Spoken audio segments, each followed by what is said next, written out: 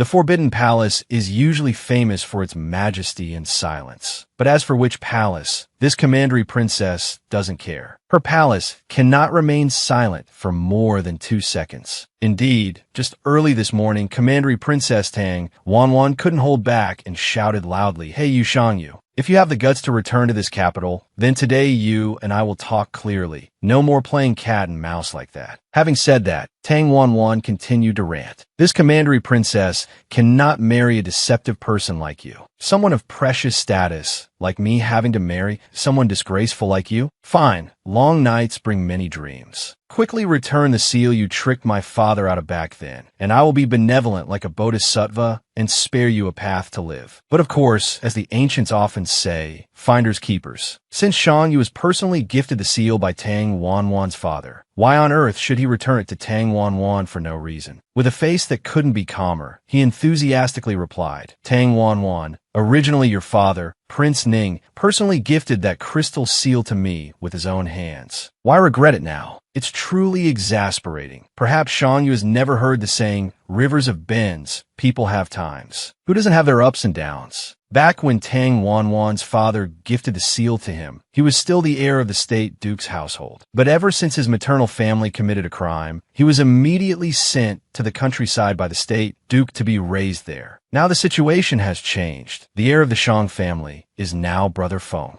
A fallen person like Shang Yu has no right to demand to cling to Tang Wanwan's leg. Fine then, Shang Yu isn't someone who cares much for external possessions. Moreover, if others already look down on him like that, why keep the token by his side? So immediately, he threw the engagement seal with Tang Wanwan to the ground. It is true that he is at the bottom of society now, but he cannot accept one thing: his future wife looking down on him like that. This act of throwing the seal to the ground really angered Tang Wanwan. This ungrateful guy, already fallen from grace, yet dares to be rude to a commandery princess like me? This is truly unforgivable. So, commandery princess Tang Wanwan was so furious, she intended to step up and show this insolent guy a few moves to teach him a lesson about life. But it wasn't that simple. Before the commandery princess could strike, Shang Yu had already intercepted. Shang Yu might be poor, but his ego is as big as the sky. How could he let a commandery princess physically attack him? So Shang Yu quickly blocked her, making Tang Wanwan even more furious many times over. Then, after dealing with Tang Wanwan, Shang Yu quickly returned to his beloved home. Immediately upon seeing Shang Yu, the maid Ming Yu quickly ran over and asked loudly, "Young master, are you all right? Did that commandery princess try any moves on you?" After learning that Tang Wanwan had easily given up the engagement with Shang Yu, Ming Yu couldn't hide her joy and shouted, "Oh my god, that's fierce. It's actually lucky, young master. After all, you aren't a real man, so not marrying the commandery princess is a good thing. Otherwise, if you married, both of you would be fighting over a dress, and this servant wouldn't know how to handle it. Mistress, I know you disguise yourself as a man to live a life of freedom and ease." Back then, they chased mistress and your pregnant mother to the countryside to live. Now, it hasn't been long, yet they want to welcome you back to the palace. And they don't even give you any face. Truly narrow-minded. Anyway, mistress, don't worry too much. We will surely find out their intentions in the future. Just as Ming Yu and Shang Yu predicted, perhaps Shang Wu couldn't wait any longer. Immediately after Shang Yu returned, he hurriedly summoned him to teach him a few basic lessons about human nature. Surprisingly, the moment Shang Yu arrived, Shang Wu spoke up immediately. "Shang Yu, I've sent your name card into the palace for Princess Ding Guo's groom selection. If you're lucky, you'll be like a mouse falling into a jar of sticky rice. Wouldn't your fate be much better? You should thank me properly. Princess Dinghua? What on earth?" Actually, although Shang Yu hasn't been in the capital, how could he not know the reputation of this princess? This princess has been spoiled since childhood, so her attitude is over the top, stubborn beyond compare. She dislikes talking and prefers using her hands and feet. Moreover, there's a rumor that her fate curses her husbands. The previous consorts died suddenly before the wedding rituals were complete. This rumor scared the wits out of Shang Yu. But above all, he realized something else. No wonder when the news of the commandery princess breaking the engagement came out, the state duke remained silent and didn't say a word. If it were before, he would have gone crazy and jumped around. Yet when he received that news, he remained calm. It turns out he had a spare tire ready for Shangyu. Truly, the hearts of men. The state duke,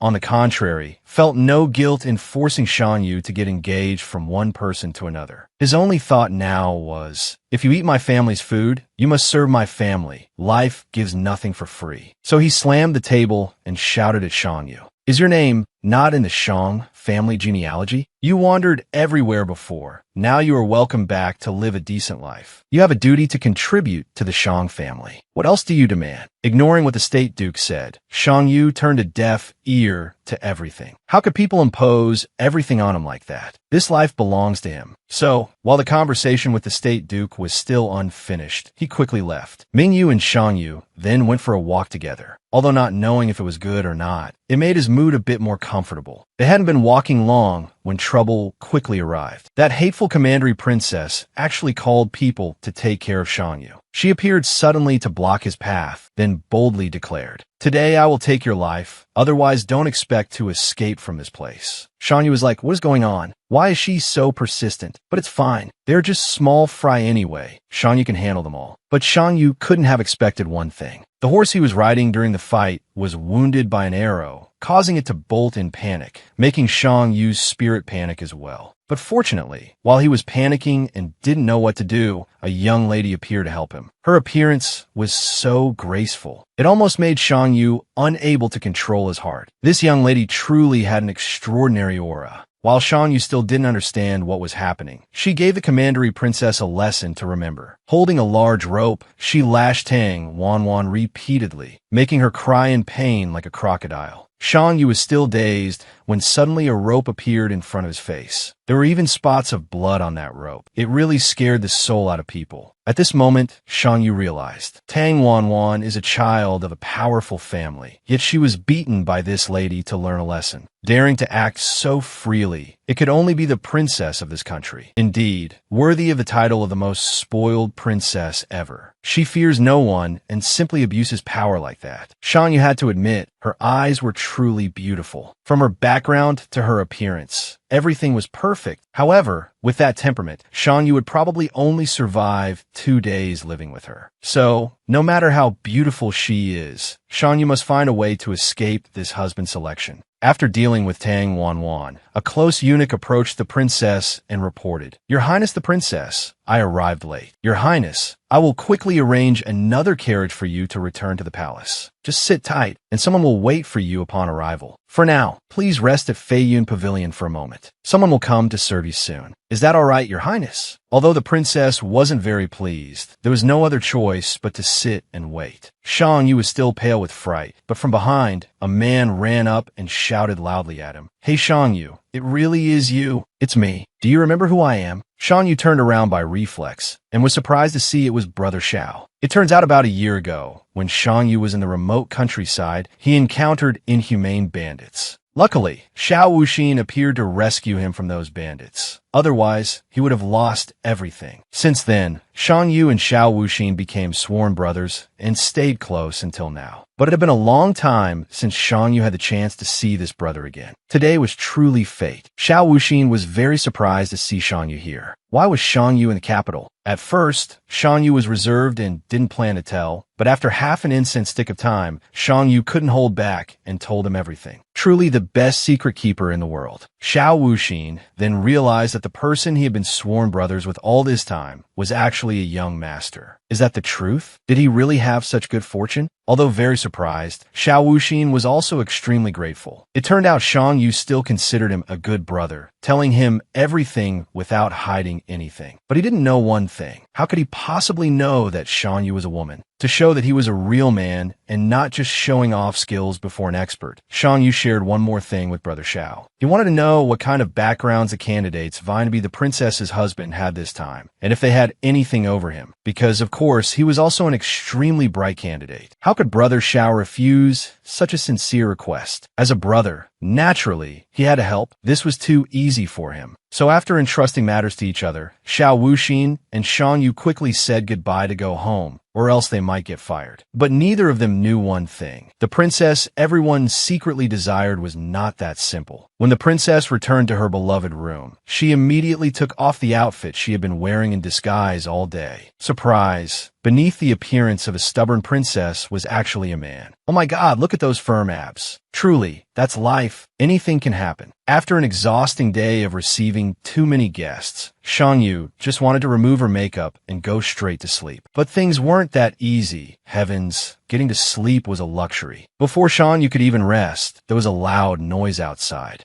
It turned out to be the heir of the Jiang family, the one about to have the great fortune of being betrothed to Wanwan. How could he leave Shang Yu alone when his future fiancée, his little money-spitting darling, had been humiliated like that? He immediately came to find Shang Yu to demand an explanation for why he dared to let his darling suffer such injustice. But in reality, Shang Yu wasn't scared in the slightest. Wasn't it thanks to him that the two of them could officially date in public? They didn't have to hide from everyone like before. Heir Jiang should be thanking Shang Yu. Why was he angry with him like this? Truly, no good deed goes unpunished. It must be because Heir Jiang isn't as handsome as Shang Yu, so he feels ashamed. That's right, who wouldn't feel self-conscious when their looks are inferior? It was obvious he would be angry, yet Shang Yu didn't realize it right away, truly lacking in tact. As Heir Jiang heard these scornful words coming from Shang Yu's mouth, he lost his composure more and more, looking like someone who had just failed a breathalyzer test. His face turned bright red as he shouted loudly that he would definitely make Shang Yu pay for his crimes. No matter what it took, this ungrateful bastard would have to pay the price. If this weren't a sensitive time for him, he would have eaten Shang Yu alive right then and there instead of letting him stand there so casually. Ming Yu felt things were a bit strange at this moment. Why was her young master as cool as a cucumber? How could he be sure that guy wouldn't do anything? He might just pounce and tear her young master to pieces. But an egg can't be smarter than a duck. Shang Yu had already anticipated this. Jiang Dingfeng was brainless, but his mother certainly wasn't. If, at this crucial moment, her son caused another brawl and ruined his own reputation, how could he possibly become the princess's husband? He had to keep his record squeaky clean. Only then would he have hope of stepping into the world of the nobility. Shang Yu had calculated it all. No matter how much of a scene he made now, Heir Jiang wouldn't dare to strike. The moment he lifted a hand, boom, scandalous information about him would spread all over the capital. Let's see how he could marry the commandery princess then. Ming Yu felt it made sense after hearing it. But regarding Shang Yu's complete trust and reliance on Brother Xiao, Ming Yu was actually a bit uneasy. What if he turned against them? Wouldn't they lose everything? But Shang Yu was a laid-back girl. She didn't care much about these things. She trusted Brother Xiao absolutely. Moreover, to her, the probability of Brother Xiao betraying her was 0%. Alright, enough about these useless topics. The important thing Shang Yu cared about now was removing her makeup, putting on a mask, and going to sleep. Even if she was disguised as a man, her skin had to be healthy. Otherwise, the foundation would look cakey tomorrow morning. The very second Shang Yu finished removing her makeup, Ming Yu couldn't help but exclaim, "Oh my God, you are truly beautiful, Mississippi. If you had been born into a more powerful family, you would surely be a true femme fatale. You wouldn't need to fight or compete at all. Just one smile from you with this beauty would be enough to win." But actually, Shang Yu didn't care much about this issue. What she cared about was that there seemed to be someone on the roof. Why did she keep hearing noises? So, without thinking too much, Shang Yu immediately used her martial arts to climb onto the roof to check, to see who dared to infiltrate her room late at night like this. When Shang Yu used her martial arts to get onto the roof, she froze for a moment. Who were these shady characters? Why was their aura so hard to detect? As far as she knew, only extremely strong people could hide their aura like that. Who on earth was this gang? Just as they saw Shang Yu, a guy with rippling six-pack abs over there spoke up. "Hey, truly a descendant of the Jade clan. Your skills are no joke. Descendant of the Jade clan? Hey, that's funny. Do you guys not read the news? There are no descendants of the Jade clan left in this world. I am from the Jiang family. There's no Jade clan descendant here. Are you guys still asleep or something?" These black-clad men were no pushovers either. Don't want to admit it? Fine then. If you won't admit it, I'll challenge you.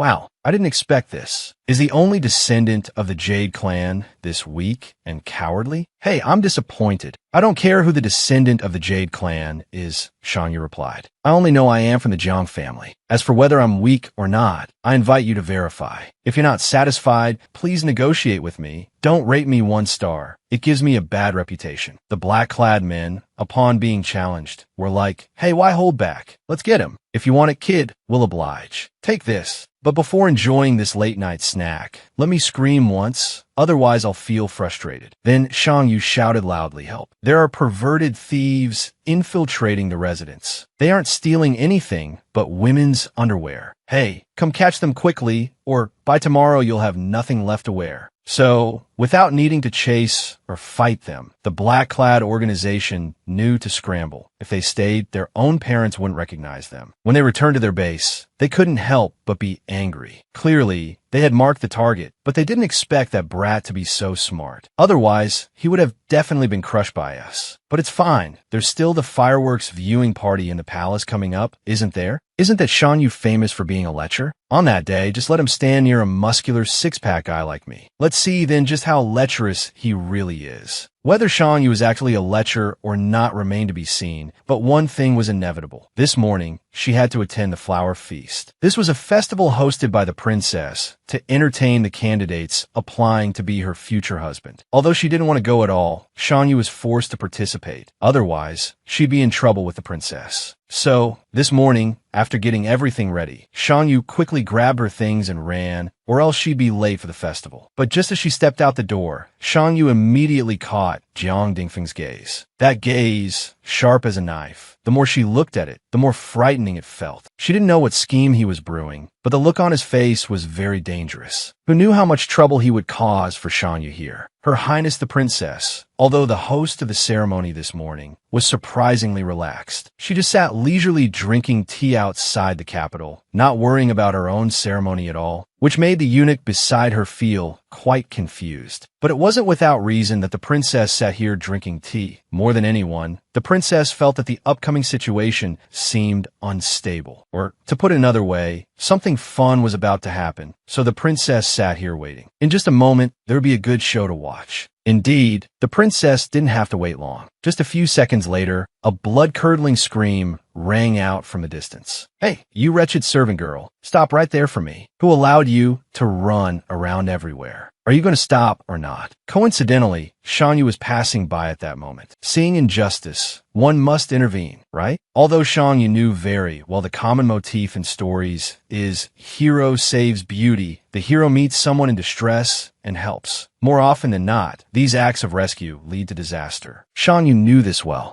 But seeing the servant girl bowing down at his feet like that, Shangyu couldn't not save her. So, even though he knew it was a trap, he thought, screw it, and decided to turn a blind eye and go along with it. Thus, although unwilling, Shangyu spoke up to save the poor girl. Hey, hold on. Even though I don't know who you are, this servant girl has dirted my clothes. How can I easily forgive her like that? By right, she must follow me to face punishment. You guys stop chasing this girl. Let her come with me. I will report her to the authorities to handle it. The princess, hearing this from nearby, was very satisfied. Truly smart, worthy of someone from the Shang family. He knew very well that the situation in the capital had been chaotic for a long time. He intentionally wanted to report it to the officials so they would know how to resolve it. Truly a clever move. But unfortunately for Shangyu, the person he ran into was Prince Mu, or in other words, a relative of the princess, someone not just anyone dared to touch. Upon seeing Shangyu, he spoke in a tone that couldn't be more sarcastic. Oh, I wonder who the stranger was. Turns out it's someone from the Shang family. The person you just saved is my little servant girl, not some wealthy young lady. So don't act like a superhero. It's useless. This Prince Mu was not a decent person either. He had long held a bad reputation, such that even someone from the far reaches of the capital, like Shangyu, had heard of him. He was the first prince of the late emperor. Because his birth mother drank a pot of poison meant for the late emperor and died. The late emperor,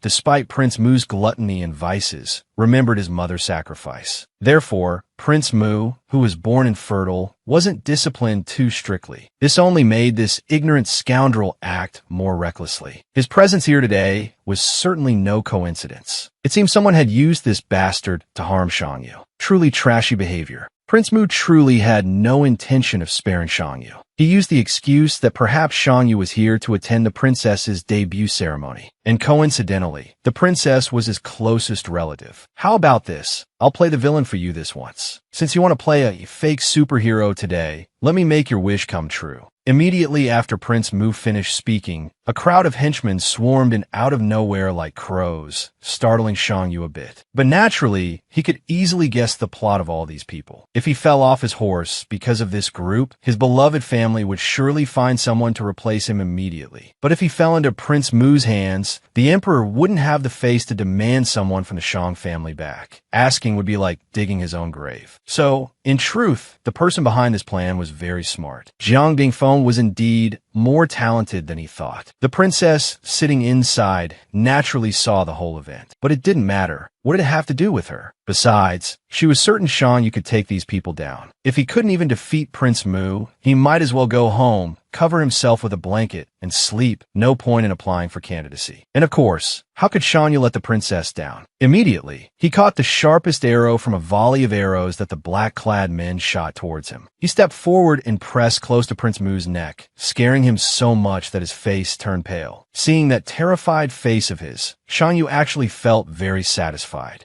Well, Prince Mu, to catch bandits, one must naturally catch the king first. Does this requirement meet the standard to be the princess's consort? Prince Mu. Prince Mu was truly speechless at this point. This guy who was tired of living actually dared to threaten a prince like him. He really wanted to go meet his ancestors. Shangyu wasn't a fool. How could he dare touch a member of the royal family without a point of support? And naturally, his support was sitting and drinking tea at the tea stall right next door. Things had reached this point, yet the princess could still sit there drinking water so nonchalantly. The princess knew this very well, knowing that Shangyu was relying on her presence to act recklessly. Knowing she was being used, the princess actually felt extremely satisfied. Only someone brave enough to challenge the royal family like Shangyu was worthy of being her consort, right? Fine then, she would resign herself to his wishes and make an appearance. And naturally, once the princess appeared, Prince Mu had to back down. Although he didn't want to let Shangyu go one bit, what could he do? Letting him go was frustrating, but refusing meant getting attacked. He had to let him go to ensure his own safety. Shangyu was then naturally escorted to the banquet by the princess's closest eunuch. Needless to say, Shangyu was extremely gloating. On the way to the banquet, Shangyu suddenly heard a very familiar call. It seemed to be Brother Xiao. And naturally, it was him and no one else. The two met and immediately greeted each other happily. Lately, they seemed to be quite fated, right? Naturally, what Brother Xiao cared about most at this moment was Shangyu's physical condition after confronting Prince Mu.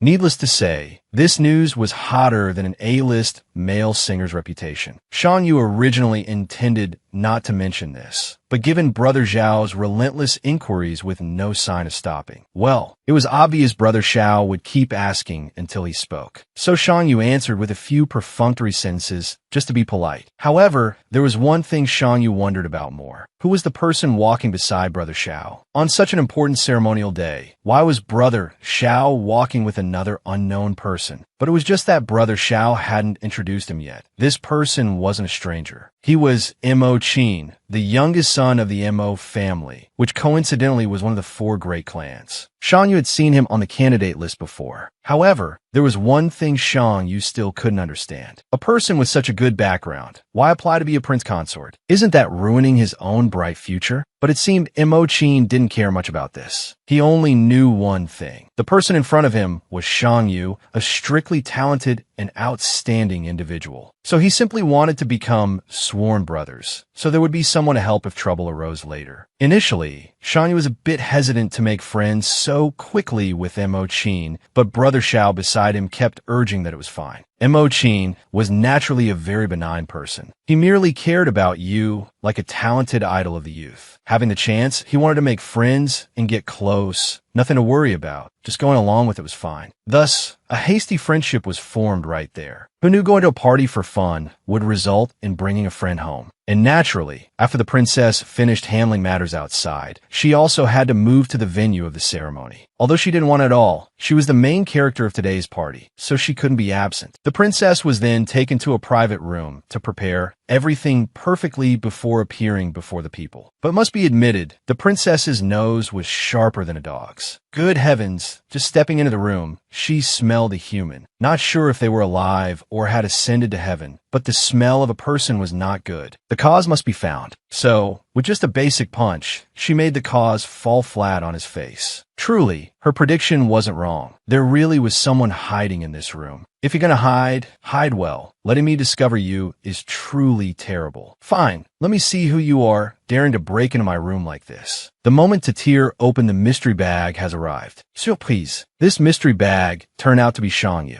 Huh, why is he here? This foolish guy must have fallen into someone else's trap, letting them harm him into this dazed state. He must have been hit with a love poison. The moment Shang Yu was checked on by the princess, it was as if he turned into a different person. He immediately grabbed the princess's hand. Then he continuously shouted that she couldn't leave, that she had to stay here with him. Hey, what is this? The princess, only had good intentions to check on you. Why are you suddenly clinging tightly to this princess? But clinging to legs and hands was nothing. Shang Yu seemed no longer lucid, or perhaps due to the love poison. He just kept groping all over the princess's firm body. He even quietly took off the princess's clothes. Truly speechless. Only heaven can save this situation. The princess was truly annoyed. This guy who is tired of living not only doesn't know his place, but doesn't know how to behave. I'm a dignified princess. How dare he be so rude to me? But actually, getting angry at him wasn't allowed, because no matter what, he was from a powerful family. Touching him would definitely cause big trouble. The day to select a husband for me is coming up. Although I'm not very excited about having another brother, I can't ruin it. I have to swallow my pride and let this pass with this guy. So, despite being annoyed, she had to endure. The princess had to seal his acupoints to make him lie still. Only then would he stop making a scene with her. After sealing Shang Yu's acupoints, the princess decided to carry this ungrateful guy to another place. Because if someone else came and discovered this incident, it would likely be much more troublesome. But truly, a person who doesn't know their place will never know their place no matter what. Although the princess had forgiven him many times, this guy had no sense of shame, continuing to cling tight and perform actions that couldn't be more intimate with the princess. After doing things that couldn't be more shameful to the princess, Shang Yu continued unknowingly biting her body, as if she were a piece of hot grilled meat needing to be savored. The princess was very panicked by now, but still had to try her best to tell herself to stay calm. But she could only remain calm up to that point. When a close servant arrived to check on the princess's situation and witnessed that horrifying scene, the princess officially reached her breaking point. Good heavens, a lifetime of keeping a clean reputation, yet now it was destroyed in a single moment. How could she endure this humiliation? Probably need to find a hole to crawl into gradually. Well, before hiding in a hole, she had to find a hole for this jerk. The princess decided to throw him into the lake first to let him find inner peace. Even though he hadn't recovered from the poison, he couldn't control his behavior, so soaking in the water to sober up gradually was fitting. Thus, although it wasn't cruel, the princess still had to discard him to go inside. More than anyone, the princess was the one suffering the most shocks right now. Insulted both physically and mentally, it was truly a terrible day, worse than anything. After the princess went inside to rest, naturally, she still had to face that servant. Although she didn't want it all, she still had to let this servant wipe her down. Otherwise, she would catch a cold. Incidentally, the servant was also very curious. How should we handle the guy out in the lake? Leaving him soaking in the water like a fish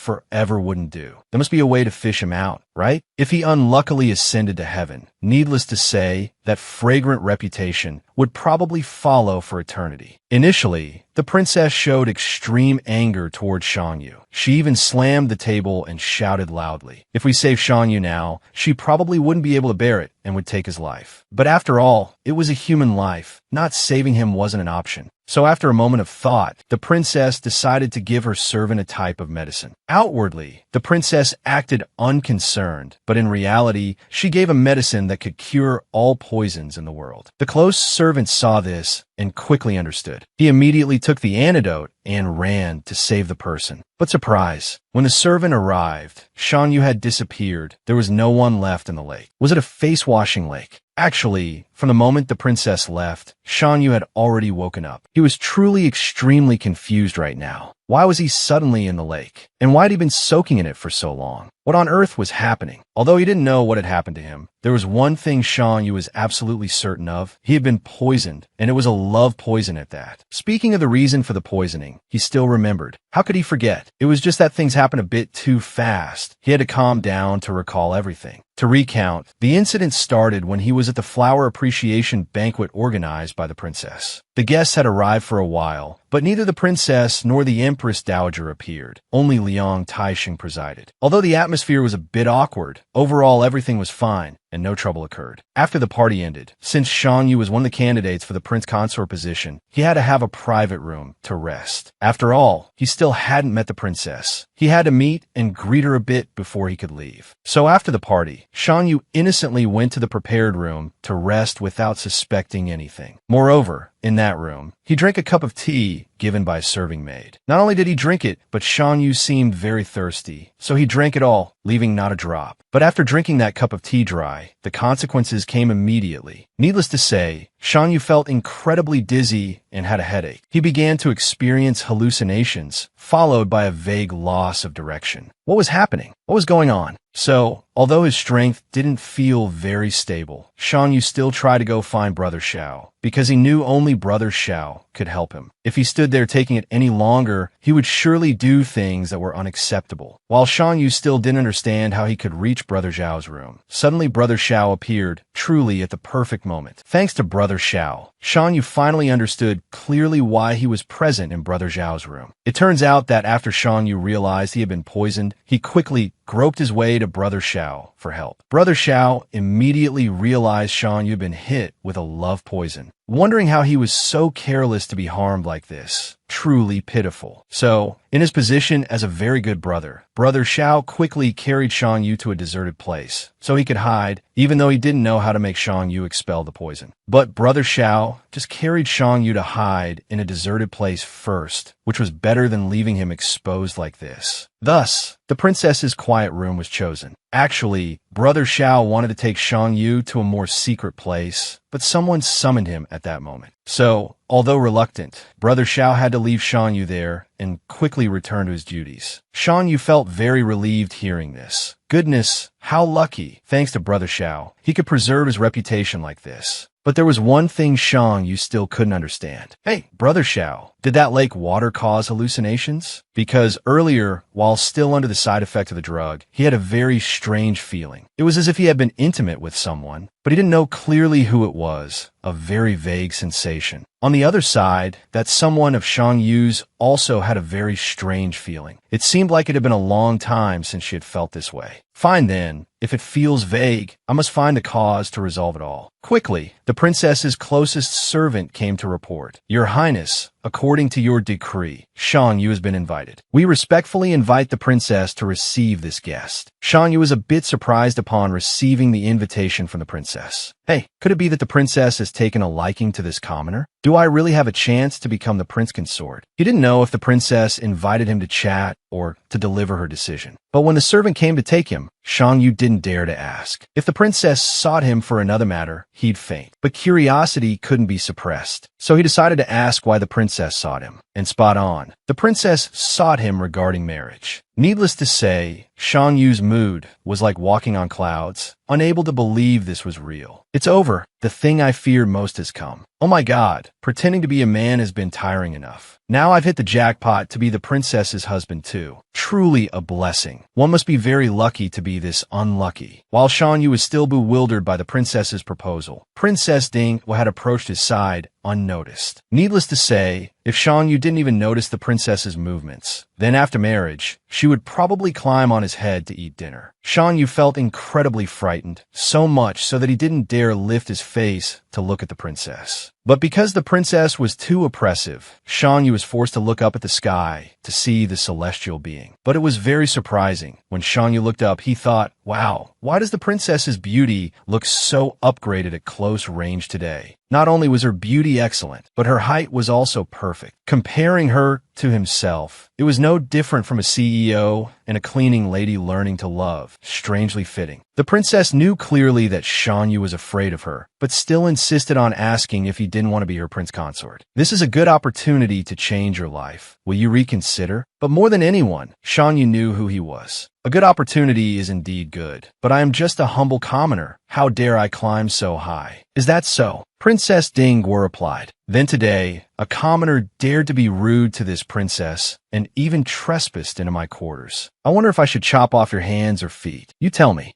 Or should I chop off that commoner's head first? You tell me if that works. The princess could talk all she wanted. Shan Yu just kept looking. Hey, I have to admit the princess is truly beautiful, and her skin is so bright and smooth. Oh my god, so mesmerizing. I wish that figure and skin belonged to me. Truly top-notch. Probably pop out 2 kids a year, oh my. But immediately, this thought was pushed out of Shan Yu's head. If she discovers my secret, I'll probably be reincarnated to the next life. It can't happen like this. So Shan Yu quickly asked to be excused, affirming to the princess that he never intended to break into her room. If he entered, it was unintentional, not deliberate, hoping the princess would be generous and forgive him. Furthermore, Shan Yu clearly stated that he knew his status was extremely low and could not match the princess's title. Therefore, he dared not climb high and hoped the princess would reconsider. The princess actually had no intention of letting Shan Yu off, but she had urgent business to attend to right now, so she had to let it pass to handle her work. Otherwise, forget it. Don't dream of her sparing him. Shan Yu thought his savior had appeared, but that wasn't the case. Before leaving, the princess affirmed once more, I understand your meaning. You are willing to be my prince consort, right? Thus, although unwilling, Shan Yu was forced to agree. He didn't even have the right to refuse. So what was the point? Shan Yu returned to meet Brother Xiao with a look of utter despondency, causing him to worry endlessly. What happened, Shan Yu? Did Princess Ding Guo make things difficult for you? She didn't exactly make things difficult, but the princess has designated me to be her prince consort. Is that considered making things difficult, Brother Xiao? Hey, are you joking? Princess Ding Guo actually set her sights on Shan Yu to be her consort. What in the world? It seemed Shan Yu's nightmare was over, but it wasn't that simple. Just as the flower viewing banquet ended, the Empress Dowager hosted an evening banquet to bid everyone farewell. Shan Yu was still in shock from the mandatory request earlier, but the Empress Dowager had issued an invitation. Not going would be seeking a path to the King of Hell. So despite his reluctance, Shan Yu was forced to be present right then. Naturally, the matter of Shan Yu being specially summoned to meet the princess couldn't be hidden from everyone. Shan Yu was still dazed, unaware of what was happening, when Mo Qin quickly spoke up to ask, Shan Yu, I heard people whispering that the princess called you for a private meeting earlier, and then specifically designated you as prince consort. There it is, disaster strikes again. Shan Yu didn't understand how the rumor spread so fast. If a tight-lipped person like Mo Qin knew, the rumor must have spread widely. Perhaps even aliens knew by now. He already didn't want to mention it, yet Mo Qin solicitously asked, which was truly annoying. Seeing this, Shan Yu replied grumpily, Her Highness did indeed summon me, but there is no such thing as designating me as prince consort or anything similar. Moreover, this is a matter of state affairs involving the royal family. If it leaks out, I fear I won't even keep my head to eat porridge. So please, Master Mo, keep that pretty little mouth of yours shut. Don't let it be harmed, or it will be too late for regrets. Originally, he just wanted to speak to vent his anger, but he noticed one thing. The more he spoke, the more Mo Qin's expression changed, as if his heart was breaking into little pieces.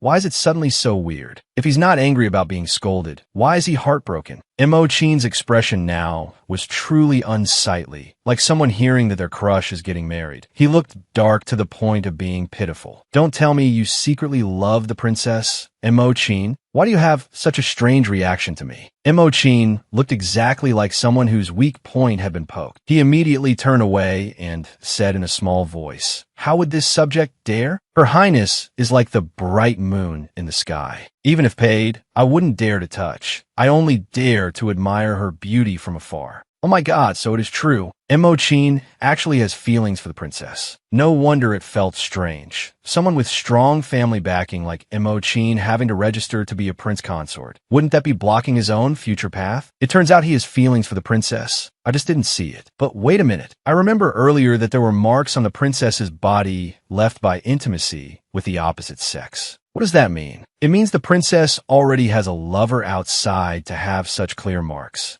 So that's how it is. The princess has a lover outside, so she wants to choose me as the prince consort. I'm just a young horse in someone else's hands. The princess is truly too clever in choosing me. Think about it. Me becoming the prince consort is too beneficial for the princess, isn't it? Whether I ascend to heaven or lie in some ditch or bush, the princess wouldn't care. I'm just like a bulletproof vest, a solid screen for the princess to deceive everyone. The princess doesn't care what happens to me, as long as she is safe with her lover. Truly manipulative. But wait, Imogen, how did you know this information? Who told you? This matter? It's simple. I heard it from the servants. The information has flooded the capital like this. How could it be hidden? Even an ant hiding in a hole would hear it. Wow, truly bold. I don't know which bastard dared to spread rumors so quickly. You better pray, darling. Don't let Yu find out who it is, or else. No family visits for you. Just a steady beating twice a month. Truly, being kind meets trouble. That mouth is too much. But even if he ascended to heaven,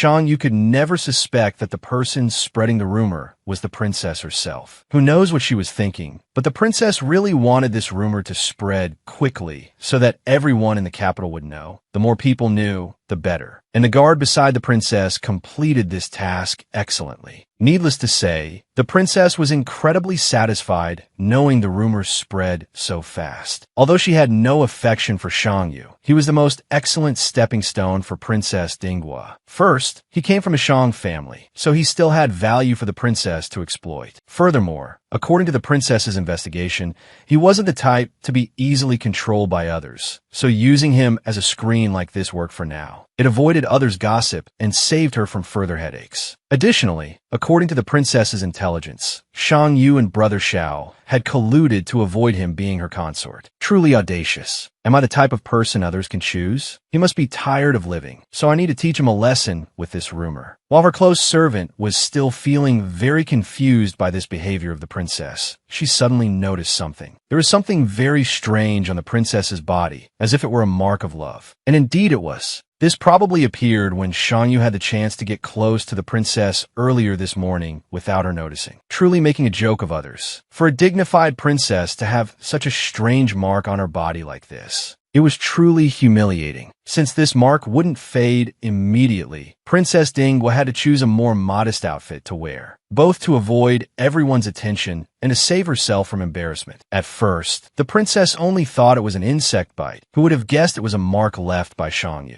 That side is truly tired of living, having no sense of propriety and being ungrateful. The princess could not forgive him anymore. She had to quickly find a way to teach him some manners. So, on Yu's way out of the palace to return home, Her Highness the Princess had already arranged for people to intercept him. How could Yu return safely after sowing so many offenses against Dingwa? He had to pay the price, and it had to be handled by Princess Dingwa herself. That was the only reason the princess would appear here. Otherwise, why would she appear here for no reason, and late at night at that? She originally intended to ambush Yu, but Princess Dingwa never expected that Yu, being caught off guard, would fight back, causing her to fall onto the cold ground. At this moment, Yu didn't care much that he had just been led into a prepared trap. She only cared about one thing. She had just knocked down Her Highness the Princess, the most influential person in this imperial family. She was truly done for. But although she was still panicking because of the princess's shocking fall, it was undeniable that every feature on the princess's face was truly beautiful. From her appearance to her skin, everything was perfect, as if cast from a mold. Seeing such beauty, Yu really couldn't control herself. She just wanted to quickly touch that face of the princess with her own hands. But it wasn't that simple. Did she think the face of a royal could be touched just like that? The princess immediately raised her hand to block it, making Shang Yu smile in the most awkward way possible. Princess, actually, please do not misunderstand my good intentions. I saw that you fell quite hard and genuinely wanted to check if your lovely nose was still all right. If something happened to it, I probably wouldn't be able to escape the blame. But while Shang Yu was still panicking, wondering if he had caused any harm to the princess, he was also inadvertently pressing his entire heavy body onto the princess, truly lacking in manners. Only when Princess Dingwa spoke up did Shang Yu react. He immediately moved 1,000 meters away, afraid others might misunderstand. Oh my God, even though I'm disguised as a man, I never intended to be this close to the princess. People often say that men and women should not touch. Yet today, in front of so many people, I sat on the princess. Only heaven can save me this time. So, before the first wave of anxiety passed, a second one arrived. Heaven helped Shang Yu this time. But fortunately, the princess was the type of person who didn't usually care much about such things. After all, her goal right now wasn't to care whether Shang Yu was pressing on her, but that she had something important to tell Shang Yu. Shang Yu knew for sure that the princess blocked his way today for a purpose, so he figured he might as well die sooner rather than later. So Shang Yu confessed to the princess. He had never been a talented person, and his background had never been good. His mother passed away when he was born, and since then, he had to strive on his own to grow up. Shang Yu knew very well that his background was not noble, so he only wished to live a peaceful life. Even in 10,000 lifetimes, he didn't want storms to come into his life, especially becoming a prince consort. That was far beyond what he could imagine. So he hoped Princess Dingwa would reconsider and spare him this time. Shang Yu was truly miserable enough. One would think that with Shang Yu's pitiful pleading, the princess would be moved. But no, it wasn't that easy. The princess knew very well that Shang Yu had to try very hard to reach his position today. So what he needed to do now was to choose the correct stance. Because human fate is like a sunflower. It only truly shines when facing the direction of the rising sun. Humans are the same. Just choose the wrong stance, and a whole life will be ruined in an instant. Princess Dingwa had never feared anyone. Whatever she wanted, she got. Naturally, Shang Yu would be such an item. She dared him to escape when she had already chosen him. There was no way out. Oh my God, finally, after a day of torture in the palace, Shang Yu was released. Needless to say, he was overjoyed. But his joy wasn't enough. Ming Yu was equally delighted. Hey, you been out all day? Luckily, young master knew the way back. Otherwise, this servant would have had to go look for you. How was the flower appreciation banquet today, young master? Was it fun? Shang Yu could have returned home sooner, but after meeting Princess Dingwa, it turned out there was someone else waiting for him by the carriage. How could Shang Yu have guessed that Grand Tutor Wei would be the one wanting to meet him so late at night? Moreover, the order was sent to him very secretly. Did Grand Tutor Wei have a problem to discuss with him? At first, Shang Yu was a bit skeptical. Did Grand Tutor Wei really want to meet him? Or was this just a prank set up by the princess to trick him?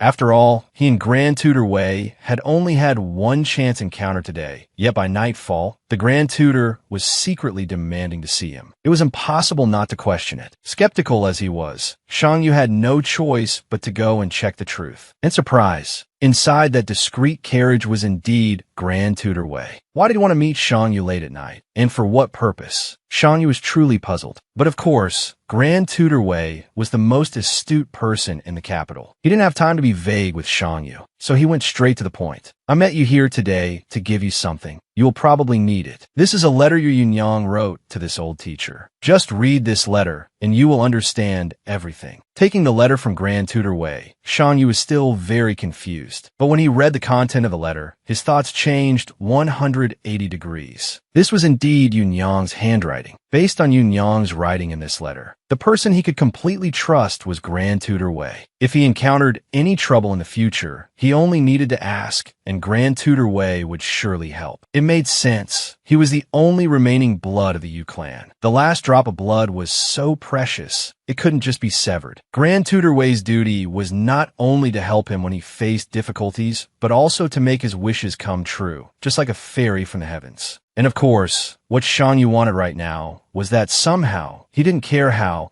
the decree for Dingwa to make him the prince consort must be revoked. He He could not live with someone he didn't love for the rest of his life. Naturally, this wasn't a difficult matter for Grand Tutor Wei, because more than anyone else, Grand Tutor Wei knew very well that whether Shang Yu became the prince consort or not was not something the princess alone could decide. It was a major matter for the entire royal family, requiring opinions from many officials. So regarding this issue, Shang Yu didn't need to worry. Grand Tutor Wei could handle it. Wow, that's awesome, Shang Yu thought to himself. Grand Tutor Wei was truly the savior of his life, appearing and rescuing him at the perfect time. There was one more thing Grand Tutor Wei wanted to tell Shang Yu. Besides that heartfelt letter, his Yunyang had also sent him some items. It was all the silver she had saved over the years. Now she asked Grand Tutor Wei to give it all to him, hoping he would use it for the right purposes. Oh my God, it was indescribable. Suddenly, money was falling from the sky. It was truly like the god of wealth had arrived. But despite his joy, Shang Yu knew deep down that this was only a small part of her dowry from back then. That year, Shang Yu's Yunyang was the only daughter of the clan, and she was exceptionally intelligent, so her dowry was enormous, enough to fill a truck by today's standards. Although Shang Yu's Yunyang was given a lot of dowry back then, her life afterward wasn't easy, so she could only leave a little for Shang Yu, which was already very frugal. Shang Yu knew for sure that Yunyang's money was many times more than this. But that year, the Jiang family had driven Shang Yu's mother and him away with their own hands, and then embezzled her dowry. If his mother hadn't been kicked out that year, and if they hadn't skimmed off her dowry, his life would be much better now, not a pauper like this. Fine, one fine day, he would definitely make them cough it all up, cough up everything they took from him and his mother, paying back every last bit. Now he knew that his Yunyang had actually left something for him before she passed away. No wonder when he returned to the capital, so many eyes were scrutinizing him. Even the gaze of the man in black he met the other day was the same. It stuck in his memory. But no matter how many eyes were watching him, he didn't care much. As long as he was careful, no one could harm him. Moreover, before others could make a move to harm him, he had to teach those ungrateful people in the capital a lesson. He knew very well that Prince Mu didn't do those things to him by accident. There must be someone behind giving orders. And of course, that person was none other than Jiang Dingfeng. He would send all these bastards to heaven. Don't mess with Shang Yu. Just one word from me, and you will be packing your bags to go to heaven immediately. Just wait and see. So Shang Yu immediately made a plan. After all, he had to teach these guys a lesson they would remember. It seemed that Shang Yu wasn't the only one making plans. Princess Dinghua was no less busy. When I touched his skin just now, it was truly as smooth as velvet. Can a man have such skin? Hey, I don't believe it. Her Highness the Princess is suspicious, but she can't really do anything to Shang Yu. She can't just keep him by her side for no reason. There has to be a valid excuse. It's unclear what the princess is calculating, but Shang Yu is done for. He has been camped out at the brothel, eating there for 3 days straight. To execute his plan perfectly, he doesn't mind doing anything. But even if Shang Yu doesn't mind, Mingyu certainly does. Eating here for 3 consecutive days. Aren't they afraid of attracting attention? If others find out about his plot and get a handle on him, who knows what will happen? But more than anyone, deep down, Shang Yu is actually a bit worried. However, it's fine. He carefully used Big Brother Zhao's name as an alias. Who could possibly discover him? And even if they did, his identity wouldn't be easily exposed. If anything, it would only expose Big Brother Zhao. Usually, no one pours wine for him when he eats here. But today, a beautiful woman suddenly appeared to pour wine for him. She was also incredibly enthusiastic, which surprised Shang Yu a bit. But when wine is offered, naturally one must drink. How can one refuse? Shang Yu then didn't hesitate and drank it straight down. Beside him, Mingyu didn't hold back either. She went all in, for how could she let Shang Yu drink alone? But it was truly a penalty wine. The moment it was consumed, the effect went straight to the brain. Shang Yu immediately felt uncomfortable and had a splitting headache. While he was confused, wondering if there was something wrong with the wine, the girl secretly retreated, making Shang Yu realize the problem. No joke, Prince Mu acts like a watchdog. The moment the girl left, he immediately led his men to barge in. If one didn't know better, they'd think it was a shift change for security guards. Why won't they let Shang Yu rest? Upon seeing Prince Mu's presence, Shan Yu understood everything. But why does he look so haggard today, like he's starving? Perhaps since the day the princess punished him, he's been too depressed to eat, which is why he's gotten so thin. He looks truly pitiful, like a homeless child. One just wants to take him home and care for him. But no child carries as much resentment as Prince Mu, who knows how he intends to repay the princess's kindness with vengeance. But he keeps following Shan Yu for revenge. Seriously, it's really annoying. If there's a grievance, go find the princess to resolve it. Why target the princess's future consort? Shan Yu is innocent. But Prince Mu doesn't care about that. Who asked Shan Yu to be the person the princess loves most? The princess has done so much to drive Prince Mu to this miserable state. Now that the princess still holds authority, Prince Mu can't touch her. So, he'll just torture Shan Yu first. If he can't hurt the princess, then he'll hurt the princess's consort. Hey, you're actually quite cowardly, Prince Mu. You're only coming after me because you can't do anything to the princess. But think about it. If I'm harmed by you and lose my life, won't the princess just have many other consorts in the future? If I go, someone more talented will replace me. I'd like to see how you'll destroy them one by one then. Impossible. Shan Yu, you worry too much. I've watched that girl for a long time. There's never been a consort she loved and cared for as much as you. So, I'm certain you're the one she loves most. So I'll just proceed with the attack. No need to care too much about external matters. I will definitely chop you into 100 pieces, then personally make you into a gift for the princess. I'm sure that little girl will love it. Hurry up. Although I only brought 4 soldiers today, I'm still confident saying that. Do you know why? Because I secretly put poison in that wine earlier. You'll be ascending to the heavens soon. It won't be long now. Wait, why haven't you fainted yet? Is the poison expired? But Prince Mu didn't know one thing. The drug he put in the wine is called soft soul powder. And for people from a martial world like Shan Yu, this stuff actually has absolutely no effect. But look at your soldiers. Haven't they all been drugged? Perhaps Prince Mu doesn't know that Mingyu here is a master of crafting incense and poisons. Alright, Prince Mu, do you have a plan B? Your men have all collapsed, and the poison has no effect on me. Seriously, you look quite pitiful right now, Prince Mu.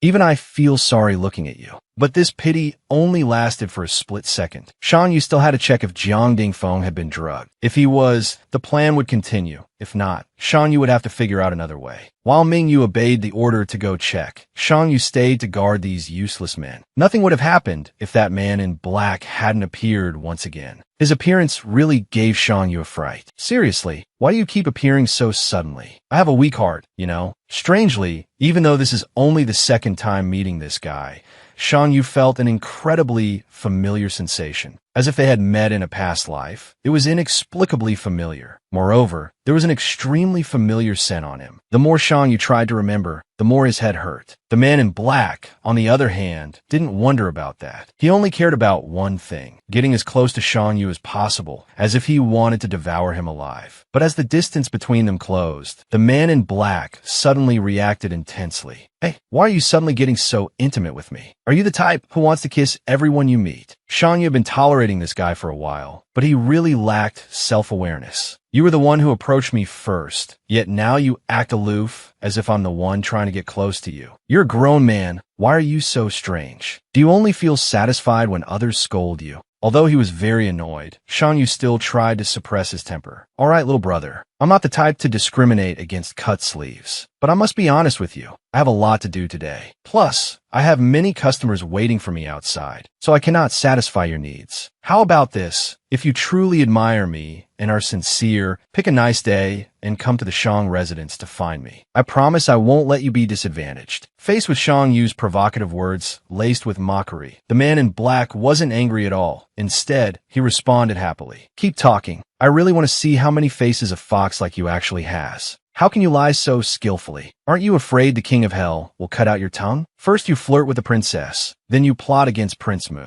Quite interesting, isn't it? The Jade family has had a glorious reputation for generations, yet having a descendant like you is truly shameful enough to want to crawl into a hole. Good heavens, this guy is stubborn. I already said I'm not from the Jade family. Why does he keep mentioning it? Maybe I need to kick him so he remembers my words. It's true, I was too gentle before, so he's not afraid. Today, let me try bristling my hedgehog quills to see if he gets scared. But no matter how much Shang Yu bristled, this guy wasn't afraid. Good grief, he's too used to these tricks. He wasn't surprised anymore. Shan Yu intended to teach him a lesson, but the man quickly blocked it in time. Honestly, Shan Yu isn't his opponent, not even for a minute. Fine, you said you're busy today, right? Then I'll temporarily withdraw. I will definitely come find you when you're free. Remember my words. After waiting for that ungrateful man in black to leave, Ming Yu coincidentally ran in to report to Shang Yu that Jiang Dingfeng had finally arrived. The main dish of today's banquet was ready. Shang Yu and Ming Yu immediately played the roles of perfectly ordinary people. They had to be sharp because they knew Jiang Dingfeng would be here soon to cause a scene. True enough, just a moment later, Jiang Dingfeng appeared. He even spoke up, questioning why Shang Yu dared to do such a thing. You dare hide this from father to visit a brothel? Are you tired of living? If anyone finds out you come to places like this, the whole clan will be humiliated. Shan Yu acted as if nothing had happened. Oh my, brother Jiang, you've wrongly accused me. Prince Mu invited me here to enjoy good wine and talk. Just casual conversation, nothing serious. Why do you accuse me like that? If you don't believe me, go look over there. Prince Mu is surely lying there drunk. Jiang Dingfeng originally intended to catch Shang Yu in the act, but today there was suddenly a legitimate excuse. You're kidding me? I must go see. So, Jiang Dingfeng easily fell into Shang Yu's trap. As he approached the bed to check, Ming Yu filled the room with sleeping gas. How could Shang Yu have predicted this? Before long, Jiang Dingfeng and his accompanying soldiers quickly drifted into dreamland. Hardly anyone remained awake. Shang Yu had lured Jiang Dingfeng here today to take revenge for the previous incident. Luckily, he was stupid enough to fall into the trap without suspicion, saving Shang Yu a lot of effort. Alright, if you're here for Prince Mu, hurry up and find him. With that, Jiang Dingfeng was officially knocked out, reunited with Prince Mu on that beloved bed. Suddenly, while Shang Yu was plotting revenge on these two scoundrels, a loud voice came from outside. Coincidentally, the person being called was the State Duke,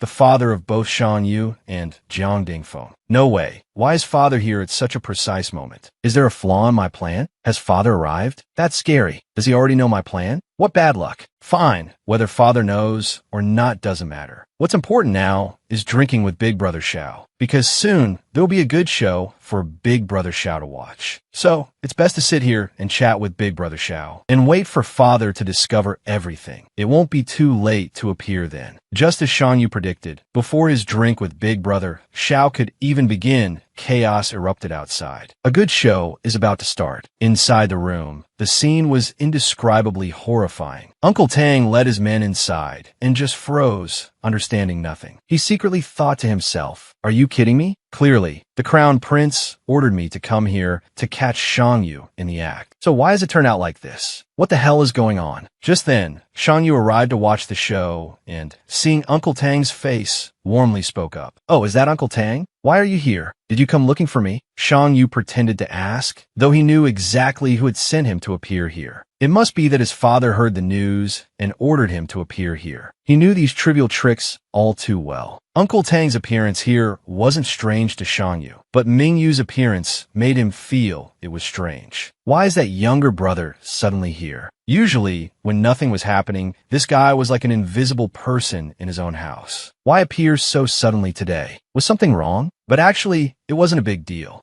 Because even if 1,000 more people appeared here now, Shang Yu wouldn't care much. The more people, the merrier. Shang Yu then immediately pointed at the bed and shouted, "Oh my God, who is lying on the bed? Why are they doing such shameful things in broad daylight? Heavens, isn't that Big Brother and Prince Mu? Why are these two doing something so unsightly? Wait, doesn't Big Brother have Princess Wanwan in his heart? Why is he doing such disgraceful acts now? Truly helpless." Big Brother Xiao initially didn't understand why Shang Yu dragged him here, but now he understood. So he dragged him here to be a witness for him. This smelly brat is truly very smart. While everyone was still unsure how to handle the situation properly, a loud scream came from outside. "Get out, all of you! Everyone get out!" It turned out Princess Wanwan had arrived. Needless to say, she was furious, seeing the horrifying scene before her eyes. The princess couldn't take it and screamed in anger. "Shang Dingfeng, you really are an ungrateful wretch. You have me in your heart, yet you dare to secretly be with a man behind my back? It's beyond words. If you were with a woman, I could accept it, but this... Do you look down on me that much? I never want to see your face again, Shang Dingfeng. Don't ever come looking for me." In the princess's panic, only Ming Yu stood by her side to comfort her. While continuously patting her head to console the princess, Mingyu whispered, "Princess, please don't be sad. Let me take you back to the palace to rest. You shouldn't be so heartbroken." Actually, Princess Wanwan's appearance right now was beyond Shang Yu's calculations. He never intended for the princess to witness such unpleasant things. But looking at Mingyu's actions right now, Shang Yu understood why the princess was here. Mingyu was the one who called the princess here, and then deliberately let the princess see such unsightly things. His heart is truly deep, truly high level. Shang Yu then followed Uncle Tang back to the residence to handle the matter. After all, he was a member of the family. As Shang Yu turned away, Big Brother Xiao was actually a bit worried, but in reality, these matters meant nothing to Shang Yu.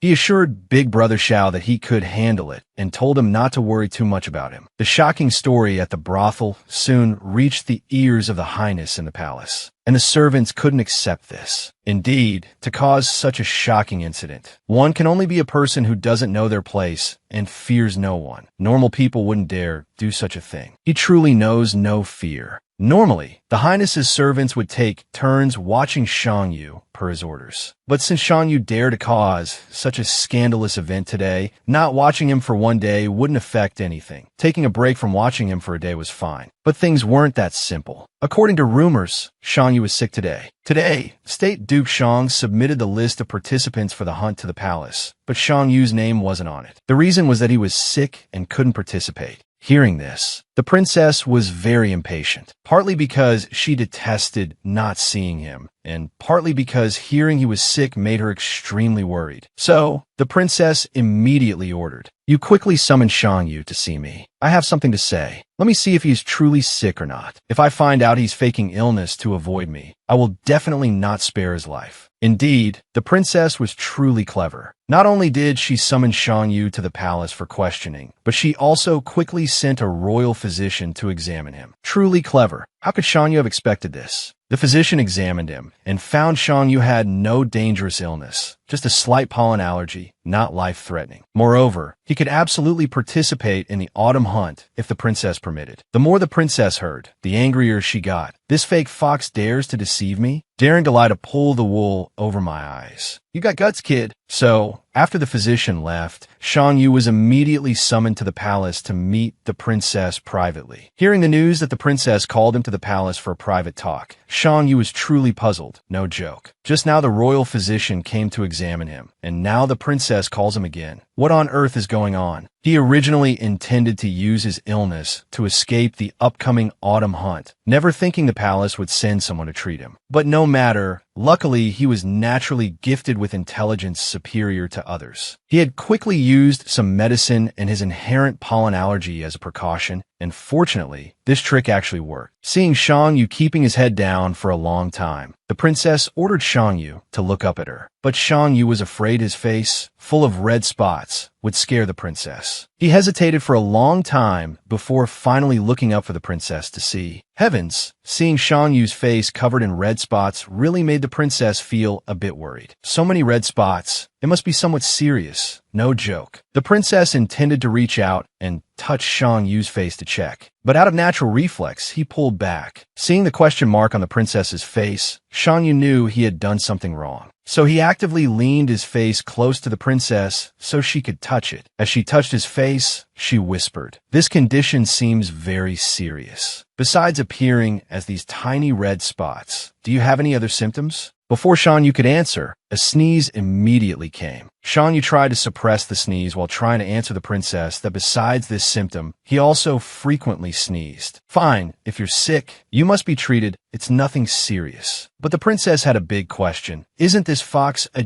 dignified young master? Why is he as weak as a woman? She wondered, but the princess still had someone give Shang Yu a bottle of cold fragrance pills. It was very effective for treating skin conditions like this. No matter the cost, Shang Yu had to participate in the winter hunt. The servant standing next to the princess was shocked hearing this. It's just a pollen allergy. Why use such serious medicine? Truly using a butcher's knife to kill a chicken, making a mountain out of a molehill. Moreover, it's a bit strange. Our princess usually has a cleanliness obsession, so why did she voluntarily touch Shang Yu's red spots? Ah, I understand. Perhaps the princess has found her intended husband. The princess didn't care much about what others thought. She quickly ordered Shang Yu to withdraw. Furthermore, she announced to Shang Yu that the prince consort would be announced in the next few days. Indeed, 10 days later, the news was released. While Shang Yu was busy catching butterflies, the news of the prince consort had spread throughout the capital. And surprise, surprise, the person chosen as prince consort was none other than Mo Qin, the youngest son of Marquis, Mo Heavens. Needless to say, Shang Yu couldn't believe his ears. Why was it that guy? This news immediately caused Shang Yu immense shock. He fell straight down from the high tree branch. Hey, I really can't accept this truth. Didn't she say she would choose me as the consort? Why has it changed to that bastard now? Shang Yu suffered both physical pain and mental anguish. I had intended that if there was no way out, I would marry the princess. Being her consort isn't too terrible. But now, the princess chose that Mo Qin as consort. Unbelievable. If the princess didn't choose me, I'd rather she be with Dinghua. I'd accept growing 2 cute little horns on my head. But the princess has disappointed me too much. I really don't understand what goes on in her head. But this anger confused Shang Yu's maid. Why is the young master angry? Wouldn't you be happier not being the consort? Why show such disappointment now? Yeah, why am I angry? But thinking about it, being the princess's consort isn't too bad. It's good. Actually, why did I refuse? This hesitant, thoughtful expression of Shang Yu really made the maid question him. Hey, don't tell me you've fallen for the princess. Only if you like someone would you feel like this. Tell me the truth, quickly. Shang Yu felt very embarrassed having his secret exposed, but this actually wasn't quite right. The princess is a woman, and I am also a woman, so how can I like the princess? It's truly absurd. It's just that this event happened too fast, so I'm in shock, that's all. Indeed, Shang Yu felt a bit unwell, a strange feeling he couldn't describe. Should he go find Grand Tutor Liang to seek an answer? But before Shang Yu could go find anyone, someone found him. His nominal stepmother finally couldn't hold back and invited him to her private room to talk. A nuclear bomb was probably about to explode. Second Lady Xiao wasn't an ordinary person. To rise to the position of the mistress of the Shang family, her mind and schemes must be superior. That was the only way she could sit securely in that chair until today. Today she called Shang Yu to her room for a private talk. He didn't know if something bad was waiting for him. It turned out she invited him to discuss the princess's consort selection. Wasn't he chosen initially? Why is the person chosen to be the prince consort now Mo Qin? Could it be that Shang Yu did something wrong to lose such a rare blessing? Facing this very charming question from Second Lady Xiao, Shang Yu didn't hesitate to reply. Hey, hasn't the Shang family always wanted to avoid stepping into muddy waters? Now that I'm not the prince consort, it's equivalent to helping the Shang family escape the chance of stepping into that mud. Isn't this an incredibly good thing? Why does Second Lady Xiao blame me like this? This Shang Yu really didn't know his place at all. If he hadn't touched Ding Feng, who is Second Lady Zhao's biological son, she wouldn't have bothered targeting him. Even if she hated him no matter what, she would have maintained a harmonious lifestyle, or at least a good sentiment between a stepmother and stepson. Yet this rascal didn't know any better, just continuously trying to provoke her. Seeing Second Lady Zhao's angry attitude, Shang Yu wasn't scared. On the contrary, he found it extremely funny. It's truly funny. It's because Madame didn't raise her son well, making him become a good-for-nothing who only spends his days finding ways to harm me. And Madame knows this. If a dog bites me, should I not bite back? Who would just sit still and let people walk all over them forever? Surely only a madman would do that. So my revenge against him is normal. What else do you want? I don't want any goal at all. You just need to know one thing. As long as I'm alive in this world, don't you ever hope to have a peaceful life. I will let you know what suffering is. Do you understand? Facing this threat from Second Lady Xiao, Shang Yu didn't show the slightest bit of fear, only feeling that Madame truly overestimated him. As Ding Feng's mother, protecting her child is a very normal thing. So no matter what she does now, Shang Yu isn't afraid. Second Lady Xiao can do whatever she wants. Very well, I commend your great courage, Second Lady Xiao smiled and replied. Then just wait until the autumn hunting competition begins. There is definitely a good show waiting for you. Needless to say, one could understand what Second Lady Xiao meant. She would certainly find a way to deal with him in the upcoming hunting competition. And so, the hunting competition everyone was looking forward to arrived, promising to produce countless hot news stories. The princess, although participating in the hunt, didn't forget to confirm once more with her servants whether Shan Yu had actually participated. After learning that Shan Yu had arrived, and moreover, had followed Mo Qin up the mountain with food and wine to hold a feast, the princess was truly shocked. Are you kidding? Why go up the mountain with that guy Mo for no reason? The times have changed now. Mo Qin has become my consort. So many people want to take his life. Is that stupid Shan Yu not afraid that his little life will be affected by following him like that? The more the princess thought about it, the more worried she became. She immediately sent servants to check on Shan Yu's current status. If the princess guessed correctly, Mo Qin would have reached Moon Gazing Peak by now. The path there is a bit rough and unstable. If Shan Yu unfortunately got ambushed, he could only run down the mountain to escape. So, send people via the hot spring path. With luck, they might run into Shan Yu there. Oh my god, so annoying. The princess angrily overturned the chessboard being played on the table. Why is the person chosen as prince consort that Mo Qin fellow? Wasn't it said to be Shan Yu? Why did it suddenly change? Seeing the Princess Highness so angry, the servants standing nearby immediately comforted her. Your Highness, please calm down a little, will you? The change in the prince consort selection this time was due to Grand Tutor Liang's opinion. Plus, the Duke of Shang also took action, so Mo Qin became the chosen one, as you have seen. Perhaps the Princess Highness didn't know this. Grand Tutor Liang persistently said he disliked Shan Yu for being rude and uncouth. Besides that, he brought up the blood of a criminal official to prove that Shan Yu was unworthy of being her consort, blatantly speaking before His Majesty to object. It seems matters aren't that simple. Moreover, the princess wants everyone to investigate one thing. Doesn't the Duke of Shang always look down on his son? Why is he suddenly unwilling to let him step into the muddy waters now? The princess truly wants to know the real reason why. After transmitting the order for the guards to carry out the mission, the princess still felt extremely anxious. She still decided to go up the mountain herself to check on Shan Yu's situation. Nowadays, there are many people outside the palace who want to take the lives of the innocent. What if Shan Yu becomes the next prey? The more the princess thought, the more worried she became. So, even if she lost her life, she had to go up the mountain to see, ignoring the servants' attempts to stop her. As the princess rode away, she grumbled, "This stupid Shan Yu, if you crave meat and wine so much, just find me here. Why do you go looking for random people? If something happens to you, what am I supposed to do? Even if you don't need your life anymore, you have to give it to me. I definitely won't let you lose your life in anyone else's hands but mine." What the Princess Highness worried about had finally happened. Shan Yu was currently falling into a situation that couldn't be more dire. Beneath his feet, right now, were thousands of wolves waiting to eat him alive. If he unfortunately fell to the ground, he would certainly become a nutritious dinner for them. And so, while Shan Yu was still bewildered, not knowing what to do, the Princess Highness quickly appeared in front of him. With just one kick from her warhorse, the princess was able to easily chase those unruly wolves away. Shan Yu couldn't believe his eyes at that moment. Hey, I knew someone would come to save me, but I didn't expect it to be the Princess Highness. Furthermore, the princess went alone without anyone by her side for protection. Hey, that's really surprising. But no matter how surprised, they had to leave. If they stood there for a while longer and those wolves returned, even 10 princesses wouldn't be able to save Shan Yu's life. Thus, Shan Yu followed the momentum and jumped onto the back of the princess's horse to head back. But it was strange. As a man, he should be riding the horse to help the princess. Instead, he let the princess continue riding to help him return. It was indeed a bit incorrect. The princess seemed quite surprised when Shan Yu chose to sit behind her. Rightly, he should have sat in front to steer the horse for her. But when Shan Yu started to realize the problem and actively wanted to ride for her, the princess felt a bit shy. Remembering that day, when this fox was so close to her, she wondered what other schemes he had. Originally, the princess didn't want to let Shan Yu ride for her. But after all, the princess is still in the form of a woman. If she didn't let a man protect and shelter her, it would be contrary to common sense. On the way back, Shan Yu was still very puzzled. Why did the princess know I was here? Who informed you? The princess heard this and smirked, saying, "Who would bother reporting your news to me? It's just that I went up the mountain earlier to admire the moon and met Mo Qin. He was in a panic and told me you were in danger up here. Basically, I didn't want anything bad to happen during this hunting competition, so I had to quickly come up here to rescue you."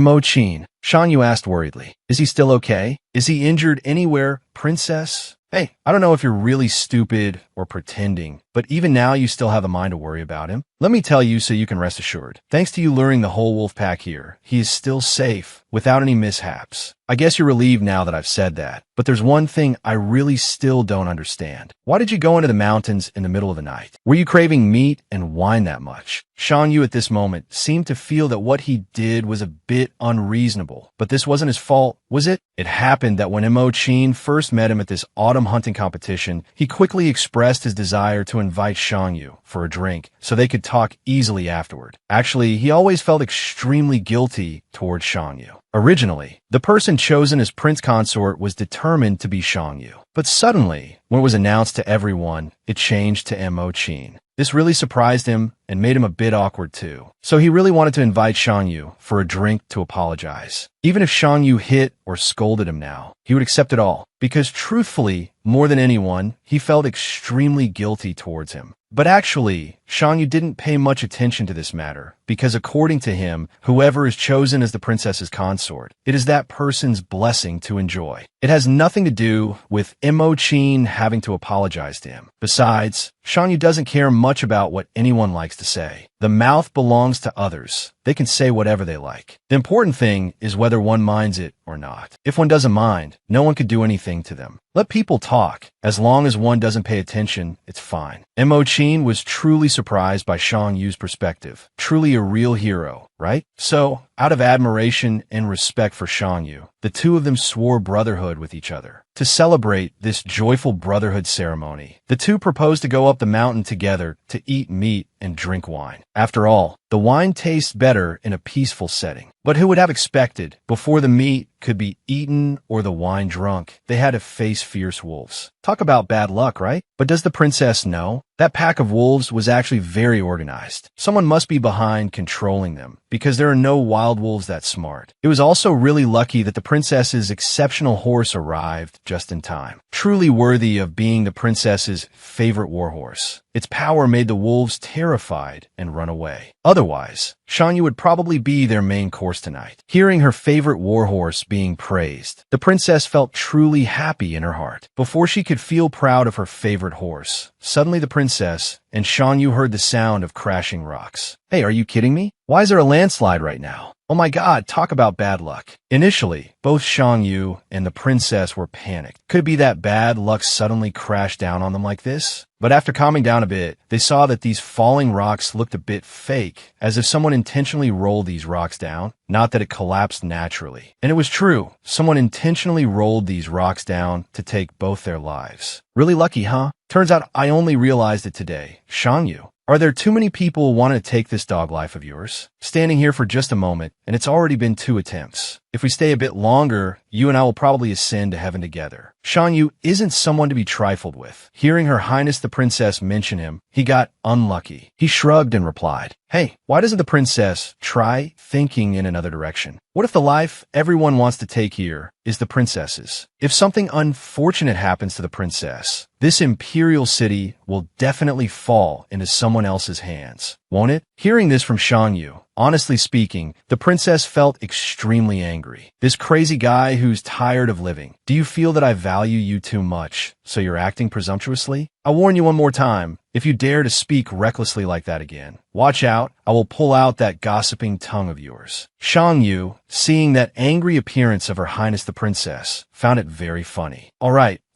it was this lowly one being casual. It's all this lowly one's fault for making the princess unhappy. But now, can the princess please forgive this subject? We must run away immediately. Otherwise, when the rocks get bigger and crush down, we won't be able to escape. Originally, the princess intended to draw her sword to fight that ungrateful person who dared to openly drop rocks to take innocent lives. But Shan Yu quickly blocked her. He told the princess that this is not something a girl should do. Your job right now is just to hold the horse's reins correctly. Shan Yu can help you do all the remaining tasks. While Shan Yu was trying hard to stop the princess, she noticed something else. It seems this hand of Shan Yu is a bit incorrect. Why are this guy's fingers inexplicably slender like that, just like a woman's? But one strange thing, his finger pads and palms both have calluses, not like a young master in noble house at all, looking more like a village girl from a good family. The two of them, at this moment, although coordinating extremely closely, still found it hard to escape the rocks, weighing heavily down on both of them. Truly, if they didn't find a better method, both might lose their lives right here and now. Shan Yu then suddenly thought, now the only way to survive is to jump into the water. Jumping into the water, no one would be able to see them anymore. So without saying a word, Shan Yu immediately jumped into the water and even hugged Her Highness the Princess into his arms. Truly tired of living, knowing no hierarchy or order at all. Although the princess was very angry, she couldn't do anything. Shan Yu originally didn't want to do such rude things, but for the greater good, he was forced to accept doing this. However, he felt that the princess's body was a bit incorrect. Normally, a woman should be a person with a soft body. If not, then at least a bit gentle. Why did he suddenly feel this body wasn't quite right? Feeling somewhat stiff, truly couldn't understand. Questions are just questions. Having jumped, they had to jump. Otherwise, how could they survive? Dying here would be a certainty. So after just a moment, Shan Yu and Her Highness the Princess were able to get ashore. Getting ashore was a rather big stroke of luck. However, their clothes became soaking wet, no different from drowned rats. So Her Highness the Princess conveniently wanted to take off her clothes to avoid catching a cold, just like a habit from when she was a man. Shan Yu seemed not to know what was happening. Seeing the princess take off her robes like that, he was very panicked, quickly running behind the princess and saying loudly, "Your Highness, you must wait a moment. Wait to see if there is anyone around here before acting. If there are spies around, we won't escape." But it seemed Shan Yu was too enthusiastic. Before he could stop the princess, he conveniently tripped on the robe behind the princess and tore it open, causing both to be immediately stunned. Shan Yu, oh Shan Yu, your life is considered over. Don't bother waiting for anyone to ambush you.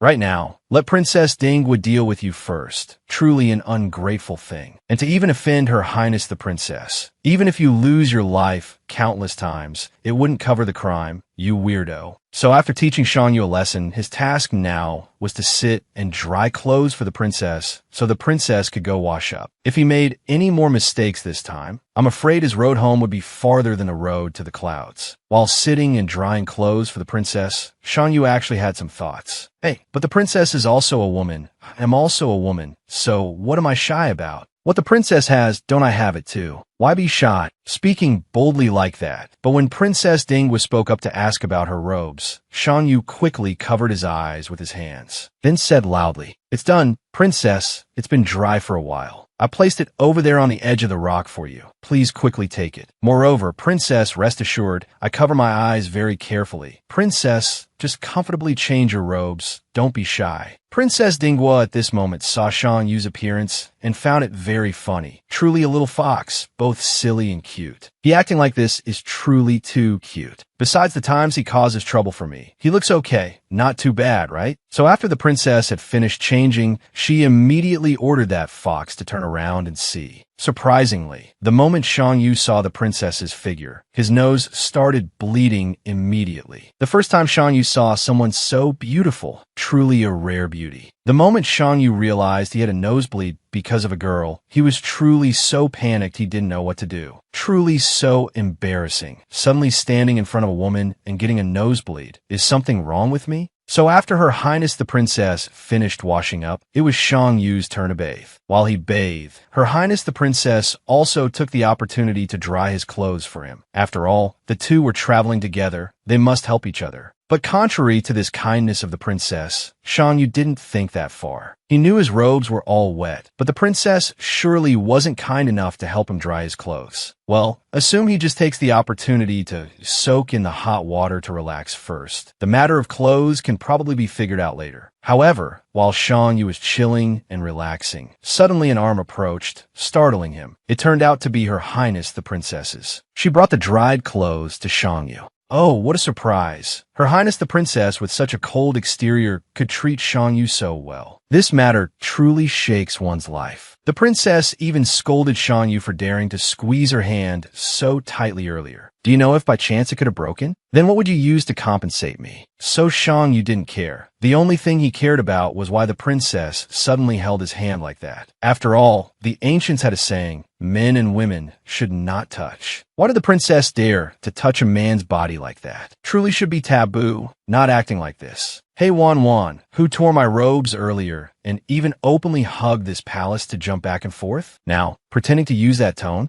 Truly shameless. Actually, both are women, but Shan Yu couldn't reveal his identity to the princess. If something happened later, what would he do? Conversely, on this side, Princess Dingwa thought Shan Yu was a real man, so she wasn't shy at all, just continuing to tease him. Seeing his effeminate appearance, she really wanted to tease him until he cried. So despite Shan Yu's men and women should not touch line, and the fact that Princess Dingwa already had a chosen consort, she still continued to tease him by looking straight into his eyes and saying, "My consort is the person I must marry, not whom I like. The person I like is currently right in front of me." Not sure if Shan Yu was shocked to hear these words, but the commandery princess was extremely shocked to know the princess went to save Shan Yu. Unexpectedly, such a crippled commoner had a princess go save him. Truly a blessing for 3 generations. But it's also good. Those wild wolves can be considered lucky to have an extra human life for dinner. That's even better. The commandery princess was in a fit of anger, unable to realize who was standing behind her. So the entire story the princess had been saying to herself just now was heard by Ming Yu.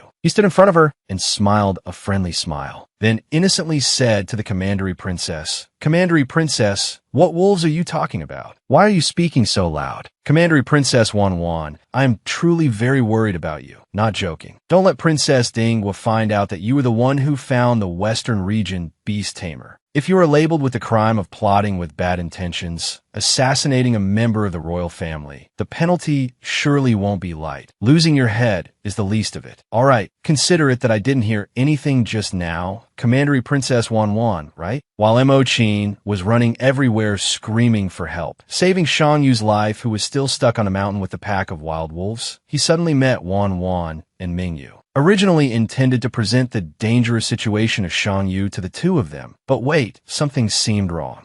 Why did third young Master Shang put his hand on Commandery Princess Wan's face? Isn't that rude? Originally, the Commandery Princess didn't want to harm innocent people, but Mo Chin had accidentally seen something he shouldn't have. Well, only blame is bad luck. Can't spare him. Before this half-joking, half-serious confession of Her Highness the Princess, Shan Yu actually replied very soberly, "Hey, if you don't want to, then don't." Why did Her Highness the Princess say such insincere words? Shan Yu knew very well that Princess Dingwa already had someone in her heart, yet she said such sweet words. If Shan Yu didn't know beforehand, he might have been swayed by these sweet words of the princess. Shan Yu saw Her Highness the Princess didn't say anything, so he boldly continued, "Princess, you are joking. You are the high and mighty Her Highness the Princess, and also the younger sister most favored by His Majesty the Emperor. Who could possibly be better than you?" Princess Dingwa, hearing this sentence from Shan Yu, truly felt a bit hurt in her heart. She didn't say anything, just immediately stood up and looked distantly into the sky. "Do you really think that of me? Do you think I truly have such a happy life? Do you know, Shan Yu, in this world, the most unfree thing is to be born into a royal family. One's fate is not held and decided by one's own hands, but falls into the hands of another. How could you understand that?" Initially, Shan Yu didn't think that deeply. He just thought someone like Princess Dingwa would surely never know what suffering is. But now he understood. Thinking about it, Princess Dingwa, despite having someone in her heart, has to marry someone she doesn't love like Mo Chin as a consort. Truly a bit unbearable. If this really happens in the coming future, I'm afraid this is a tragedy for all 3 people. But Princess Mo Chin, as I see it, is an extremely good person. If you really don't have feelings for him, why don't you try explaining to the Empress Dowager and the Emperor so you can choose someone better? Princess Dingwa felt the more he spoke, the more confused this guy was. Then how about this, Shan Yu? If I could choose another prince consort, would you accept being my future prince consort? Shan Yu felt dizzy hearing this. Good heavens, suddenly making me your prince consort. Isn't that a mistake? Shan Yu felt truly shocked. So shocked that he stepped back and tripped over a rock without realizing it. And so, once again, the two fell into the stream with a splash, soaking their clothes, and then had to take turns drying them off. Who knows when they will escape this vicious cycle? Luckily this time, Her Highness the Princess saved Shan Yu's life. Otherwise, he wouldn't just be wet. Dinghua took the initiative to let Shang-yu soak first while she went to dry herself off. When he was done, they would switch. Seeing the way Her Highness walked, Shang-yu couldn't understand why. Even though both were women, he felt something wasn't right. It was as if he had truly fallen for the princess, a feeling that was truly vague and indescribable. After warming up and drying their clothes, Princess Dinghua and Shang-yu finally sat down together to talk seriously. Shang-yu really wanted Her Highness to think it over carefully, because if she chose him as prince consort,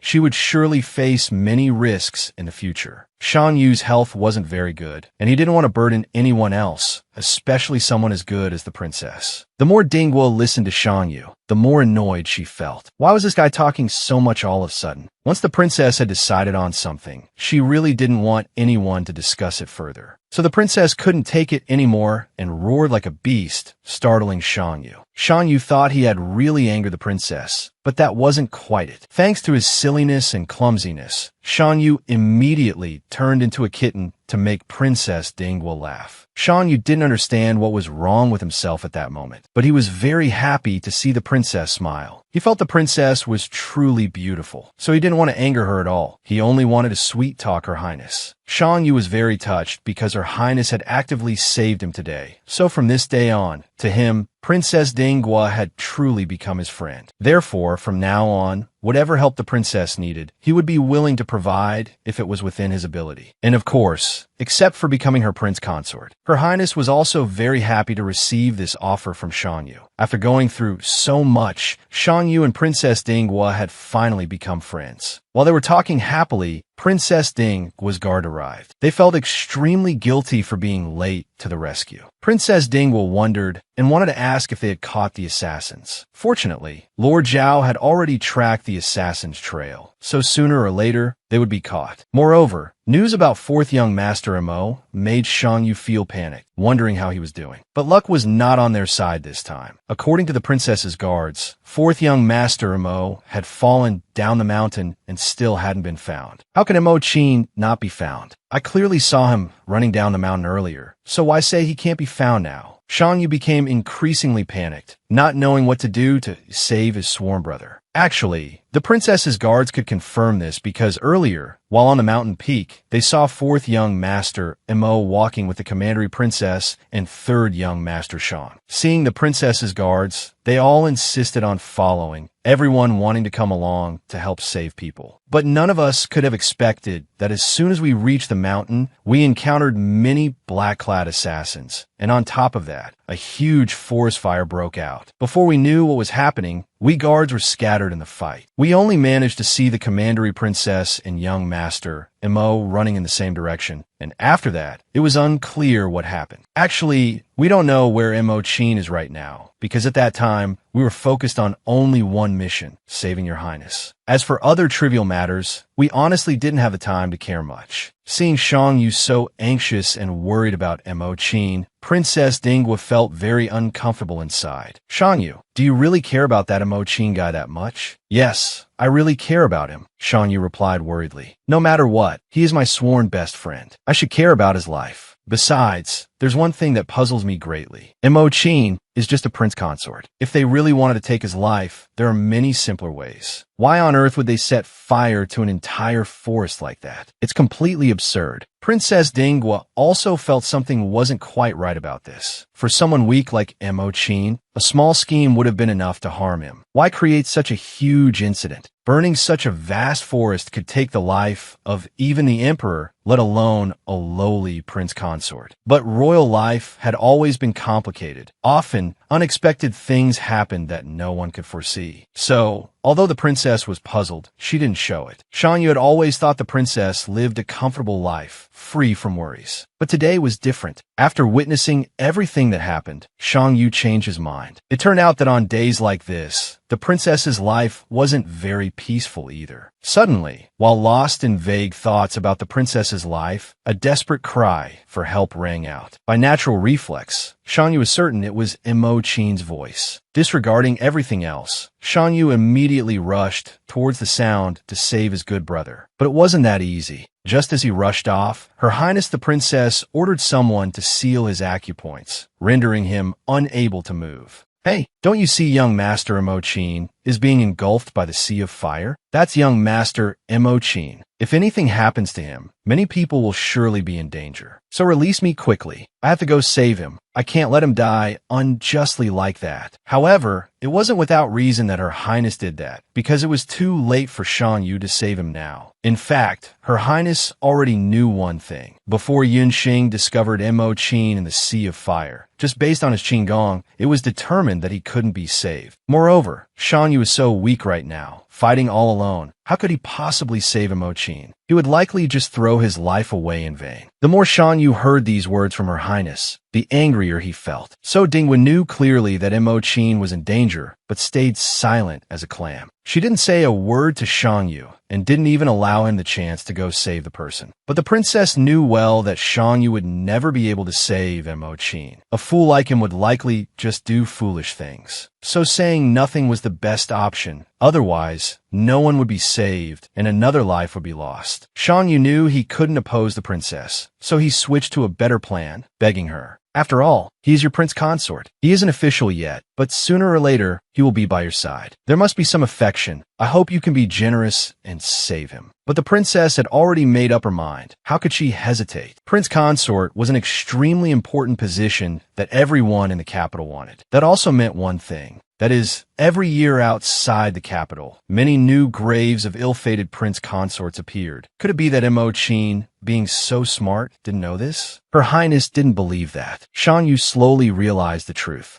So that's how it is. In the princess's eyes, everyone is just trash. Human life holds no importance. And to think he was touched earlier because the princess saved him. It turned out it was all his delusion. Fine, I won't hold it against you, princess. But if you refuse to save him, then let me. I beg you to release me quickly so I can go save an innocent person. Princess Dingwa knew she could no longer stop Shan Yu's chivalrous heart. She turned around and replied, then go quickly. Go save the person you really want to save, so both of you can perish in the sea of fire. Use your stupidity to prove that chivalrous heart of yours. So the princess knew martial arts too? Unsealing acupoints required martial arts skills. The fact that the princess unsealed them for Shan Yu so quickly meant she was certainly no amateur. Although very puzzled, Shan Yu had to go, otherwise Imo-chin would continue to be in danger. And indeed, upon arrival, young Master Imo was already engulfed in the sea of fire. Shan Yu disregarded the danger and rushed in to find young Master Imo. But young Master Imo knew his time was up and he couldn't be saved. So he tried his best to stop Shan Yu from entering, saying only one thing. Enough, Shan Yu. I'm afraid it's too late. I have only one unfulfilled wish. I hope you can fulfill it for me. Despite trying very hard, in the end, Shan Yu had to admit defeat. He couldn't save Imo-chin from that sea of fire. The moment he saw Imo-chin sinking into the flames, Shan Yu's heart shattered into pieces. Shan Yu slumped down by a tree, blaming himself for being inadequate. He had only one sworn brother, yet he couldn't save him. Truly useless. Just then, Princess Ding was slowly approached. No need to ask, she knew how tragic Imo-chin's end was. Seeing Shan Yu's dejected appearance, Princess Dingwa couldn't stand it and spoke sarcastically. So, now that Imo-chin has ascended to heaven, do you want to ride a carp and follow him? Why the gloomy face? Already heartbroken over Imo-chin, and now hearing these extremely sarcastic words from the princess, Shan Yu felt truly annoyed. Princess, why are you so harsh toward your future husband, Imo-chin? Do you know something? Just now, before Imo-chin was about to perish in the sea of fire, he instructed me very carefully. He said he had no other wishes, only one final wish. He wanted me to take good care of you in his place. Such a person was so good to the princess. Why didn't the princess cherish him at all? Even when he was no longer in this world, he still wished for the princess to live a peaceful and happy life. Yet the princess just now stopped this subject from going to save him. Shouldn't you feel a little regret, princess? Princess Dingwa showed not a hint of repentance. She still felt this matter was completely normal. Moreover, with the status of a commoner like Shan Yu, how big was his audacity to dare question a princess like Dingwa? Even Shan Yu felt something was a bit off, simply because Shan Yu had been too carefree in regarding the princess as a friend. It turned out the distance between the two was still very far, so far that Shan Yu and the princess could not have imagined. Shan Yu immediately realized he was in the wrong. Regardless of how close they were, with his status, he should not have questioned the princess like that. Knowing he was wrong, he should correct it. So Shang Yu immediately knelt down and asked the princess to forgive him. Actually, the princess being so heartless toward Mo Qin had a reason. It was precisely because of his carelessness that he had pushed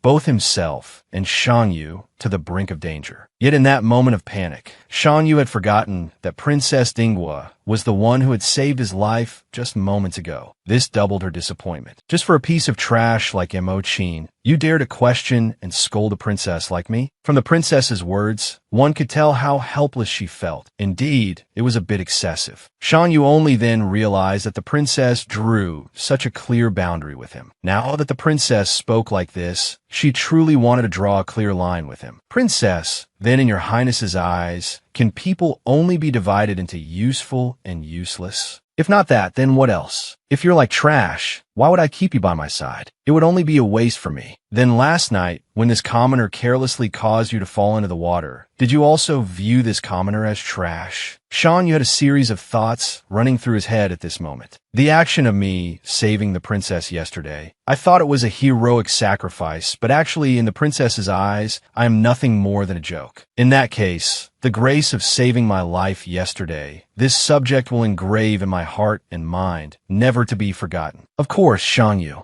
Yesterday you told me that you would be willing to do anything I asked, so do not ever forget this matter. But princess, isn't it that the princess has no need for a useless person like this subject? Why say such things now? This subject truly cannot understand. Whether you are useful or useless is not for you to decide. The decision lies with me. If I say you are a certain way, then you are that way. Right now, I have 3 missions I want to entrust to you. Go and execute them quickly. The mission the princess wanted to give Shang Yu is still unknown, but first, she wanted Shang Yu to stand up before assigning the next task. So the mission had not yet been revealed when eunuch Zhao arrived with reinforcements. So the mission was temporarily postponed. According to the information eunuch Zhao investigated, this inexplicable fire actually had a mole behind it. This did not fall outside the princess's calculations, because she knew clearly that there had to be human interference to cause such a large fire. It could not have been a natural fire. It was then that Shang Yu realized one thing. Everything was within the princess's calculations. The mole not only wanted to take the life of the princess's consort, but also wanted to take the princess's life. So it was no wonder the princess was so indifferent to young master Mo Qin's death. It turned out the princess had predicted all of this. The departure of young master Mo Qin was merely considered a surplus of the plan. Just then, Ming Yu and the commandery princess also arrived. Both looked extremely happy, as if nothing had happened. It turned out that being near the princess was the safest place. All other places were equally dangerous. Ming Yu happily stated that thanks to his servant's help, he was able to reach here alive to meet the princess. Otherwise, it would have been hard to say. But there was one thing that made Shang Yu feel very puzzled. Why was the commandery princess here with Ming Yu and not by Mo Qin's side? Didn't everyone say earlier that the commandery princess was fleeing together with Mo Qin? Why did Mo Qin lose his life while the commandery princess stood here peacefully? Moreover, she didn't have a single scratch? It was truly strange. Shang Yu really felt very suspicious about this matter. How could there be such an unreasonable thing? So Shang Yu could not bear it anymore and spoke up to question commandery princess Wan Wan. Why are you standing here peacefully while Mo Qin lost his life? Needless to say, commandery princess Wan Wan was furious. A dignified commandery princess was suffering such heavy insults from a commoner. Moreover, it was in front of so many people. How could the commandery princess endure it? So she poured all her anger into scolding Shang Yu's face. Who was Shang Yu to dare question commandery princess Wan Wan? So while the commandery princess was busy with her task of creating bad karma, unexpectedly, a pair of legs kicked her hard, causing her to collapse immediately. Insolent, in front of the princess, yet you dare to raise your voice and scold people like that? Truly an undisciplined thing. How dare you commit such an outrageous act? But this really made Tang Wan Wan feel absolutely livid. Last time, she used a leather whip to hit me. Today,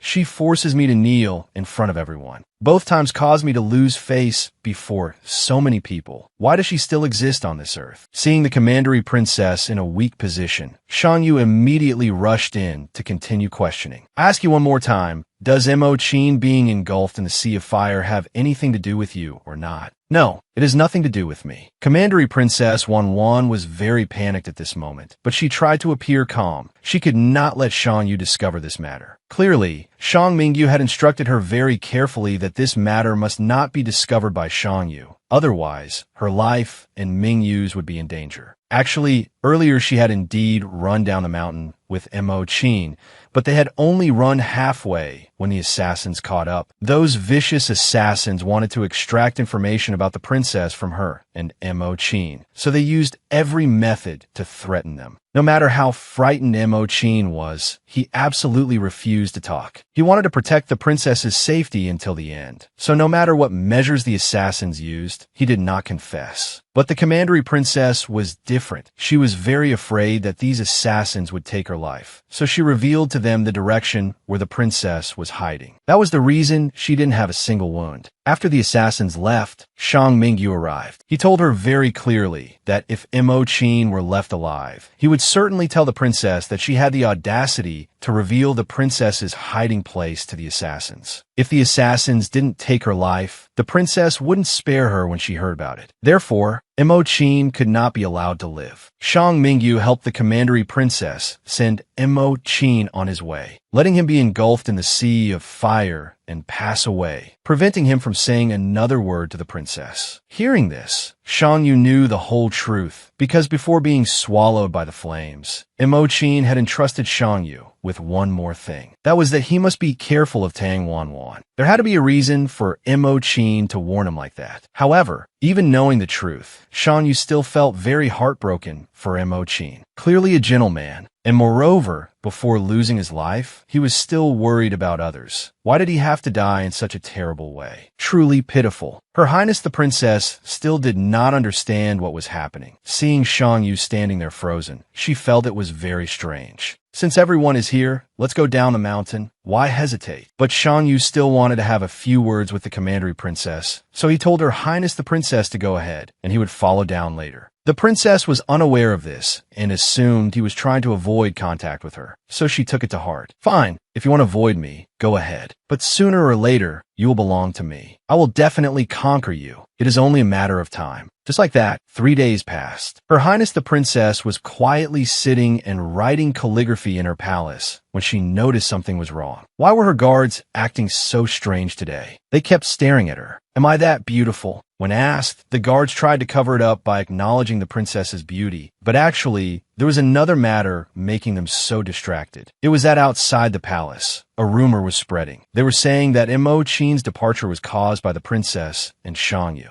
Because the affection between the two was so deep, they eliminated Mo-chin. Only when Mo-chin was no longer in this world could the two of them openly come together. The moment the guard told the princess this news, a thunderous punch landed right on his mouth, making him dizzy. And yet they said, "Go ahead and speak. The princess won't do anything." Truly a liar. And of course, the person spreading the news was also investigated. It was none other than the commandery princess. She was the one who started this malicious rumor. Moreover, there was the contribution of Xiao Ernyang. She also added fuel to the fire, making the matter go further and become widespread. The guards wanted to ask for the princess's opinion first. Did the princess want them to teach those gossiping mouths a lesson? But this time, the princess's opinion was a bit different. She did not want her guards to act, but wanted to leave this matter to Shang Yu. Wasn't it said that Shang Yu was very capable? Both Prince Mu's residence and Prince Ning's residence had suffered damage at Shang Yu's hands. So thinking about it, the princess didn't need to lift a finger. That's right, shouldn't Shang Yu be considered the princess's savior? How about this? Use my name to send Shang Yu some new osmanthus wine from this year. This action of the princess was no different from adding fuel to the fire. But it had to be done. After all, it was time for the princess to trouble Shang Yu, to see how he would deal with the trouble she brought. Just as the princess wished, people from the Mo family finally came to hold Shang Yu accountable. The person coming to question Shang Yu this time was Mo Shu, the eldest son of the Mo family. Needless to say, one could know how heartbroken Mo Shu was. The younger brother he cherished so much had lost his life in the mountains. how could he not feel angry? Today, things had truly exceeded Mo Shu's limit of endurance. So he came directly here to question Shangyu, hoping to demand justice for his younger brother. Even if he lost his life, he decided he must do it. He could not let his brother die so unjustly. The moment Shangyu learned that Mo Shu wanted to find him to demand accountability, actually, he didn't think much of it. In fact, he knew that everywhere in the capital right now, there were malicious rumors about him and the princess. Everyone assumed that he and Princess Dinghua had colluded to kill Mo Qin. So today, Mo Shu came here to find him to demand an explanation, which shouldn't be too serious. But actually, since he didn't do it, he doesn't feel afraid. He just wants to explain clearly to Mo Shu so he understands. However, it seems this Mo Shu is a stubborn guy. He said the words he heard from the commandery princess were not like that. The commandery princess affirmed to him that she witnessed with her own eyes the princess and Shangyu being intimate with each other, and even spending the night together in the forest. It really is unacceptable. The ancients had a saying that no matter how much you desire, you must not touch your brother's wife. Yet today, Shangyu did such a thing. It really is unacceptable. Although very annoyed by Mo Shu's words, Shangyu still tried his best to explain simply because he didn't want to become an enemy of the Mo family. Mo Qin was so good to him. How could he want to make enemies with the Mo family? Besides, the princess and he are completely innocent. It's just because the commandery princess and Shangyu have a grudge against each other that she spread such false rumors. Telling Mo Shu bluntly now that the commandery princess has a grudge against him. Perhaps Mo Shu wouldn't believe it, but he just hopes Mo Shu knows one thing. That is, he and the princess are both innocent people without any shoddiness. Also, he isn't the one who took Mo Qin's life, so Shangyu hopes Mo Shu won't misunderstand. Just as the trust in Mo Shu's heart was gradually recovering, a servant walked over and even brought Shangyu a very special gift. Shangyu's servant at this moment knew nothing, acting as innocent as a kitten. In his hands, he carried very large jars of wine, happily announcing, "Oh my, Master Shangyu, Her Highness the Princess knows you like drinking wine very much, so she ordered people to bring wine to reward you. I heard it's all good wine." Hearing this, Mo Shu's rage flared up again. "Hey, are you kidding me? Just now you told me there was nothing, that you were completely innocent, yet now you're sending wine to each other. Are you kidding me, Shangyu? Do you take me for a 3-year-old? Shangyu really had a huge headache at this moment. If I say now that the princess and I also have a grudge against each other, would you count that? Actually, at this moment, Shangyu couldn't understand at all. She knew Mo Shu had a conflict with him over this rumor and would come to question him sooner or later. If she sent wine to him at this time, does she really want to play him?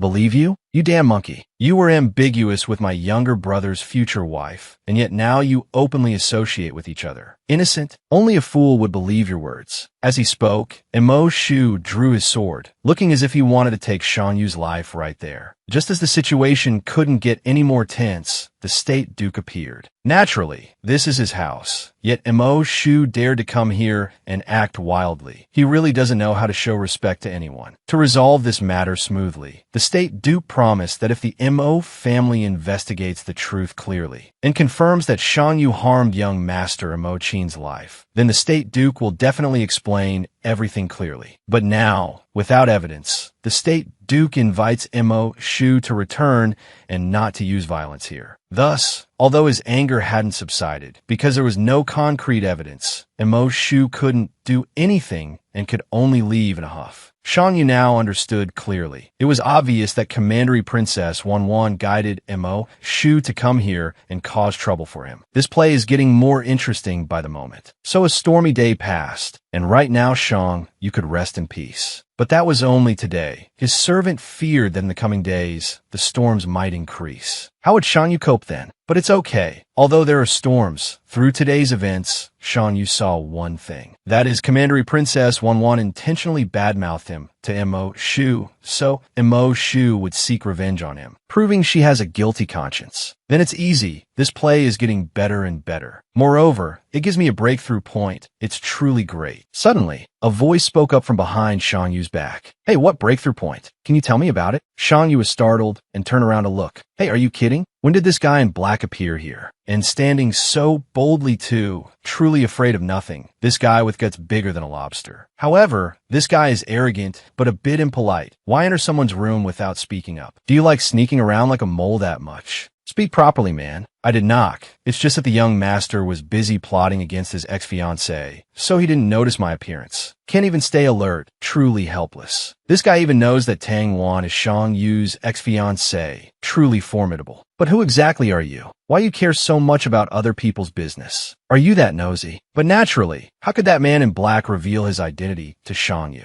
He could only let Shang Yu guess for himself. Is your name Shi? As in Yuan Shi? Why don't you hurry up and pass away to heaven like your name suggests? The man in black wasn't a pushover either. He leisurely replied, my name is Ji, as in sacrificial offering. So should I cut off your sharp tongue to offer to the gods? I'm sure they would like it very much. So Shang Yu didn't bother being afraid anymore. He walked up to the talkative and formidable man in black, pulled open his shirt, and continued, fine, taking your tongue to offer to the gods is fine. But there must be an exchange with me. Do you think you can trade yourself? Hey, I am scared.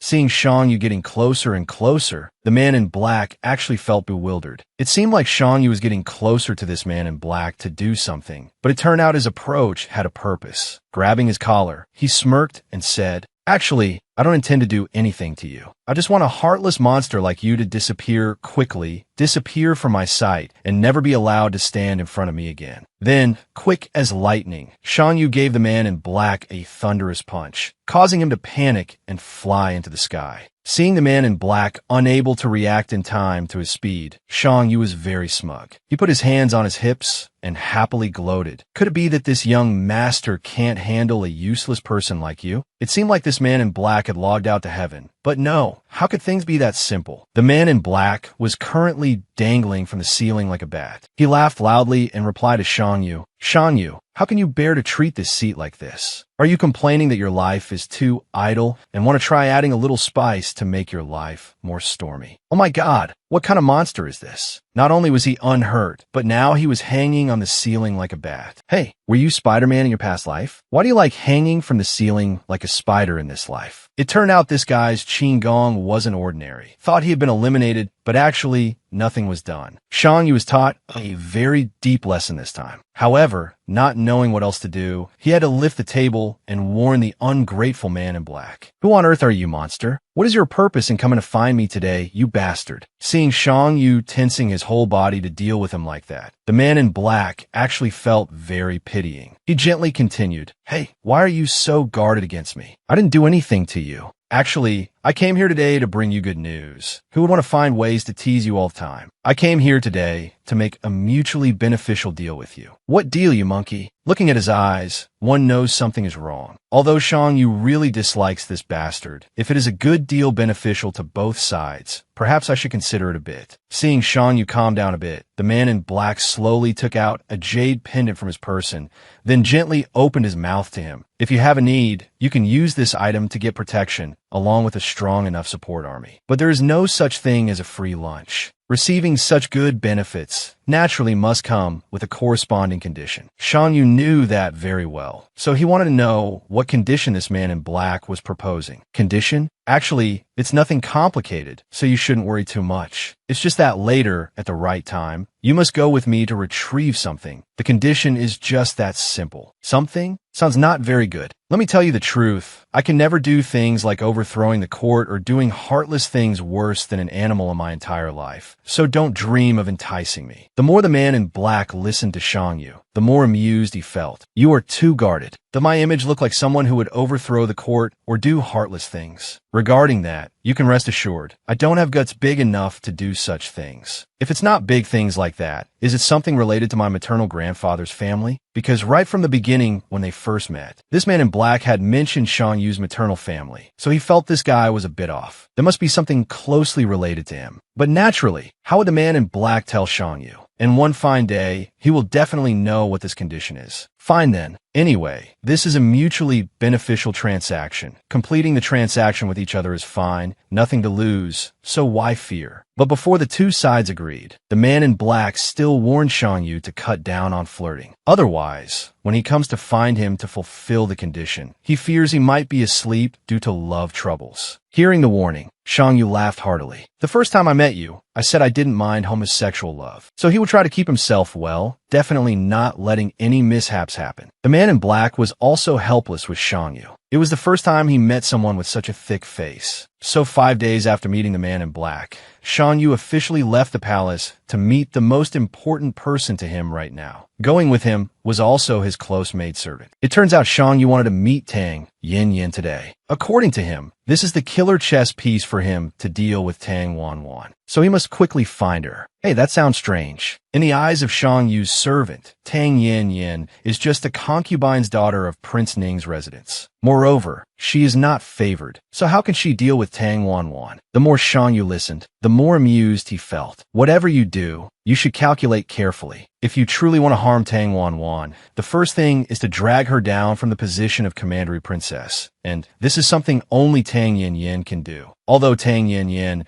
is only a concubine's daughter of Prince Ning's residence, she has a kind heart and is many times more humble than Tang Wan. Her favorite thing to do is to wake up early every day, then cook porridge and distribute it to the poor. There was a time when Shang Yu also contributed the money he earned to this fund, so Tang Yin could have funds to help more people. Tang Yin is respected by people everywhere, calling her by the title Fairy Lady. True to the rumors, when Shang Yu arrived, Tang Yin was still cooking porridge to distribute to the poor. Upon seeing Shang Yu, Tang Yin felt very happy, because thanks to Shang Yu's blessing, she was able to care for more people. Currently, Bai Jing had acknowledged her, and her legitimate elder sister came to trouble her even more frequently. Seeing her so happy, Shang Yu also felt happy for her. He smiled and comforted her. Don't be too hasty, Yin. Very soon, I will take that title of commandery princess from her and place it upon your head. Just wait a little longer. Shang Yu's words truly moved Tang Yin, and she thanked him repeatedly. Coincidentally, the princess's guard, who had been assigned to closely monitor Shang Yu, was very close by. Seeing Shang Yu speaking such sweet words to Tang Yin, he immediately grew suspicious. The princess had said to monitor his every move and gesture. Since this matter is so serious, should I report it? It is unknown whether the princess's guard reported it or not, but just the very next day, both Shang Yu and Tang Yin were summoned. Both of them were left with a big question mark. Being suddenly invited into the palace by the Empress Dowager like this, could something be wrong? In reality, both were very surprised to be summoned to the palace. But what was even more surprising was that before meeting the Empress Dowager, Shang Yu still had to undergo another tribulation. Naturally, that tribulation, needless to say, was Her Highness the Princess. As soon as she saw Shang Yu arrive, the princess spoke up sarcastically. All right, stop standing there. Speak up. Don't act so respectful. Shang Yu didn't understand why the princess was speaking to him like this. But last time, the princess had given him wine to make young Master Mo Shu misunderstand. He didn't know what trick the princess would play today. She truly was a piling heap of tribulations for him. I wonder if Your Highness has any instructions for this official, as the Empress Dowager is still waiting for this commoner. This official fears that keeping the Empress Dowager waiting too long would not be good. So I hope if there is anything, Your Highness will speak plainly. Hearing Shang Yu mention the Empress Dowager, the princess understood immediately. This brat is truly formidable. He wants to use the Empress Dowager to force me to release him early. How could it be that easy? Although she knew she was being pressured, the princess calmly replied, Shang Yu, do you not want to see this palace that much? The moment you see this palace, you want to leave immediately. You truly don't know your place. Let me tell you, the princess is below one person, but above 10,000. Meeting the princess is a blessing of a lifetime for a commoner. How can you try to avoid such rare fortune? That was what she said, but in his heart, Shang Yu didn't really want to accept this blessing. He only stayed because he had no choice. Your mouth is truly glib, Shang Yu. I wonder how many innocent girls this sweet tongue of yours has deceived. Do you even want to sweet-talk the princess? I heard that recently you and Tang Yin have been very close. Rumors are spreading inside and outside the palace. Everyone knows. Do you still deny it? What is it, Shang Yu? You and Tang Yin distribute charity porridge together. Do you intend to take her as your wife as well?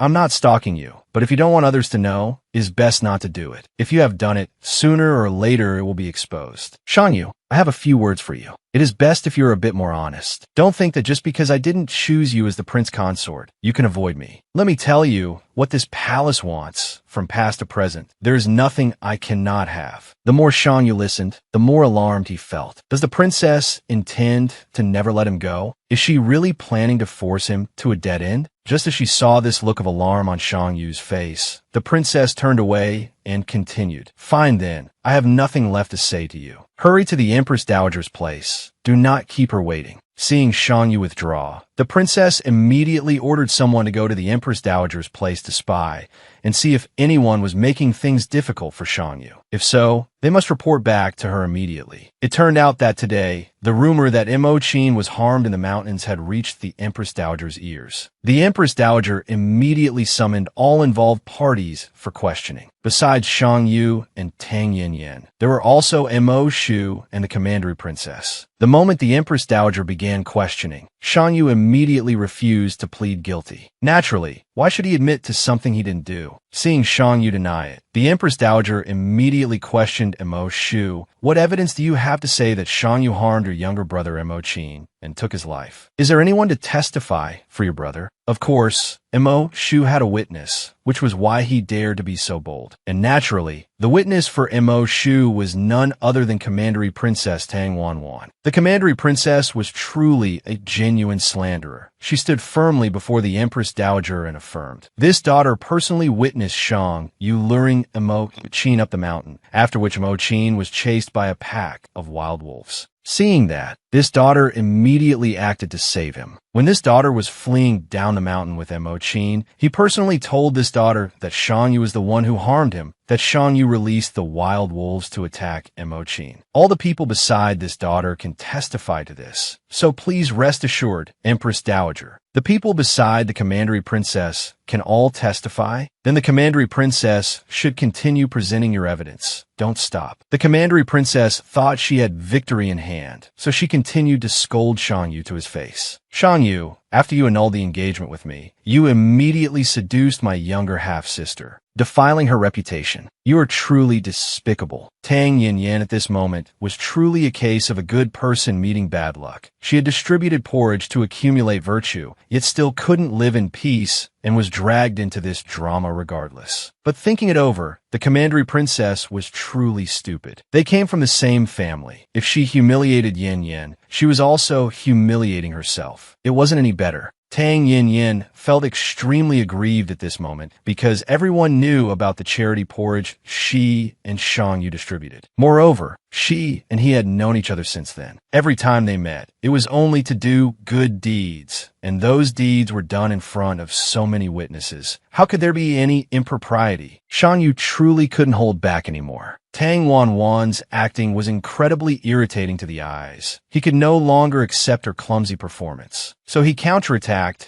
and said straight to her face, "You say the people beside you can all testify? Then stop talking and let the people beside you speak to see if the truth is as you say." And then, Commandery Princess Wanwan's close servant spoke up. It was the maidservant who was like a sibling to her, having served the Commandery Princess since childhood until now. It was thought she would speak up to defend Commandery Princess Wanwan, but no. Before the Empress Dowager and the civil and military officials, this close maidservant actually spoke up to accuse her, making Wanwan's eyes pop out. Ding Xiang at this moment was like a worm that turns when trodden on. She feared nothing anymore and denounced her master in front of the Empress Dowager. Not only did she speak up to list the Commandery Princess's crimes, but she was also ready to recount the details of what happened that day for the Empress Dowager and everyone to hear. Assassins blocked the way of young Master Mo-chin and the Commandery Princess that day, forcing both to reveal the princess's whereabouts. But young Master Mo-chin, due to his loyalty, did not utter a word. Only Commandery Princess Wanwan, fearing for her life, insisted on revealing where the princess was hiding. Just to preserve her own life, the Commandery Princess betrayed the princess, betrayed a member of the royal family. Afterward, when the Commandery Princess was spared and allowed to leave by the assassins, young Master Mo-chin was pinned to a nearby tree by them, and then he lost his life in the burning flames. Hearing this, the commandery princess was shocked upon shock. Clearly, that day she herself had tied Mo-chin to the tree and taken Mo-chin's life. Yet this wretched maidservant wiped it all clean, as if that hadn't happened. Shan Yu knew very well that the commandery princess alone could not have done so many things. So he still wanted her to reveal her accomplice by forcing her to the brink, to see if, when cornered, she would expose the person standing behind her. The commandery princess was truly flustered at this moment, not knowing what to do. She couldn't accept all the responsibility, but she also couldn't claim she was framed. If something happened to her later, Ming Yu could still save her. But if she exposed him, and something happened to her later, she would have to bear it all alone. She was truly confused and stammered, looking extremely pitiful. "It wasn't me, it wasn't my doing. Empress Dowager, can you consider everything more fairly? What if this lowly maidservant was bribed by Shan Yu?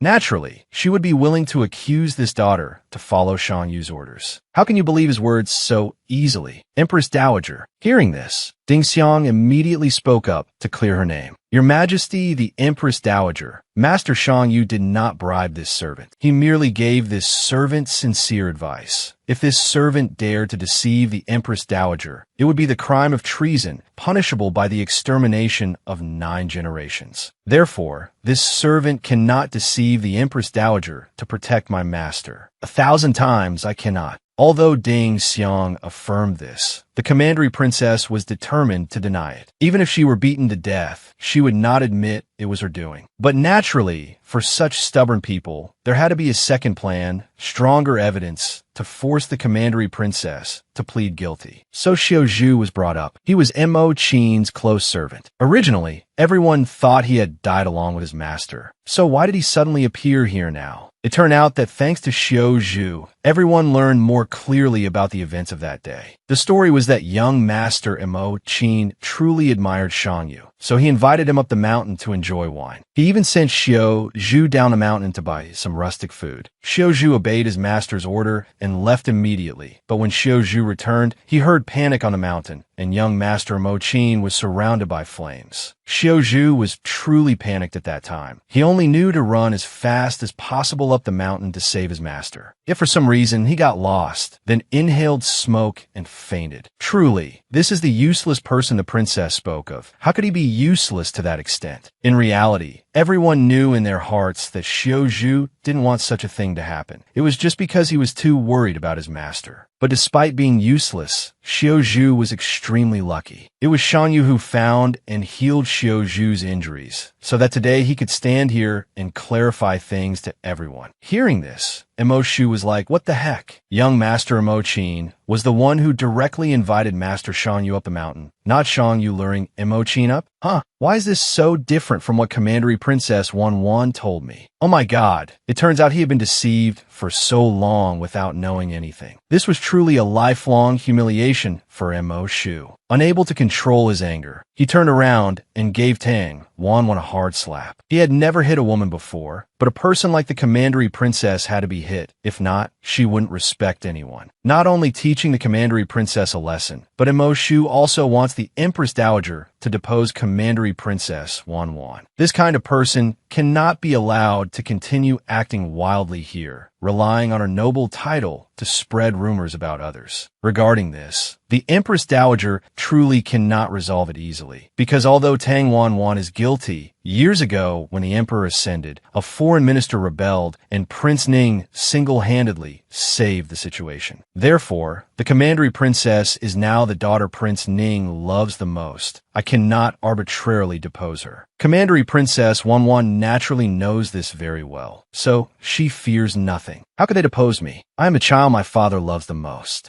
Then the Commandery Princess is mistaken. With Shan Yu here, he will certainly find a way for the Commandery Princess to be deposed. Because more than anyone, if the Commandery Princess is deposed, it will be easier for Shan Yu to deal with her. She certainly cannot be allowed to continue existing. Shan Yu insisted to the Empress Dowager that Prince Ning does not have only one daughter. Tang Yin is also Prince Ning's biological daughter, and moreover, she is very gentle, frequently doing good deeds and helping those in difficulty. This is precisely the reason Shan Yu frequently helped her with these matters, just waiting for this day. Mo-shu at his side also agreed with this. But this deposition requires Prince Ning's consent as well, because after all, this is his commandery princess. Tang Wanwan was certain that her father would not agree. But how could a letter arrive the very next second? That was precisely Prince Ning's letter, and moreover, he agreed with this matter after hearing all about the commandery princess's deeds. So everything was considered settled. Commandery Princess Wanwan felt as if a bucket of cold water had been splashed on her face. Not only did she lose the title of commandery princess to yield it to her younger sister, but she also had to be dragged down to the Department of Justice to admit her guilt. How miserable she looked. This shocking news was immediately transmitted to the ears of the princess. Even she could not have expected that Shang Yu would have such capability. Then her prince consort must definitely be him. If last time the Empress Dowager changed her prince consort to Mo Qin, then let's see how it goes this time, whether the Empress Dowager will replace him again or not. She will definitely make Shang Yu her prince consort by any means necessary, not letting him escape. A few days after Commandery Princess Wanwan was exiled to prison, news leaked out that she had lost her life suddenly within the palace. Coincidentally, the day Shang Yu heard this news was also the moment Ming Yu invited him over to have dinner and bond with each other. Is there such a coincidence in this world? Ming Yu has never been close to him like this before, yet today he took the initiative to invite him to dinner. It really makes him place a question mark in his head. On the way back, Shang Yu kept thinking about this matter, but suddenly he felt something was wrong. It seemed like someone was following him. It was true. The black-robed man appeared out of nowhere beside him. Moreover, he was silent as if nothing had happened. As soon as he discovered his existence, Shang Yu immediately spoke up sarcastically. If you have arrived, then show yourself quickly. Why must you keep hiding in my shadow? Are you the formless shadow-eating demon or something? What is the formless shadow-eating demon? This is the first time I've heard of it. If your heart is completely pure, and there are no ghosts or devils, then why did my appearance startle you? You don't even know the formless shadow-eating demon? Truly uncouth. He is a monster in legends. Moreover, until he was old, he remained single with no one by his side. He has a very weird hobby, which is stealing women's undergarments. I suppose you're just like him, right? Hey, you are really pushing your luck with me. Are you complaining that your life is too long? Shang Yu, the black-robed man, became increasingly angry and continued. Your mouth never speaks anything good. Do you believe I will cut off your tongue? Let's see how you can badmouth me then. As he spoke,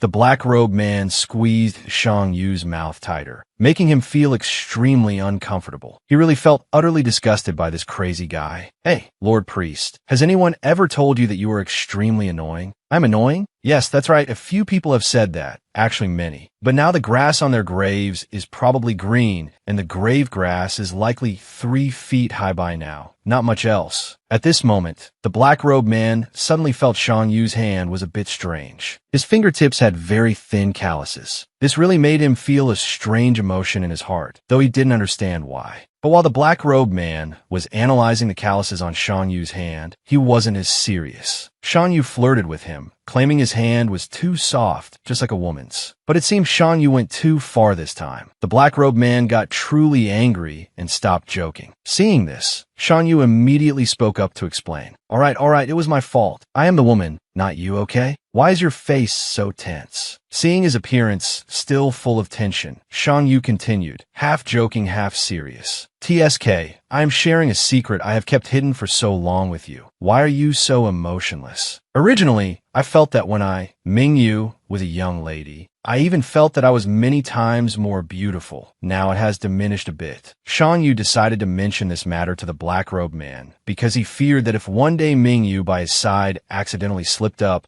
he would view this as completely normal and have no further suspicions. However, today the black-robed man truly came to find him for actual business, not to joke around. Although Shang Yu won against Tang Wanwan this time, he conversely created quite a few enmities in the court. It would be best for him to restrain himself a bit this time. But actually, Shang Yu wasn't very afraid. From the past until now, he hasn't liked looking for trouble, but he is also afraid of trouble coming to find him. Moreover, now that the selection ceremony for the princess's consort has ended, what does Shang Yu have to fear? The black-robed man kept having a feeling Shang Yu would betray the oath between them, so he constantly suspected Shang Yu. But in reality, Shang Yu did harbor this intention in his heart. It was just that he skillfully did not let him know. He affirmed to him that if he obediently listened to his words, he would definitely benefit, including the fact that he would be ready to take the life of anyone if they deliberately made things difficult for him, even third young Master Mingyu. Right at this moment, Shan Yu truly felt very surprised. He could not believe that there was such a good person in this world, ready to take down others to keep him safe. This favor from the black-robed man was truly very precious. Shan Yu was very grateful, but he could not accept it, because more than anyone, he knew very well that once the black-robed man's favor was borrowed, it would be very difficult to repay. So it is best not to accept nor to borrow. It is best that he does it with his own hands. When the time comes, if anything happens, he will bear it with his own hands. The black-robed man was truly very satisfied with this way of thinking of Shan Yu. He would wait to see Shan Yu's good show, but he also warned Shan Yu one thing, that he would be very happy when Shan Yu's upcoming play succeeded. But if it does not succeed, it does not matter. He is always willing to help support him. This statement from the black-robed man truly made Shan Yu very surprised. From the time he was born until now, this was the first person to say they were ready to have his back. Oh, he was so moved he could faint. While Shan Yu was still touched by this special sentiment of the black-robed man, the National Duke at home was extremely anxious. Heavens, where has Shan Yu gone again? This enthusiastic guy goes out playing and loitering all day. He even has the audacity to interfere in matters he shouldn't be involved in, truly seeking his own burial. Faced with the National Duke's anxiety that made him unable to sit or stand still, Shang Mingyu calmly comforted him. "All right, father, you shouldn't worry too much. Second brother went out and will return soon. Don't pace back and forth so much. It won't be good for your health." Although on the surface he appeared close like that, in his heart, Shang Mingyu knew clearly. Today the palace issued a decree. Shan Yu has certainly met with a great calamity. So after a while of deep speculation, Shan Yu finally arrived home. As soon as he saw his father, he spoke up in surprise. "Oh, why is the National Duke so angry? Did someone provoke you?" Before the National Duke could answer, Mingyu quickly spoke up. "Heavens, second brother has finally returned. Do you know, just now father and I entered the palace to meet the Empress Dowager. The Empress Dowager instructed the three of us, father and sons, to take charge of distributing food for disaster relief for the imperial court." Looking at the Empress Dowager's attitude, she seems to attach great importance to this matter. It seemed like the matter would stop there, but it wasn't that simple. Mingyu telling Shan Yu this information had a reason. Immediately after Mingyu finished his sentence, the National Duke also responded. "All right, since you know this information, now you must enter the palace to meet the Empress Dowager. Then voluntarily tell the Empress Dowager that your ability does not allow it, that you are not strong enough to participate in the disaster relief." Hearing this, Shan Yu was exactly like, "What is this, Dad? Are you truly sane when asking me to do that? National Duke, give me a reason why I must follow your request. The Empress Dowager values me so much. Why must I refuse her request? Could it be you are afraid my ability is too good, that if I appear, I will steal Shang Mingyu's credit?" The National Duke was already angry because Shan Yu hit the nail on the head. Now seeing him so confident in himself, he was even more hurt. "It seems you trust in yourself too much. On what basis are you certain you will do well? Everyone knows disaster relief is infinitely difficult. If you do not rely on the Shang family, you will commit many violations. Why don't you know how to assess your own strength?" Shan Yu has long believed in his own strength. Moreover, for him, this matter was proposed by the Empress Dowager precisely because he had asked Tang Yin for help. It was Tang Yin who proposed this to the Empress Dowager so that the Shang family would have the opportunity to contribute to this event. Everything was already within Shan Yu's plan. What is the reason that makes this guy so confident? Does he rely on the number of farms, shops, and pawn shops in his hands generating profit? So you don't need the Shang family's help? Is what I'm saying correct, Shan Yu? It turned out Xiao Ernyang could not hold back anymore either. She decided to participate in this matter. Hearing Xiao Ernyang mention such valuable items, the National Duke thought she had handed them over to Shan Yu to manage. But the truth was not like that. All those items were the dowry that Shang Yu's mother had left for him before she passed away. Xiao Ernyang is truly very formidable. She investigated all the items that Grand Preceptor Liang bequeathed to Shang Yu. Truly, one must be more vigilant with this type of person. Hearing this, the National Duke was also very surprised. Hadn't all of Shang Yu's mother's dowry become property in the manor? But how could it be that simple? simple. Only a small number became property in the manor. The rest all belonged to Shang Yu here. Oh, is that so? Then it's too pitiful, isn't it? Things belonging to someone should be returned to that person's hands, right? All right then. Shang Yu, I have decided to return all of your mother's dowry to you, but you must agree to my two main conditions as follows. First, you must immediately enter the palace and report to the Empress Dowager that you cannot participate in the food distribution for relief. Second, you must quickly leave the capital and from now on, never return to the capital again. If you agree to these two requests, your mother's meager remaining dowry will belong to you. Fine, this father of mine always wants to arrange everything according to his will. All right, I'll just agree to please him. As for how things will actually unfold, I will control that myself. Thus, Shang Yu accepted the two requests put forth by the National Duke,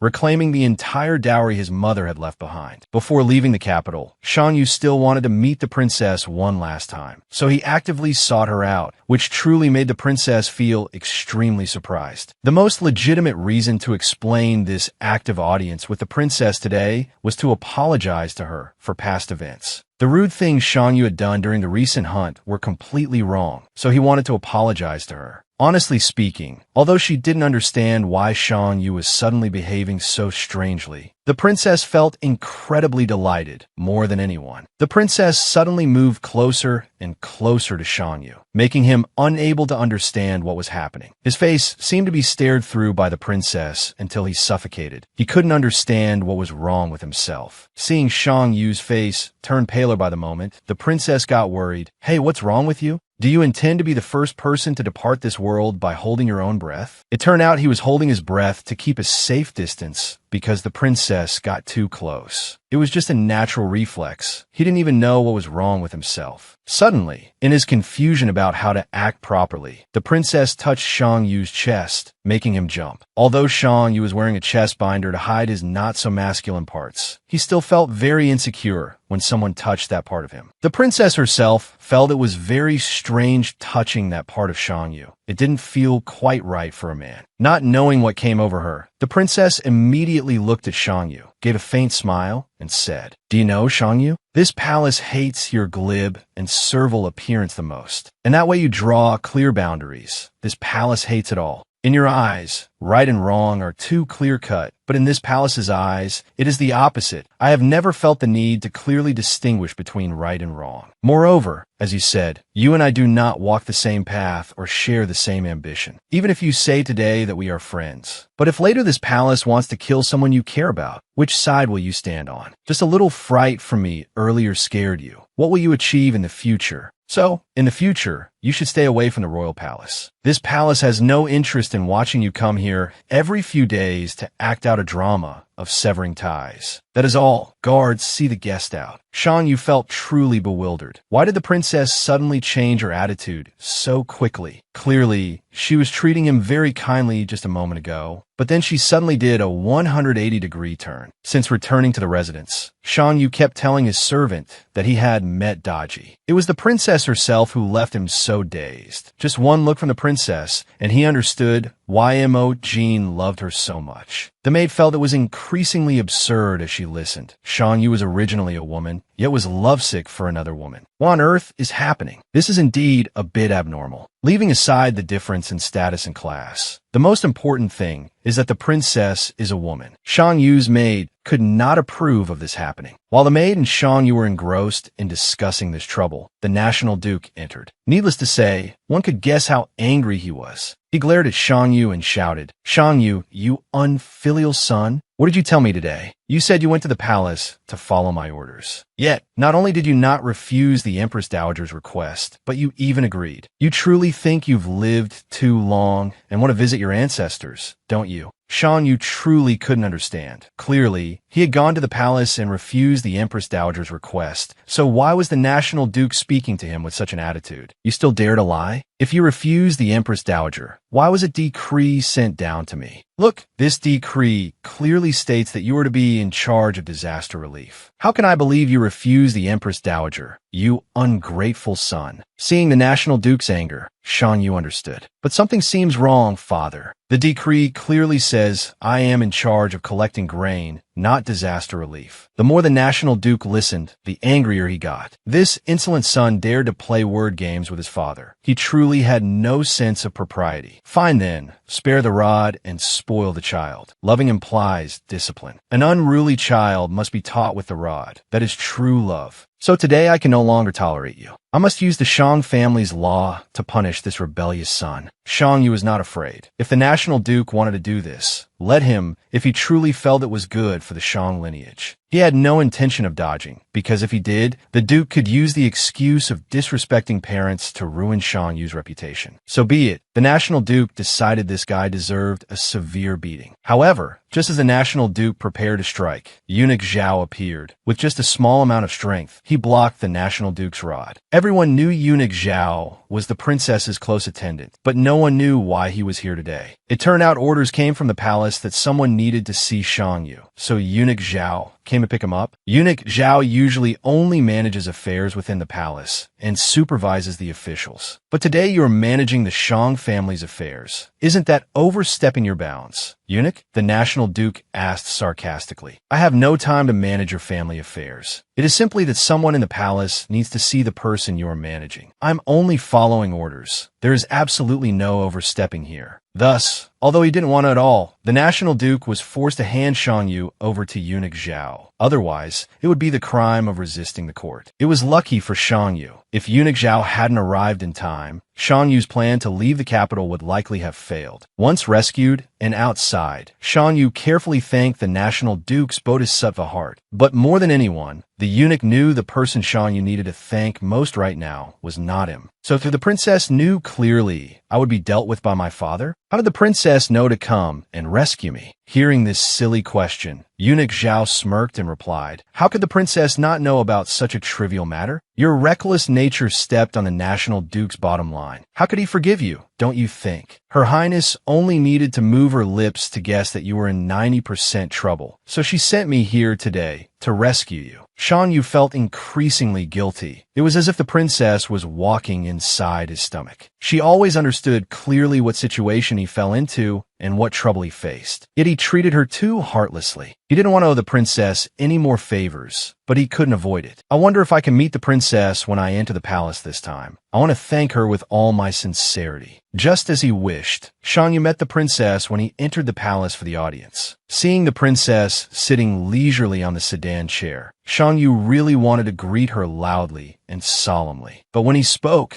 the princess didn't seem to respond. It was as if she didn't hear what Shang Yu was saying. Shang Yu felt a bit sad in his heart, but he quickly regained his spirit by comforting himself. Hadn't he already decided to leave this capital under the guise of disaster relief? Being away from the princess was inevitable, so why feel lonely because she slighted him? He thought the princess would just pass by his life, but suddenly she asked after him, making Shang Yu deliriously happy. Shang Yu, why are you shaking your head like an idiot? Did your father damage your brain this morning? Suddenly being asked after by the princess gave Shang Yu so much energy. Why did she suddenly ask about him? Before the princess's peerless beauty and fragrance, Shang Yu truly felt full of vitality. Seeing Shang Yu so happy, the princess smiled and said, your spirits look good today.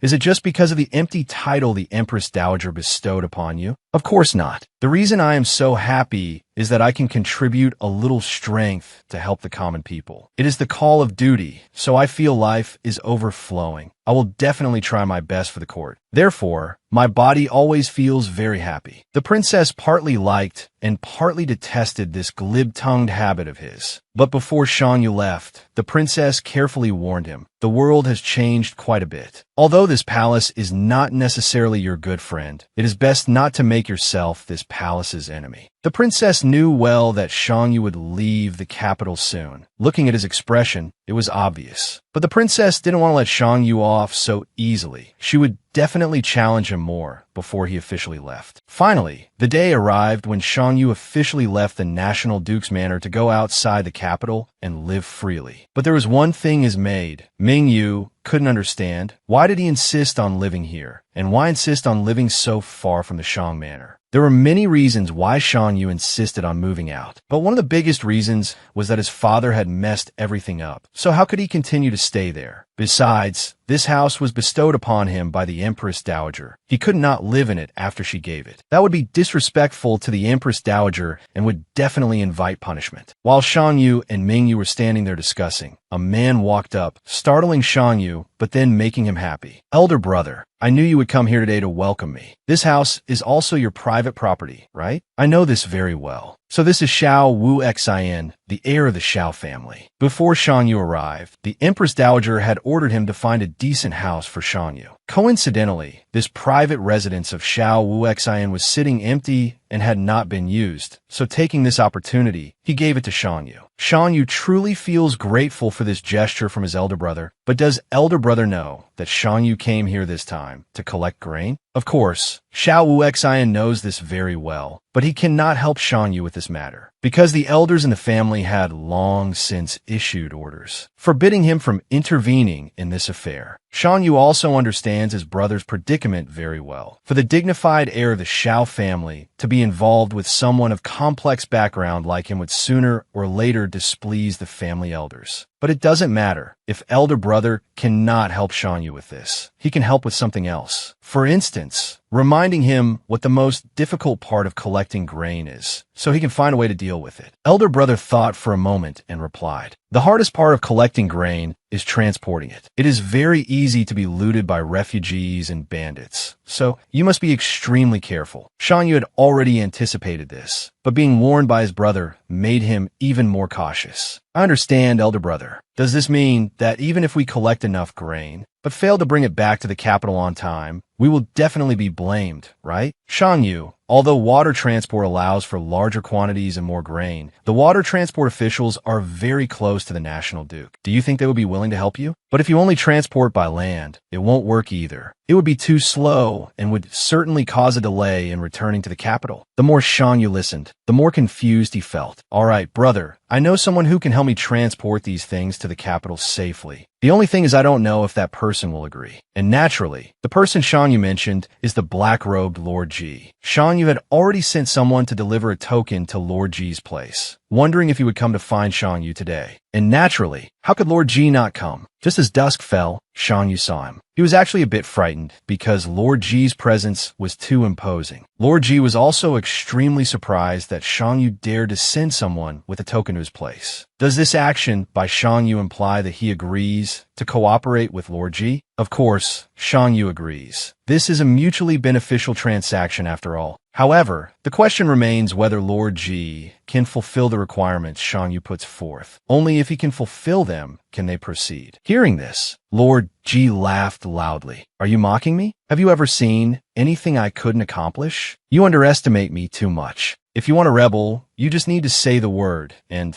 I will naturally be willing to help you." Are you kidding? Why is your head always filled with rebellion? Can't you think of something more positive? You might not need your life, but I need mine. Shan Yu shouted, his face red with anger. "Not that matter? Then tell me what it is." Although Shan Yu was very angry, he calmly continued, "You must have heard that I inherited all my mother's assets, right? That matter? Of course I heard. A person poor as a church mouse like you suddenly becoming rich overnight. Of course, I've heard of it. What an insolent guy. Does he speak without fear of offending others? But why does that phrase, poor as a church mouse, sound so familiar coming from his mouth? It feels like he had heard it somewhere, but he couldn't recall. Fine, I have a favor to ask. I need you to guard this batch of assets well and be responsible for transporting them out of the capital safely." Are you kidding me, Shan Yu? You want me to handle such a trivial matter for you? Do you have a fever? Let me check. Such a simple thing requires bothering me. You are the one who isn't normal, Lord Ji. You're wearing gloves, yet want to check if I'm hot? What's wrong with you? But if you don't agree, it's fine. Just pretend I never met you tonight, and nothing happened between us to make things easier. But before Shan Yu could leave, Lord Ji lifted him up upside down, as if he were a fish out of water. "Hey, do you have mental issues? I never said I wouldn't help you. So why are you leaving so quickly?" Being hoisted into the air like that really made Shan Yu angry. "Put me down quickly, you insolent jerk. Do you believe I'll scold you for 2 days and 2 nights straight? Is that so? What if I don't let go? What will you do, eat me? Lord Ji said provocatively. The distance between Lord Ji and Shang Yu was very close now, as if he was about to swallow Shang Yu's ear hole. This feeling was too uncomfortable. It was the first time Shang Yu felt this uneasy. But naturally, how could Shang Yu let him gain the upper hand so easily? He quickly elbowed him in the stomach to show him the strength of someone who knows their worth. Thus, Shang Yu managed to escape Lord Ji's grasp, though he was a bit annoyed. While Shang Yu was busy shouting in frustration, Lord Ji remained calm, looking at Shang Yu's state and smirking. All right, little fox, no need to be so angry with me. I promise I will handle your matter. See you next time. You like teasing me, don't you, you bastard? Fine, next time I'll show you my ruthless methods so you won't dare tease me again. Shang Yu shouted in resentment. And so the anger quickly passed. 3 days later, Shang Yu still had other business to attend to.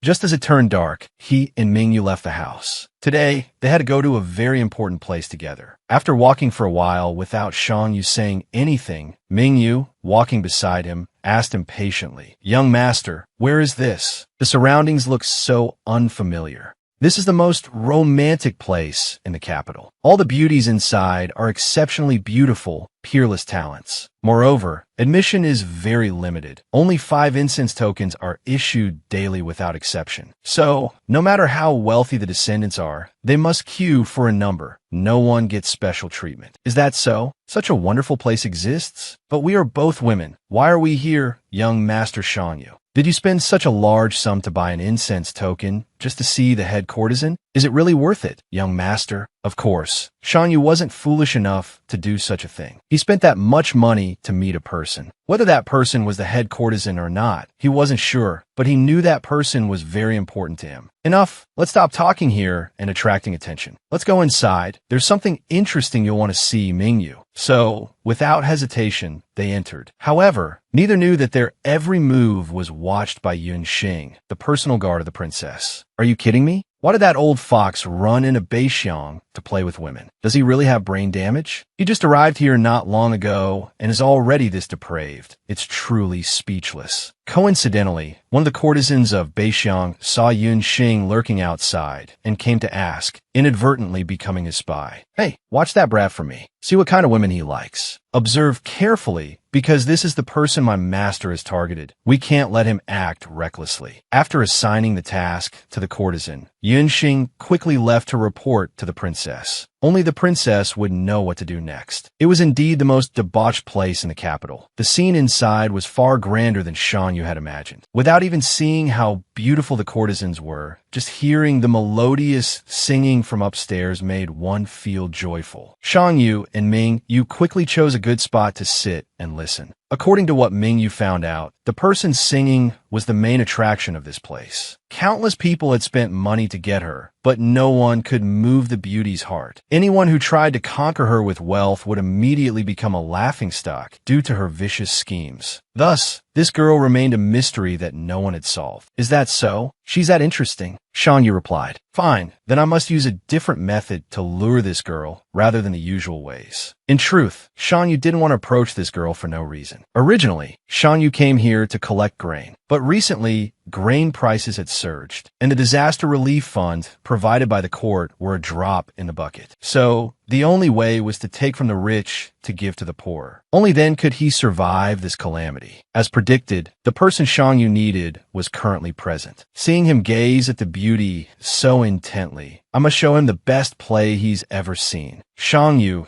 then slowly brought out a pipa and approached the beautiful courtesan to play and sing. Shang Yu's singing voice was truly crystal clear, causing the courtesan singing nearby to be moved and draw closer. Everyone listening felt very happy, truly a talented man and a beautiful woman. Shang Yu and this girl were indeed a perfect match. It seemed everyone would be happy seeing this scene, but the man Shang Yu had targeted earlier seemed to go mad upon seeing it. He wanted to rush in and tear Shang Yu into hundreds of pieces for daring to seduce his beauty. Lord Ji, unbeknownst to anyone, was also present in the room and was shocked by Shang Yu's thoughtless action. This guy has a death wish. Did he eat bear gall or something that he knows no fear? Daring to tease my assassin? Truly speechless. Seeing Prince Mu fuming from afar, Shan Yu knew his plan was half successful. Thus, right in front of Prince Mu, he continuously provoked him. You all said that I, Shang Yu, am a mountain villager without enough money to care for anyone. But today I have reclaimed my mother's dowry, so from now on, I am no longer a poor brat. Since everyone is fully present here today, I should make an announcement. Good heavens, this insolent brat. You spend a paltry sum and dare to compete with Prince Mu.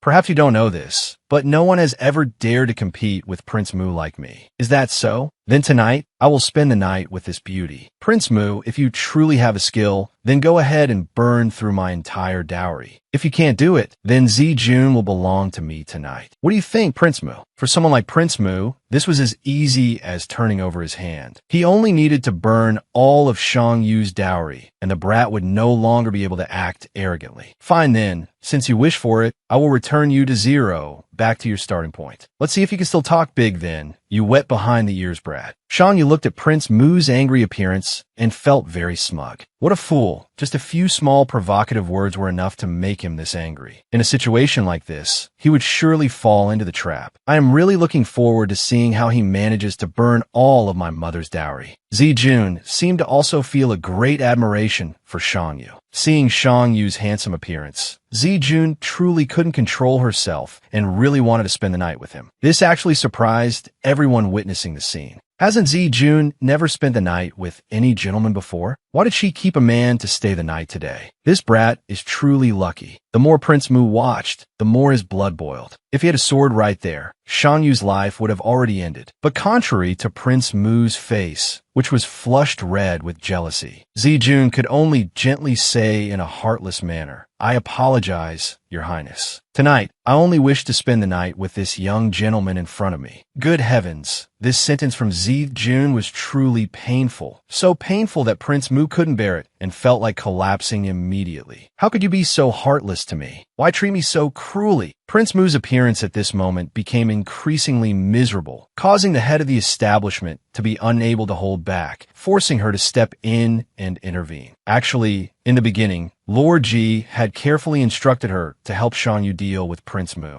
although she didn't know what identity Shang Yu held. Since Lord Ji had personally asked her, Shang Yu must be someone the Lord valued highly. Prince Mu was out of options now. He could only take out money in hopes of redeeming Zijun. But things weren't that easy. There were so many people who wanted to redeem Zijun, but failed. Even if Prince Mu offered a huge amount of money now, the answer would still be no. No one could redeem Zijun if she didn't want it. So, despite being wealthy and having plenty of money, Prince Mu had to silently watch his beauty spend the night with that stinking brat Shang Yu. However, before Shang Yu could do anything with Zijun, she was called away by someone else and could no longer stay by Shang Yu's side. She could only use the excuse that she had to prepare for dance practice to leave. She couldn't possibly tell Shang Yu that the person who just called her away was Lord Ji. It was quite lucky, actually. Fortunately, someone called Zijun away. Otherwise, Shang Yu wouldn't have known what to do tonight. Shang Yu breathed a sigh of relief, thinking to herself, Lord Ji, standing upstairs and witnessing everything, was extremely angry. That stinking brat. If I hadn't had someone call Zijun away just now, who knows what he intended to do with her? Truly, his guts are bigger than the sky. He's becoming more and more excessive. Originally, Lord Ji was reading official documents, but as soon as he heard the news that Shang Yu was coming to the Tianxiang Pavilion, he immediately rushed over. He was afraid Shang Yu would cause more trouble. After provoking Prince Mu into a frenzy, Shang Yu returned to her manner. The feeling of provoking someone she hated was truly comfortable. But she didn't know that this comfortable feeling wouldn't last much longer, because on the other side of the door, Lord Ji was already waiting to talk to her. Seeing that Lord Ji's face was not very welcoming, Shang Yu quickly, tactfully sent Ming Yu into the house first, leaving only herself to talk with Lord Ji. And naturally, the reason Lord Ji came here to find Shang Yu was precisely because of what happened earlier. You really are something, Shang Yu.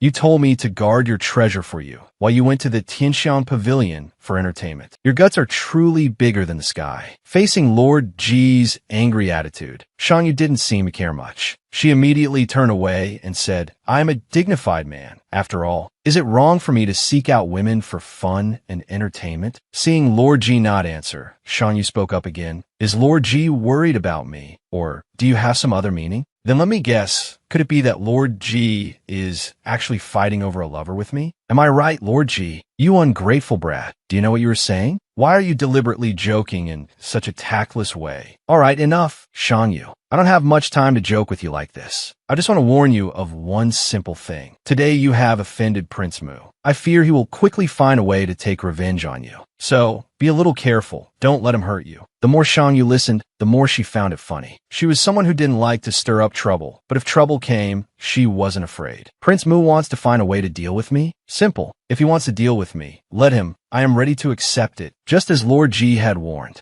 Shangyu was attacked on her way back into the house by arrows shot from behind, injuring her. She didn't know where they came from, but their speed increased with every moment. Not only that, the number of arrows increased steadily, making it impossible for Shangyu to react in time. An arrow embedded itself right into Shangyu's shoulder, causing pain throughout her body. Moreover, she discovered that all these arrows were poisoned. Prince Mu saw that Shangyu seemed to be poisoned, and his heart was filled with glee. We meet again, Shangyu. What a coincidence, isn't it? Let's see who will save you in this deserted dead of night. Who would dare to sacrifice their life for you tonight? Prince Mu, Your Highness, it seems you're underestimating me a bit. How could I be defeated so quickly? Oh, is that so? You surprise me, Shangyu. If you won't admit defeat quickly as you say, then let's see how you can deal with me. The more Shangyu looked at his provocative appearance, the more she hated it. But no matter of the 36 stratagems, fleeing is the best. If you can't win, run. So Shangyu quickly flashed into the house, leaving Prince Mu looking bewildered, not understanding what was happening. After realizing what was going on, Prince Mu immediately ordered his guards and shouted loudly, "What are you standing there staring for? Why haven't you fired the fire arrows yet? Do you intend to let him escape or what? But how could they be fast enough?" Shangyu ran faster than a squirrel. In just a moment, she had run all the way inside the room to hide. Want to hide? Fine, go ahead and hide. I don't care much. Men, hurry up and set fire to burn this whole place down for me. Let's see if he is stubborn or if I am more stubborn. The more Prince Mu spoke, the more gleeful he felt. I cannot touch the prince, but this place is Shangyu's private property. Naturally, I can do whatever I want. Just burn it. Don't be afraid. Even if this place burns to ash, no one will come out to help him. So just burn it. Let's see who can save him. Watching the torches burning fiercely being thrown into Shangyu's house, Prince Mu felt increasingly exhilarated. Haha, finally Shangyu has met his doom. Serves you right, you lowly person. Just a tiny commoner daring to fight over a woman with me. Truly, you don't know your place. Well then, Shangyu, consider this a lesson I've taught you. If you're reincarnated as a human in the next life, live properly. Don't fight over women with someone of my status. Let me see who dares to oppose this prince from now on. Those ungrateful people. While Prince Mu was gleefully celebrating his victory, suddenly Zhao Kong appeared from out of nowhere, startling him. Quite a big fire, isn't it? Who dare to be so bold as to commit arson and take lives here? Surely there must be some misunderstanding here, right? Men, quickly get water to extinguish the fire. Do not let it spread to other places. Eunuch Zhao, I advise you not to extinguish it, because even if you do, Shangyu is no more. By now, he has probably turned into a burnt black chicken. So, there's no need to extinguish it. It's a waste of the guard's effort. Ah, so it wasn't accidental, but intentional. Prince Mu wants to burn young Master Shangyu alive. I don't know what happened to make Prince Mu so angry. Did someone do something to displease Prince Mu? Correct. It is this prince who wants his life, so what? That fire was started by this prince. Previously on the street, this prince sent a minister to meet his ancestors. Now Shangyu is merely a commoner. Should this prince be afraid of him? Oh wow, did you hear that clearly, Eunuch Zhao? This is Prince Mu admitting it from his own mouth. He admitted himself that he intentionally set the fire to take the life of a commoner. Everyone here can bear witness. I hope Prince Mu will not go back on his word with this commoner. It was unknown when Shangyu had appeared there, but it seemed he wasn't injured anywhere. Moreover, he was very healthy. This shocked Prince Mu immensely. Huh? Why are you suddenly still alive? You should have perished in that fire. At this moment, Shangyu didn't bother saying anything to him. He didn't even answer Prince Mu's question, but just bowed down at Eunuch Zhao's feet and cried miserably. Eunuch Zhao, please seek justice for this commoner. My private property has burned to nothing, but that is not very important. The important thing here is the 80,000 tales of disaster relief from the Imperial Court stored in my basement has also been burned to ash by Prince Mu. The more Prince Mu listened, the more absurd he felt it was. Why would the court's relief goods be here? Moreover, if silver is burned, it cannot be consumed by fire. At most, it would just have a thin black layer on the outside. Even if a fire occurs now, the court's silver in the cellar would definitely still be safe and sound. Men, go search immediately for me. You must find the burnt silver. If not, don't blame me. So, after Prince Mu's subordinates searched around Shang Yu's house, they still couldn't find a single ingot of silver. This actually made him gloat even more. He turned to look at Shang Yu and smiled scornfully. Oh, Shang Yu, I didn't find a single tale of burnt silver. So, you have committed the crime of slandering this prince. Let's see how a person like you will be punished. Hearing this, Shang Yu also smiled and replied, what was burned in the cellar was indeed not the silver of the Ministry of Revenue. But do you know what it was? It was banknotes. It was banknotes worth 80,000 taels, not a small amount. The more Prince Mu listened, the more his ears rang. This crazy guy seems to be out of his mind. Clearly, just now you told me it was silver. Why change it to banknotes now? Furthermore, do I have to believe what you say? Is there anything to prove that what was incinerated in there were banknotes? Of course it can be proven. I can testify for him. Your Highness, this afternoon Shang Yu exchanged 80,000 taels of silver for banknotes at the Mu family bank. I personally delivered them to his pawn shop. Moreover, Shang Yu currently holds the receipt for the silver payment, which bears my fingerprint. Therefore, it can be easily proven that the Shao family bank received 80,000 taels of official silver. Prince Mu was stunned to hear this. He didn't expect Shang Yu to be so clever. But no matter how panicked he was, Prince Mu didn't show it. He immediately feigned anger and shouted, I will report this matter to the Empress Dowager, and her grace will decide how to resolve it. Just you wait. I'm tired now. I'll go back to rest first. Although he said that, Prince Mu was praying fervently in his heart, hoping the Empress Dowager would side with him. Otherwise, this day next year might be the anniversary of his death. Seeing this situation, Eunuch Zhao knew who was right and who was wrong. Before leaving, he affirmed firmly to Shang Yu, second young Master Shang, if the Empress Dowager asks, we will speak on your behalf. Please rest assured. After Eunuch Zhao left, Shang Yu revealed his true condition to elder brother Xiao. The injury Shang Yu sustained earlier was not light. It could take a person's life if not treated in time. Fortunately, Shang Yu secretly took the cold blood pill refined by Mingyu, so he could suppress the toxins a bit. Otherwise, he would have gone to meet his ancestors long ago instead of standing here talking so lucidly. Seeing Shang Yu like this, the elder brother was very worried. He decided to carry him directly back to the room to recover. He also offered to find a doctor for Shang Yu, but he refused. Because Mingyu was by his side, she was proficient in martial arts and medicine, so she could definitely cure him. After being taken to a safe room, Shang Yu urged elder brother Xiao to return, not wanting him to delay his own affairs because of him. After Prince Mu left, Shang Yu called for Mingyu to come care for him. But surprisingly, the person who entered was not Mingyu, but Lord Ji. Stop making noise. I have used sleeping incense on her. She won't wake up for half an hour.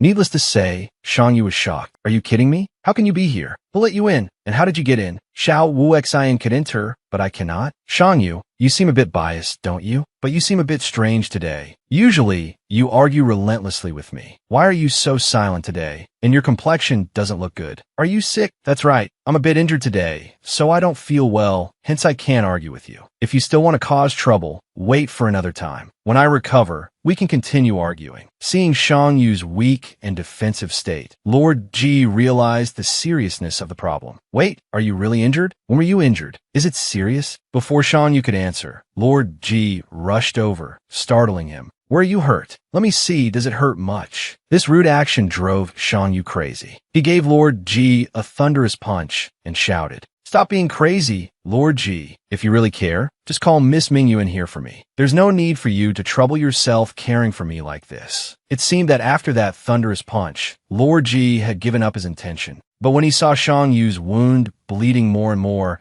he couldn't help but seal Shang Yu's acupoints, rendering him immobile. Seeing Shang Yu become even more agitated, Lord Ji calmly explained, All right, you don't need to be so agitated. It's true that we sometimes don't see eye to eye, but I'm not cruel enough to harm you. you, so rest assured. Listen to me and apply this medicine. Your wound will surely heal quickly. Otherwise, I'm afraid it will take a long time. Just be obedient and listen to me. Lord Ji spoke while approaching Shang Yu to help apply the medicine. But with Shang Yu acting like a mad dog, even if paid, Lord Ji wouldn't dare get too close. But why has he suddenly become so sensitive with me? Is there something on his body that cannot be seen? If you really want to know why I'm acting like this, then unseal my acupoints first. After you unseal them, I will definitely tell you the reason. At first, Lord Ji hesitated a bit, but seeing Shang Yu as weak as a little squirrel, surely he wouldn't lie. So Lord Ji told himself to release him and see. After all, he couldn't escape. So after being immobilized to the point of suffocation, Shang Yu was released. He gasped for air as if he was about to faint. After calming down, he ordered Lord Ji to get him a small towel without saying the reason. "Sai, really, you brat. You are the first person who dares to order me to serve you like this. Are you tired of living? I find this completely normal, Lord Ji. I think you should get used to it to avoid being surprised. You'll have to serve me a lot in the future." Hearing this, Lord Ji couldn't stand it anymore. "What did you say, Shang Yu? You say I should practice serving you? Shang Yu, do you think your life is too long? Want to meet your ancestors a bit early?" As he spoke, Lord Ji pinched Shang Yu's face, causing him immense pain, making him scream loudly. "Oh my God, it hurts, you crazy lunatic. You can't treat an injured patient so cruelly. Don't you have any humanity?" After a round of scolding, Lord Ji finally let him go. If Lord Ji hadn't let go in time, Shang Yu's cheeks would have turned into water-soaked dumplings. Back to the main topic earlier. Why didn't you let me touch you?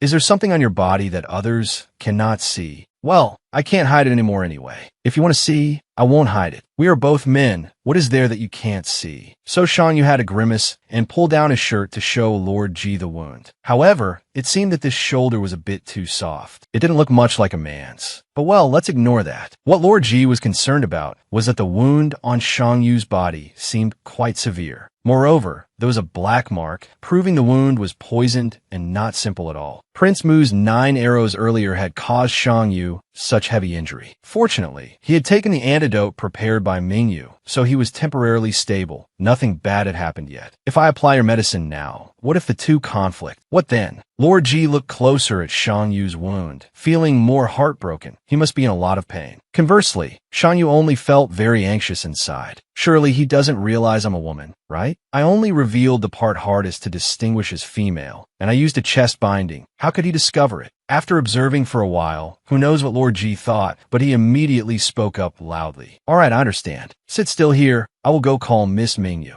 If it's not important, don't walk around, or the wound will open up." Besides that, Lord Ji gave Shang Yu a bottle of medicine, instructing him very carefully. "Drink this medicine. The wound will heal faster. This is a tonic I obtained myself. It doesn't conflict with medical treatments, so don't worry." Looking at Lord Ji's expression, he didn't seem like someone who would harm others without reason. Plus, in my current situation, surely he feels some sympathy. So Shang Yu quickly drank the bottle of medicine Lord Ji gave, hoping he would leave quickly. While Shang Yu was busy finishing the medicine, Lord Ji commented, "Your shoulder bone looks quite soft, doesn't it? It doesn't look like a man's at all, but looks more like a woman's." This remark from Lord Ji unintentionally made Shang Yu startle, almost spitting out the medicine. But luckily, he held it in. Otherwise, he might have been discovered. After Lord Ji left, Mingyu was allowed in. Confirming he was gone, Shang Yu was very gleeful. He immediately tossed the bottle Lord Ji gave him to Mingyu to check if it was poisonous. As soon as Mingyu saw the bottle, she knew it was precious medicine. After observing, she identified it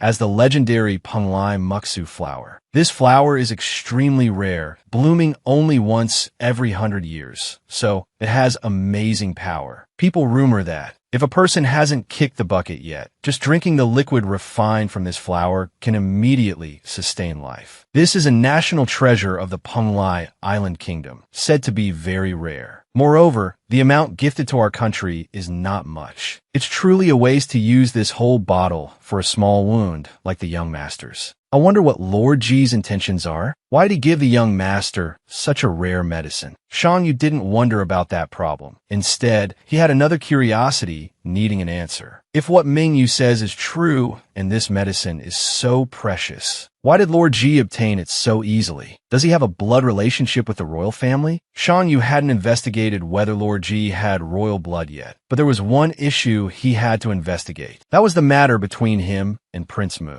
How exactly did the Empress Dowager resolve this case? After a few days of waiting, the result finally came. Shan Yu immediately went to find Prince Mu upon receiving the order from the Empress Dowager. Prince Mu, since the Empress Dowager has decided that you must contribute 20,000 taels of silver for disaster relief, think about it. When can I come to collect it? Prince Mu. Prince Mu was already annoyed about losing the lawsuit, and now being pestered by this commoner made him extremely furious. Unable to bear it anymore, Prince Mu immediately turned to Shan Yu and shouted, "You bastard Shan Yu! If you hadn't conspired with eunuch Zhao to frame me, how could I have been punished by the Empress Dowager? It's all your fault. You framed me. That's why I'm in this state." Oh, saying that means Lord Prince Mu here does not agree with the Empress Dowager's judgment? If you're so dissatisfied, why don't you find the Empress Dowager to explain? And if you have no further objections to the Empress Dowager's judgment, then I, a commoner, will just sit here and wait for Prince Mu to bring the silver. Prince Mu was very angry at this moment, but didn't know what to do. He could only leave in a huff. Thought you had escaped Shan Yu, did you? It's not that easy. Prince Mu, we're going the same way home. Will you let this commoner accompany you? You ignorant Shan Yu, don't be so arrogant. Just you wait. One day I will make you plead for death, but unable to die, and unable to live properly either. The more he spoke, the more Prince Mu coughed. Perhaps the cold weather was affecting his health. Seeing this situation, Shan Yu felt very gloatful. He laughed loudly and said, "Prince Mu, look at how weak your health has become. If I were you, I certainly wouldn't talk so much. Shouldn't you maintain good health? After all, you need to live another year or two, right? You audacious Shan Yu. Do you dare curse this prince? Men, drag this man away and beat him to a pulp for me. Let him know what palace rules are, what etiquette is." Before the palace rules could be enforced, a voice rang out, instantly changing the atmosphere. What is all this noise here? It is disturbing this princess while I'm taking a stroll to enjoy the breeze, ruining my mood. What are you arguing so loudly about? How much longer do you intend to block the way? It turned out the fierce figure of the capital had appeared. Once Her Highness the Princess spoke, no one dared to interrupt. Prince Mu was no exception, although deep down he hated the royal princess and truly wished she would kick the bucket soon. However, the moment he saw the princess, he was so scared that he shrank his neck back, constantly ordering his guards to move quickly, otherwise the princess would catch him. Shan Yu couldn't help but laugh at this sight, but how could Prince Mu tolerate this scornful smile? The moment he saw Shan Yu's gloating expression, he immediately pointed at Shan Yu's face and shouted loudly, "You lowly commoner, who gave you the right to mock this prince? Do you believe I will take your life?" It seemed like this threat would make Shan Yu afraid. But on the contrary, the one who was afraid here was Prince Mu, because this statement had attracted the attention of Her Highness the Princess. Lowly commoner? Prince Mu, the second young master of the Shang family, is not a criminal demoted to commoner status. He is a son of a noble house. So how dare you call him by the words lowly commoner? Do you not see my existence here? Prince Mu became increasingly confused. While he was thinking about how to counter Shan Yu, suddenly Shan Yu walked up to him. Then, with just a light flick of the hand, he sent him off to take a bath in the lake. Prince Mu, being pushed unexpectedly, was in a panic. He shrank back and shouted loudly, "Someone, save his prince. Come quickly and save me." Seeing Prince Mu struggling in the water like that, Shan Yu felt truly gloatful. Moreover, the princess showed no reaction against him at all, as if she agreed with him. This made Shan Yu admire the princess even more. She was truly cold and decisive, yet he did not hate her one bit. On the contrary, I even feel fond of her. I have never seen such an interesting woman. After dealing with the hateful Prince Mu, the princess ordered Shan Yu to return to her palace, as she had something to instruct him. Waiting until Shan Yu had warmed up and calmed himself down with hot tea, the princess slowly continued. Prince Mu's body has always been very frail. Now, with the addition of soaking in the water for so long, I fear he might not survive the night. Today, on the Nine-Bend Bridge, you must remember clearly that you were not present there, and furthermore, you know nothing about this matter. Have you committed this to memory? Shan Yu thought, "Oh wow, does the princess actually want to take the blame for me?" The princess instructing him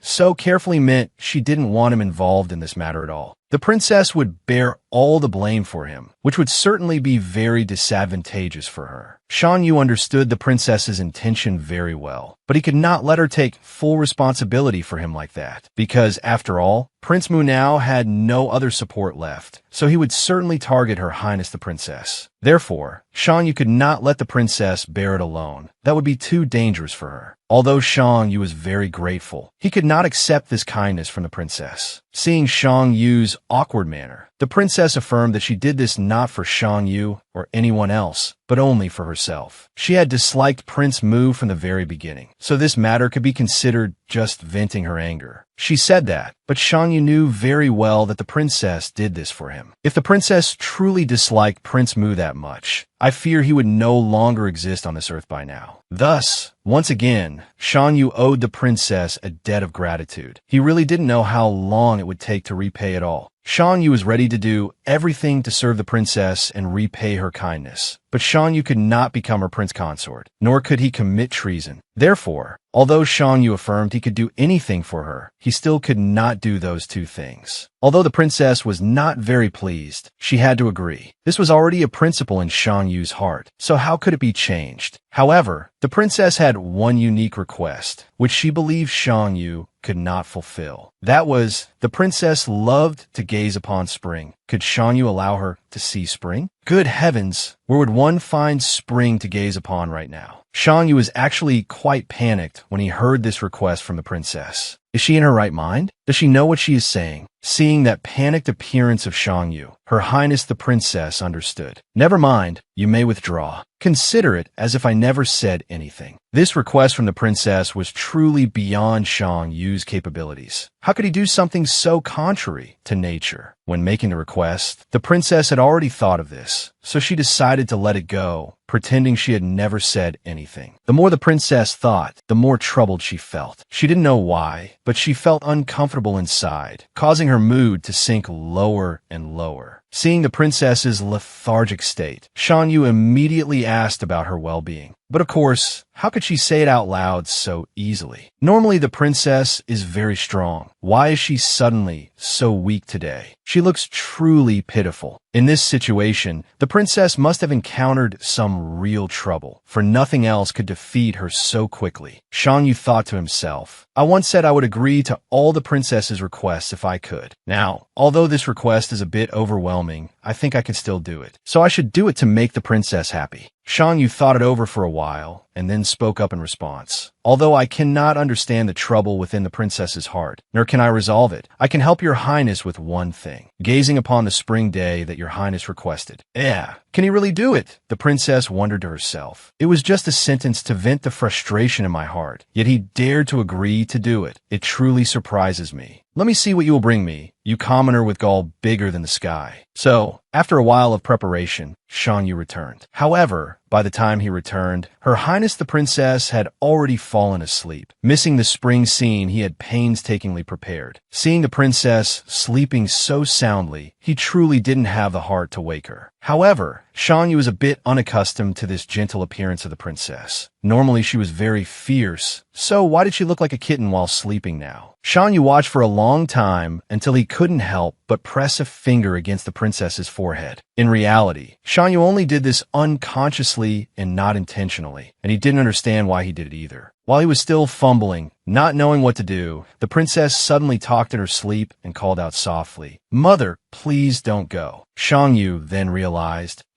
so the princess is talking in her sleep, and she even mistook him for her queen mother. Do I look that old? Dreaming like that must be very uncomfortable. Maybe I should lull the princess to sleep for a while. Surely it won't affect anything, right? So Shang Yu decided to sing a lullaby for the princess, hoping she would sleep more soundly. It was indeed true. After hearing Shang Yu's lullaby, the princess slept much better. As she slept deeper, she leaned close to Shang Yu. When the princess lowered her head to sleep, Shang Yu discovered something. It turned out the princess was still using the golden hairpin he had given her before. The princess had truly worn it as she had promised. After standing still for a while to let the princess lean on him, Shang Yu felt a bit tired and moved, accidentally waking the princess. He didn't know if the princess was speaking unconsciously or if she meant something, but suddenly her voice rang out, making Shang Yu a bit afraid. Stand still. I am not comfortable leaning on you. The first time, Shan Yu could console himself that he had misheard, but if the princess repeated it a second time, then it surely wasn't a mistake. Ah, so your highness wasn't asleep. It turns out I was deceiving myself all this time. What you say isn't quite right. Originally, I was asleep, but ever since you touched my forehead, I couldn't sleep anymore. She said that outwardly, but in reality, waves were rising in the princess's heart as well. Clearly, I'm normally a very light sleeper. I would know if anyone touched my body. Yet today, I couldn't sense that Shan Yu was standing right beside me. It's so strange. Is it because he is too clean and fragrant that I didn't notice? Seeing that the princess had woken up and had witnessed everything he had done, fearing she would misunderstand, Shan Yu quickly spoke up to explain. Just now, I was afraid your highness would fall, so I did that. I originally only intended to help you a little, but who knew you would come so close to this commoner? It is truly unjust for this commoner. I would never dare to touch your highness. Why didn't you dare to touch? Go ahead and touch me. Let's see. The more the princess spoke, the closer she got, making Shan Yu truly terrified. Your highness, there's a saying that men and women should not touch. Why is the princess coming so close to this commoner? It is truly not very proper. I am a man, so it is fine.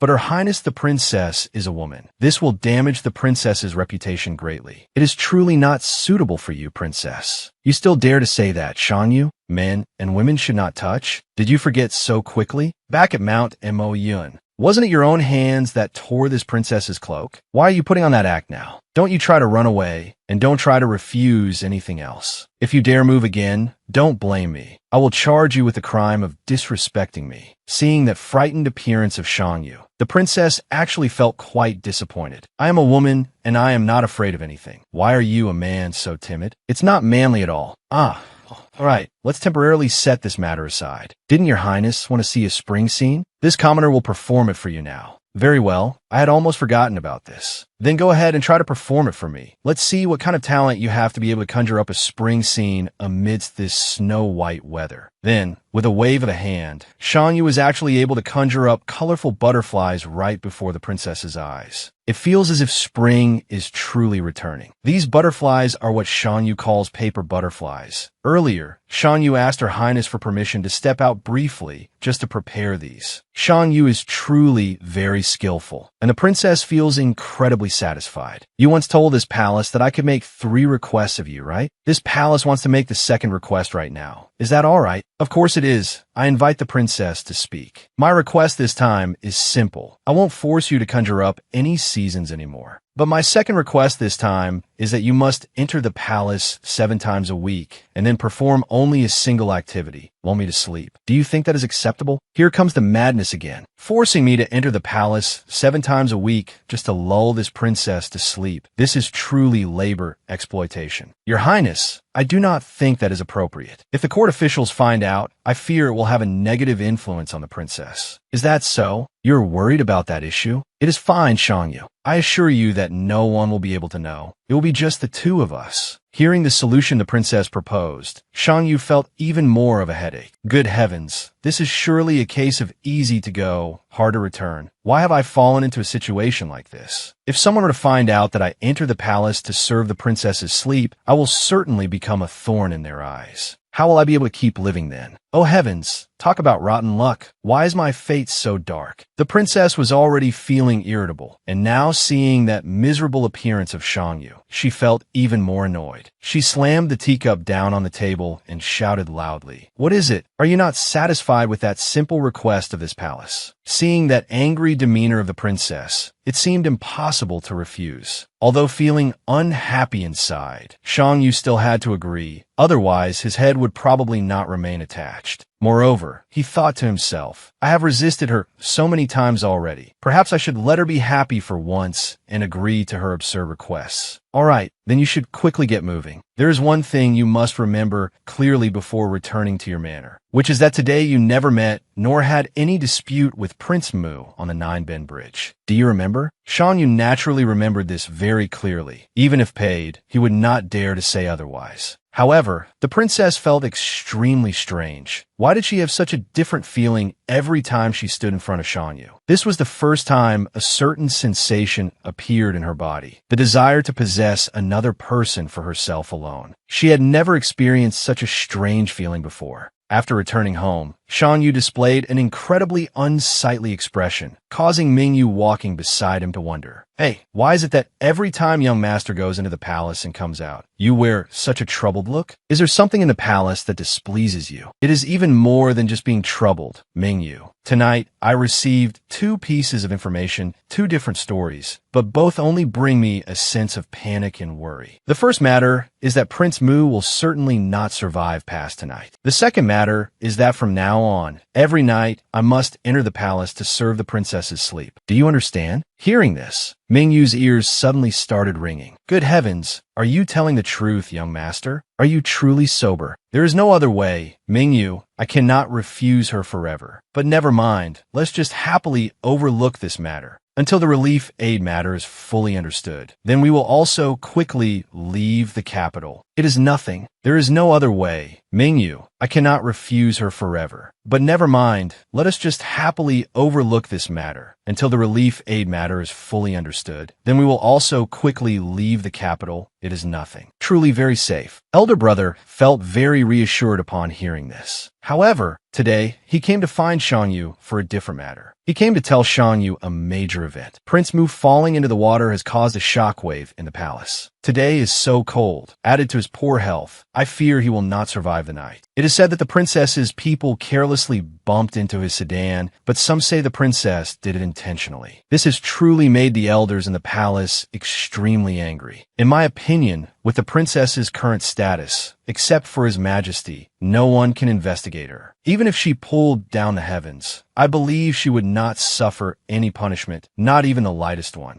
Your attitude is a bit off, isn't it? Why do I get the feeling you do not like the princess very much? Your attitude when speaking of her is always strangely harsh. Hearing this, elder brother said nothing. He walked a bit forward and then continued speaking. "It is nothing. I simply do not like that kind of woman. Her heart is extremely vicious, with nothing good about it. From the past until now, I have had no affection for that type of person, which is why my attitude toward the princess has become like this." "The princess is vicious," Shan Yu replied in surprise. "I seem to feel that the princess is not at all vicious like the rumors say. It is just that her personality is a bit cold. Moreover, think about it, brother. If one keeps living naively in the palace, how can one survive? The princess cannot even sleep well. Truly, it is not much easier for her than anyone else." Seeing that steadfast defensive attitude of Shan Yu, elder brother knew for sure he had been seduced by that vixen. "Shan Yu, listen carefully to my words. The princess is not as simple as you think. Countless innocent lives have been left at her feet. She is not as saintly as you think." Shan Yu's attitude remained the same, with no intention of changing. This truly made elder brother feel extremely frustrated. But if he had said that much and his younger brother still could not understand, then it was fine to let it go. But there is one thing I must ask you very carefully, Shan Yu.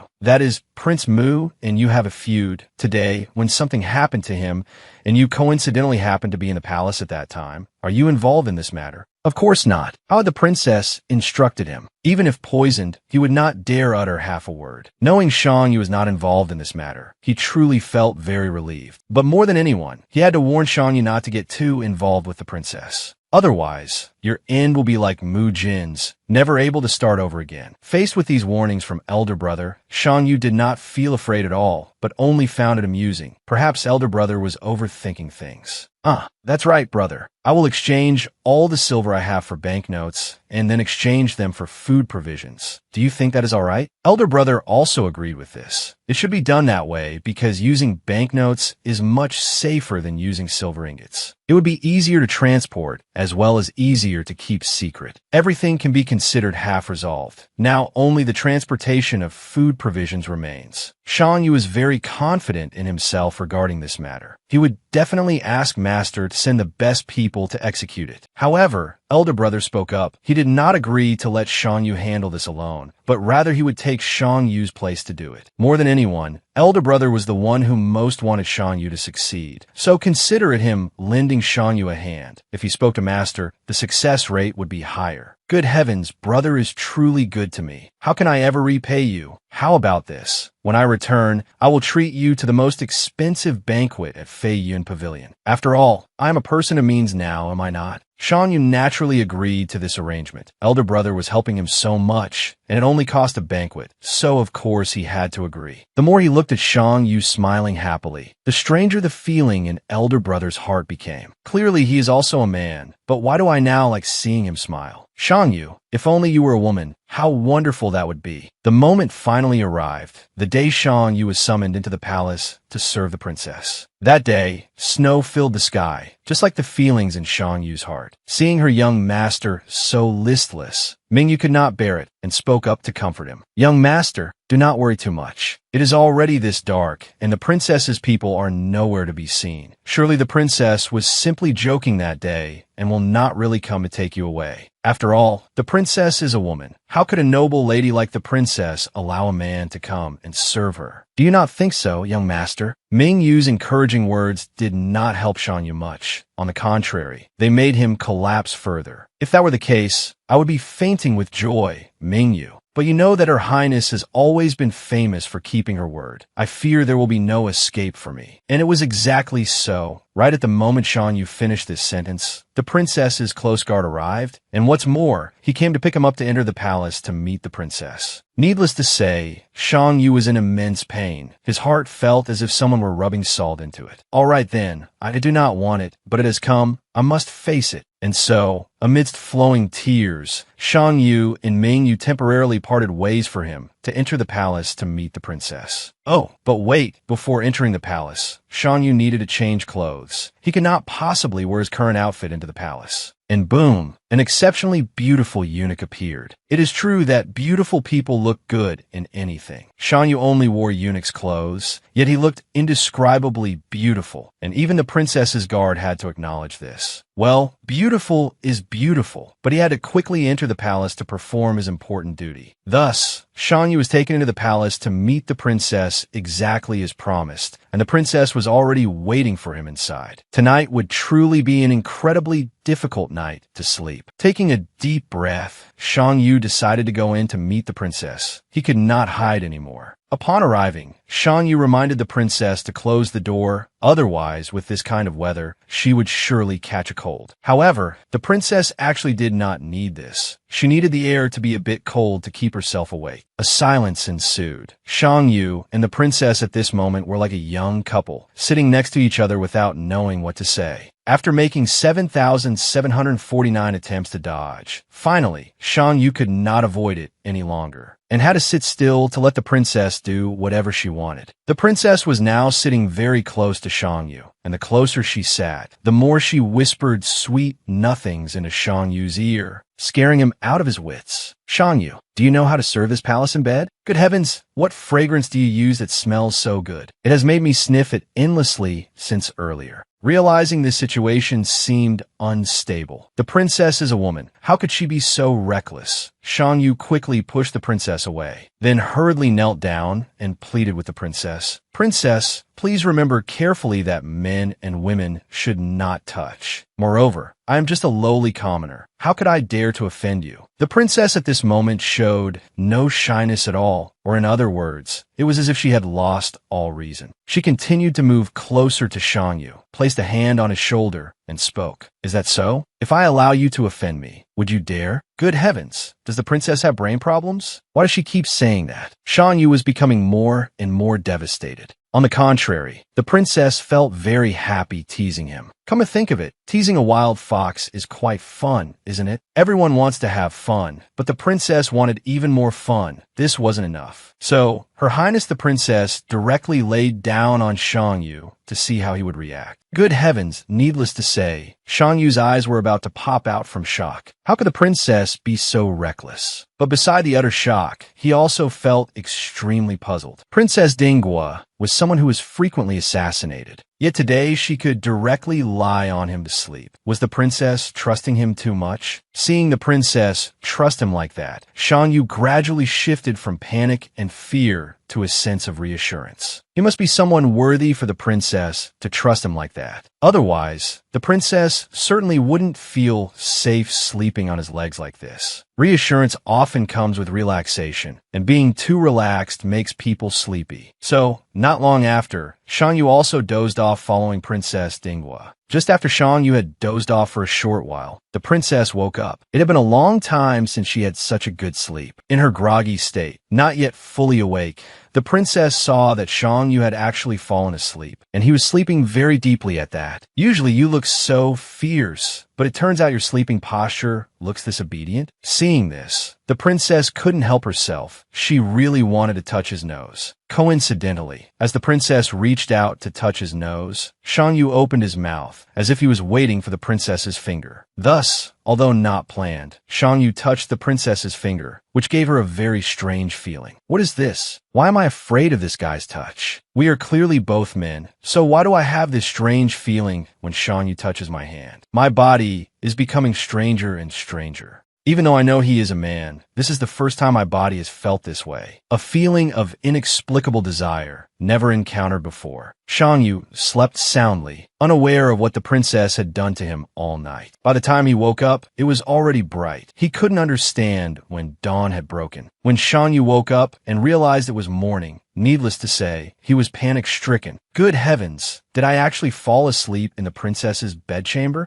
Doing this is against the rules. I'm done for. This trip is easy to go, but hard to return from. I'll probably get my head chopped off. Will my 9 generations be executed too? If so, how can I live? While Xiangyu was in extreme panic, the princess parted the curtains and walked in. Hearing the noise, she knew Xiangyu had woken up, so she came in to check. Upon seeing the princess, Xiangyu immediately knelt and pleaded guilty. Last night, this commoner was at fault. It was due to my carelessness that this happened. Please forgive me, Your Highness. What is this crazy ghost doing? It was just oversleeping. Is it that serious? It's as if I'm about to take his life. It's nothing. You just overslept. I brought some pastries for you. Eat quickly so you can return to your manor. But even if paid, Xiangyu wouldn't dare to eat right now. How could he eat when he didn't know if his life was secure or if he would implicate his relatives back home? Seeing Xiangyu trembling like that, the princess honestly couldn't understand why. She only saw one thing. Xiangyu was not taking her pastries, which was absolutely unacceptable. Why won't you accept my pastries? Are you afraid I poisoned you to send you to your death? Ah, would a high and mighty princess really want to poison me? Besides, even if she really wanted to poison me, there are many easier ways. Why do this and make it hard for herself, right? Moreover, it's too complicated and unacceptable. So, after a moment of panic, Xiangyu decided to sit down and have the meal with the princess. After all, having reached this point, he should finish the pastries before leaving, right? Wait, weren't you very scared last night? Why do you look so calm now? It's nothing like yesterday. Xiangyu's attitude this morning surprised the princess quite a bit. Why the sudden 180-degree change? Facing this very honest question from the princess, Xiangyu just smiled and replied, "It is true that my attitude is a bit strange compared to last night. That is not wrong at all, because I have thought it through. If I cannot change the truth, I might as well accept it. Since reality cannot be denied, choosing to face it seems better than rejecting it. You really know how to enjoy life, don't you? I really like this style of yours, Xiangyu." The princess looked at Xiangyu and smiled. But Xiangyu didn't know that he wasn't the only one who knew how to enjoy life. The princess lived that way too. That was exactly why the princess had kept Xiangyu until today. Consider it something he should understand himself. Not long after Xiangyu returned to the palace, a guest came to find him. The person looking for him this time was the county princess. Why is the county princess free to come here today? Is there something going on? Actually, it was nothing much. It was just that the Kin-Nam County princess brought the little prince into the palace. So she brought many specialties from Kin-Nam. The Empress Dowager ordered the county princess to bring some for Xiangyu to taste as a gift from the countryside. Among the gifts Xiangyu received, there was also the tribute Jingma ointment. Xiangyu knew at a glance that this was a precious medicine, very difficult to make, yet the Empress Dowager bestowed it upon him. It was truly precious. Seeing Xiangyu so interested in this gift, the county princess couldn't help but speak up. "Do you like items from Kin-Nam that much? Coincidentally, there's a chef from Kin-Nam in my palace. If you like, I can bring some to you. Is that okay?" There is no need to trouble the county princess so much. The pastries at Shanchuan Tower are also excellent. Moreover, they also have a chef from Kin-Nam there. If I crave it, I can go there to eat. No need to trouble the county princess. Shanchuan Tower, is a famous brothel, although I know Shangyu is always flirtatious and a regular customer there. So having pastries there is normal. Why do I feel so uncomfortable? A feeling of annoyance filled her body, although she didn't like it at all inside. On the outside, the county princess still had to pretend to be happy that Shangyu shared this joy. Is that so? I also heard that the pastries at Shanchuan Tower are delicious. Next time, if there's a chance, bring me some. I'm sure I'll like them. Of course. However, I heard that the county princess entered the palace for a marriage arrangement. Is that correct? Is the Empress Dowager intending to match the county princess with the little prince? Hearing this question from Shangyu, the county princess thought for a moment, then replied, "If I say yes, what would young Master Shangyu think?" Honestly, when mentioning this, the county princess really hoped that Shangyu would speak up to stop this marriage with an uncertain future. But contrary to her expectations, Shangyu was extremely happy to hear the good news from the county princess. Marriage is a very important matter. An unrelated outsider like me cannot give the county princess an opinion. However, as a man, I can offer the county princess some advice. Everyone in this palace knows very well that the little prince is a very talented person. He has followed the prince to handle fiefdom matters since childhood. I have also been to Kinnam. The customs there are very good,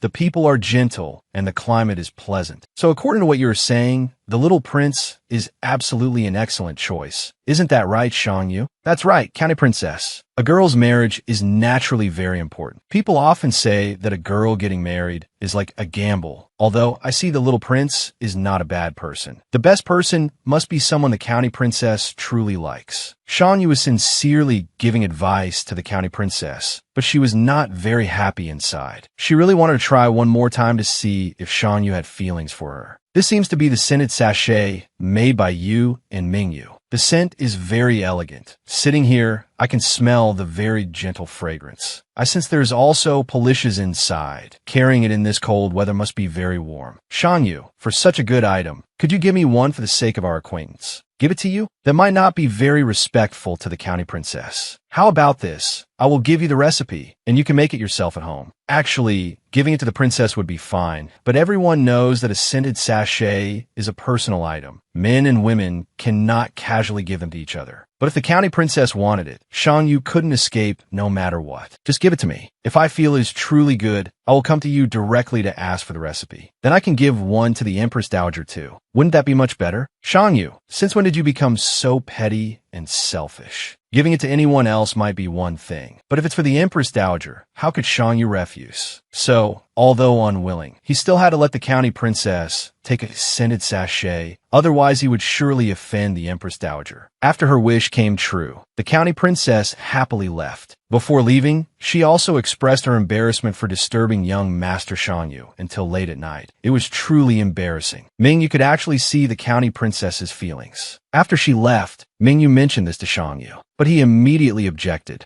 Don't talk nonsense like that. Leaving aside our different personalities, our statuses are not compatible at all. How could I climb so high? That's not right, young master. The princess's status is even more noble than the county princess's. Yet you are especially attentive in caring for the princess. Have you developed feelings for the princess? This question from Ming, you really made Shangyu think. Did I really have feelings for the princess? Why do I treat the princess so well? Mingyu's question made Shangyu think a lot, to the point where he felt bewildered, wanted to find an answer, so he just kept losing focus on everything. Even when Shangyu went into the palace to serve the princess, he couldn't concentrate, causing the princess to remind him many times. What's wrong with you today, Shangyu? You keep spacing out and not focusing on anything. Shangyu didn't want the princess to know what he was thinking, so he diverted the topic, saying that he really liked the princess's cup of tea and really wanted to taste it. Just to distract the princess, Shangyu didn't mind drinking her tea. But he didn't know that while he didn't pay attention to this, the princess cared about it very much. Shangyu might not have known. The princess has never liked anyone touching her private belongings. Moreover, the cup Shangyu is casually drinking from is the princess's absolute favorite. It is the cold glazed jade cup I use exclusively, crafted by artisans over 9,981 days. Thousands of cups had to be destroyed to produce this one. Now, only the princess herself can use it, and no one else is permitted. Usually, if anyone dared to touch it, let alone drink from it, the princess would have given them a one-way ticket to the island. However, today is different. Although Xiangyu drank directly from it, the princess does not feel the slightest bit annoyed. She doesn't understand what's wrong with her either. Normally, wouldn't she go mad? Why is she so strange today? After finishing the princess's tea, Xiangyu continued to lay out the scented sachets he had painstakingly prepared for the princess to see. Princess, this is the peaceful sleep sachet that I often use. Using this, I sleep very well. Do you want to try it, princess? Your highness must use it. I spent a long time preparing it. Seeing these colorful sachets of Xiangyu, along with his cat-like eyes, how could the princess refuse? After receiving the sachet, the princess yawned, looking truly exhausted, and replied, "Is there anything else, Xiangyu? If not, I want to take a nap. I feel very sleepy." "Ah, of course, princess, there is nothing else." "Where does the princess want to sleep now? Do you want to lie here or over there? Do I have to sing a lullaby for the princess?" "No need to be so complicated. I think just like last time is fine. Remember to wake me up in 2 hours. I have dozens of memorials to handle, so I can't rest for long." Xiangyu heard the princess speak very gently, but he himself was a bit shocked. Good heavens, she wants to use my leg as a pillow again? Why does she have such a strange way of sleeping? But luckily, I've mingled with boys since childhood, so my demeanor isn't feminine at all. Otherwise, with this proximity, the princess might have discovered me. The princess's sleeping posture is a bit strange, but one must admit, her face is truly beautiful. Every feature is distinct, unlike anyone else. Moreover, the more I look, the more enchanted I feel. It's just a pity the princess is a woman. Otherwise, things would be different. While the princess was sleeping soundly here, there was someone tossing and turning, unable to sleep. The county princess sat still, clutching the scented sachet Xiangyu had given her. Although she missed him dearly, the county princess still affirmed to her maid, "I have always been conscious of my status and the expectations mother has for me. The second young master and I have never had a chance, and the future is the same, so don't worry about it in vain. Moreover, I know very well that if the Empress Dowager intends to arrange a marriage for me, my mother will immediately agree. From the time I was small until now, my mother has wished for me to cast off this destiny of being a concubine's daughter. My mother would never want me to be like her, living a miserable life just because of those 2 words, concubine's daughter. Even if not for mother, I would certainly marry the little prince. If you don't like it, then there's no need, little Yin Yin. You don't have to marry someone you don't love." The county princess was truly surprised at this moment. When on earth did her father appear? She wondered how much he had heard. The county princess feared she would be scolded by her father, but that wasn't the case. Little Yin Yan's father was actually very sympathetic towards her. He wasn't angry at her at all, only blaming her for being too silly. Why keep so many burdens to herself without telling him? Moreover, as he saw it, the county princess was not at fault. How could having a man she liked in her heart be a fault? It is just normal human emotion. Who can stop it? Do you know, little Yin, your mother and I were originally very compatible, born to be husband and wife. But due to some unnecessary obstacles, she reluctantly had to become my concubine. You are the daughter I love the most. How could I be so heartless as to let you suffer the same fate as your mother? Who you want to love, who you want to be with, that is your right. I have no right to interfere. The more the county princess listened, the more she smiled inside. She was so happy she was about to cry. "Father, are you telling the truth, Prince? You mean I can marry anyone I like, be with anyone I want, even if that person is Xiangyu?" "Father, of course, my daughter. You can be with anyone you want, even if that person is Xiangyu. Although I know Xiangyu is not favored by Duke Xiang,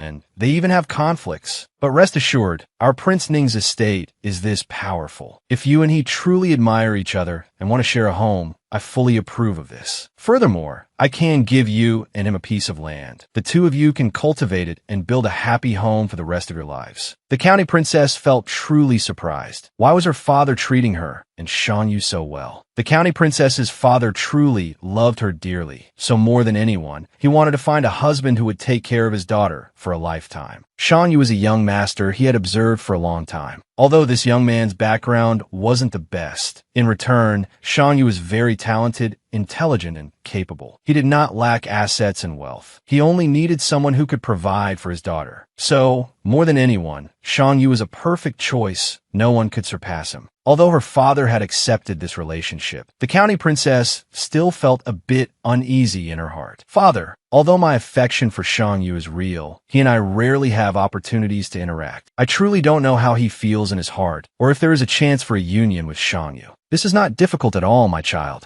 I heard that Shan Yu went to Dao District these past few days to work for the Empress Dowager. Coincidentally, the Imperial Mausoleum is very close to Dao District. You can use the excuse of going there to perform ancestral rites on behalf of the Empress Dowager. That way, you can be near him. Indeed, her father's brain was many times smarter than hers. Thanks to her father's initiative, she had a way to meet Shang Yu. This time, she really owed her father a lot of thanks. And so, in accordance with the county princess's wishes, the Empress Dowager finally agreed to let her go perform the rites in her stead. However, she could not have expected that this trip would be by boat, and furthermore, accompanied by the Princess Highness. Unlucky beyond words, the county princess knew she was prone to seasickness, so she rarely traveled by boat, but forced by circumstances today, she had to accept it. They were both women, yet the princess felt she was so different. Looking at the county princess closely again, this Tang, Yin Yin had the air of a noble lady. No wonder Shang Yu would rather fall out with County Princess Tang Wan Wan, but never with her. On the contrary, he was very close. It really made one place a question mark. On this side, Shang Yu had also received the news that today, County Princess So Van and Princess Dinggua would arrive at the Imperial Mausoleum for ancestral rites, and would stop by his Dao District to rest for a while. Surely everyone would have to rest in the manor, providing a chance to meet briefly. Just as he finished speaking, the carriage arrived. Shang Yu guessed that the princess was on that carriage, so he hurriedly went to welcome her. But he could never have expected that the person sitting unsteadily on that carriage was actually the county princess. County Princess So Van had no idea that Shang Yu was waiting for Princess Dinggua. She firmly believed that Shang Yu ran over to help her so quickly because he was worried about her. Indeed, if the county princess never knew Shang Yu's true heart, she would likely admire him for the rest of her life. Originally, he didn't intend to meet the county princess, but now that he had helped her down from the carriage, he couldn't simply not ask. So, reluctantly, Shang Yu had to ask a few questions out of courtesy. County Princess, what is wrong? Just now you fell from the carriage. Do you feel unwell somewhere? Before County Princess So Van could speak, the maid beside her quickly replied, "The County Princess has been seasick the entire journey today. Moreover, for the past few days, whatever the County Princess eats, she throws up. The County Princess also cannot sleep. It is truly very pitiful." Seeing her maid recounting so much to Shang Yu, the County Princess was overjoyed inside, but on the outside, she still had to scold her a bit, as if not allowing her to speak nonsense. The County Princess continued to leave, but who would have thought that after walking just a little, she couldn't take it anymore, and fainted directly in the snow, forcing Shang Yu to immediately rescue her. The princess's troops, hearing this news, couldn't help but buzz with gossip. That silly county princess is really too useless. Fearing she would have trouble, we sent people to let Tang, Yin Yin go ashore to rest first, and then we would gather the luggage on the boat and leave later. Who expected that she would collapse the moment she stepped out the door? Hearing this, Princess Dinggua really couldn't take it anymore. Before, he hugged me at Mo Yin Mountain, and now he directly hugs Tang, Yin Yin in front of everyone. That fox is truly terrible. Does he like hugging people that much? Fine then, I will teach him a lesson, to see if he still likes voluntarily hugging others. You there, go call Shang Yu here for me. Hearing the princess's call, Shang Yu ran as fast as he could, not knowing what happened that the princess summoned him as soon as she arrived. What was so urgent? Shang Yu ran with all speed, and upon seeing the princess, Shang Yu greeted her respectfully. "Greetings, Princess Highness. Why is the Princess Highness here? Why am I here?" Hearing this, the princess became even more annoyed. She had already heard bad news about him earlier, and now, as soon as they met, Shang Yu immediately questioned her. Asking like that, how could the princess not be irritable? "It seems with your attitude, you aren't very happy, are you? Is my presence here hindering you from saving the beauty? Why are you showing such an unpleasant attitude?" Upon hearing this, Shang Yu knew what the princess was referring to, but the truth was he wasn't that kind of person. It was just that County Princess So Van's health wasn't very stable, so I lent a hand to help. Truly, there's nothing going on. Good heavens, what is wrong with Her Highness today? Suddenly asking me about that woman. But so Van, the county princess is indeed a very good person. Not only does she have a lovely face, but she also frequently engages in charity. She is truly a rare type of person in this world. However, more than anyone, I know very well what social class I am in. The county princess and I are just good friends. Absolutely nothing has gone beyond the allowable limits. Moreover, right now, I still haven't thought about marriage. How could I let myself be moved by anyone? You still haven't thought about marriage? That is indeed a rare oddity, isn't it? Is it that you haven't thought about it, or that you never think about it? Could it be that you actually like men? Is it Mu Shu or Xiao Wu Xin? Tell me the truth. Xiao Wu Xin or Mu Shu? What is it, princess? I'm just friends with those two men. Moreover, they are men. Why would you think I could marry them? So, you don't like men at all? Shang Yu's statement really made the princess feel extremely uncomfortable inside. He actually doesn't like men. Oh my god, how frustrating. If he liked men, I would still have a chance. Otherwise, what point is there in me talking to him? Shang Yu couldn't understand it either. Why did the princess suddenly get angry at him? He never thought there would come a day when someone would ask him questions like that. Haven't I hidden it very well? Why is someone asking about this now? Or did I expose my identity? Ah, that's right. Is the princess on her period today? Usually when I'm on my period, if my legs aren't tired, my stomach hurts so much I feel like I'm dying. So, I can empathize that the princess must be feeling extremely uncomfortable right now. That must be it. Otherwise, the princess wouldn't suddenly get angry at me. So Shan Yu firmly believed that was the case. He immediately ran after the princess to ask all sorts of questions. Your Highness, has your stomach been feeling very uncomfortable lately? Does it feel like something is weighing it down? Very unpleasant? Your Highness, if that is really the case, please drink more warm water. Besides that, you should also drink some four-substance soup. When your stomach feels uncomfortable, princess, you should avoid the wind a bit. That'll make you feel more comfortable, princess. The princess had a question mark in her head at this point. What on earth is this lunatic babbling about? Saying things I don't understand at all. But fine, let's ignore that for now to keep a clear head. Right, Shang Yu, did you come to Dao District to buy rice for disaster relief? Although she didn't understand what the four-substance soup Shang Yu mentioned was, it seemed to be good for health. Well, considering he has the spirit to care for me, I'll ask him about his affairs in return. That's right, princess. Dao District is about to hold a grand year-end market, so merchants from various prefectures will come to sell food. I believe the prices will be much more competitive then. From the way Shang Yu spoke, the princess understood that he was plotting something. It seems you intend to target the high-ranking wealthy households and bleed them dry, right? I find this idea of yours quite good. However, how will you execute it? I think it will be very difficult. Responding to the princess's question, Shang Yu just smiled and continued. I wonder how many days your highness will stay here? Can you join me in attending the grand market at the end of the year? Actually, I don't have any bad intentions. It's just that if the princess's stomach isn't feeling well, I think you should stay in the palace. You can't miss your trip to the royal mausoleum either. Although the princess still didn't understand what Shang Yu was planning, she found his words reasonable. Fine, staying here is okay too. Let me see what this little fox will do in the end. Will he cause another shocking event in the palace? While the princess and Shang Yu were standing there talking happily, the county princess's servant ran over. As she ran, she screamed frantically, "Young Master Shang Yu, second young Master Shang, I have urgent news. The county princess has woken up. Moreover, my master said she is very grateful to you and wants to meet you to express her sincerity, but her health does not yet permit it. Why don't you go visit the county princess? My master really wants to see young Master Shang Yu right now." The county princess is awake? That's very fortunate. Nothing bad happened. All right, then I will go with you.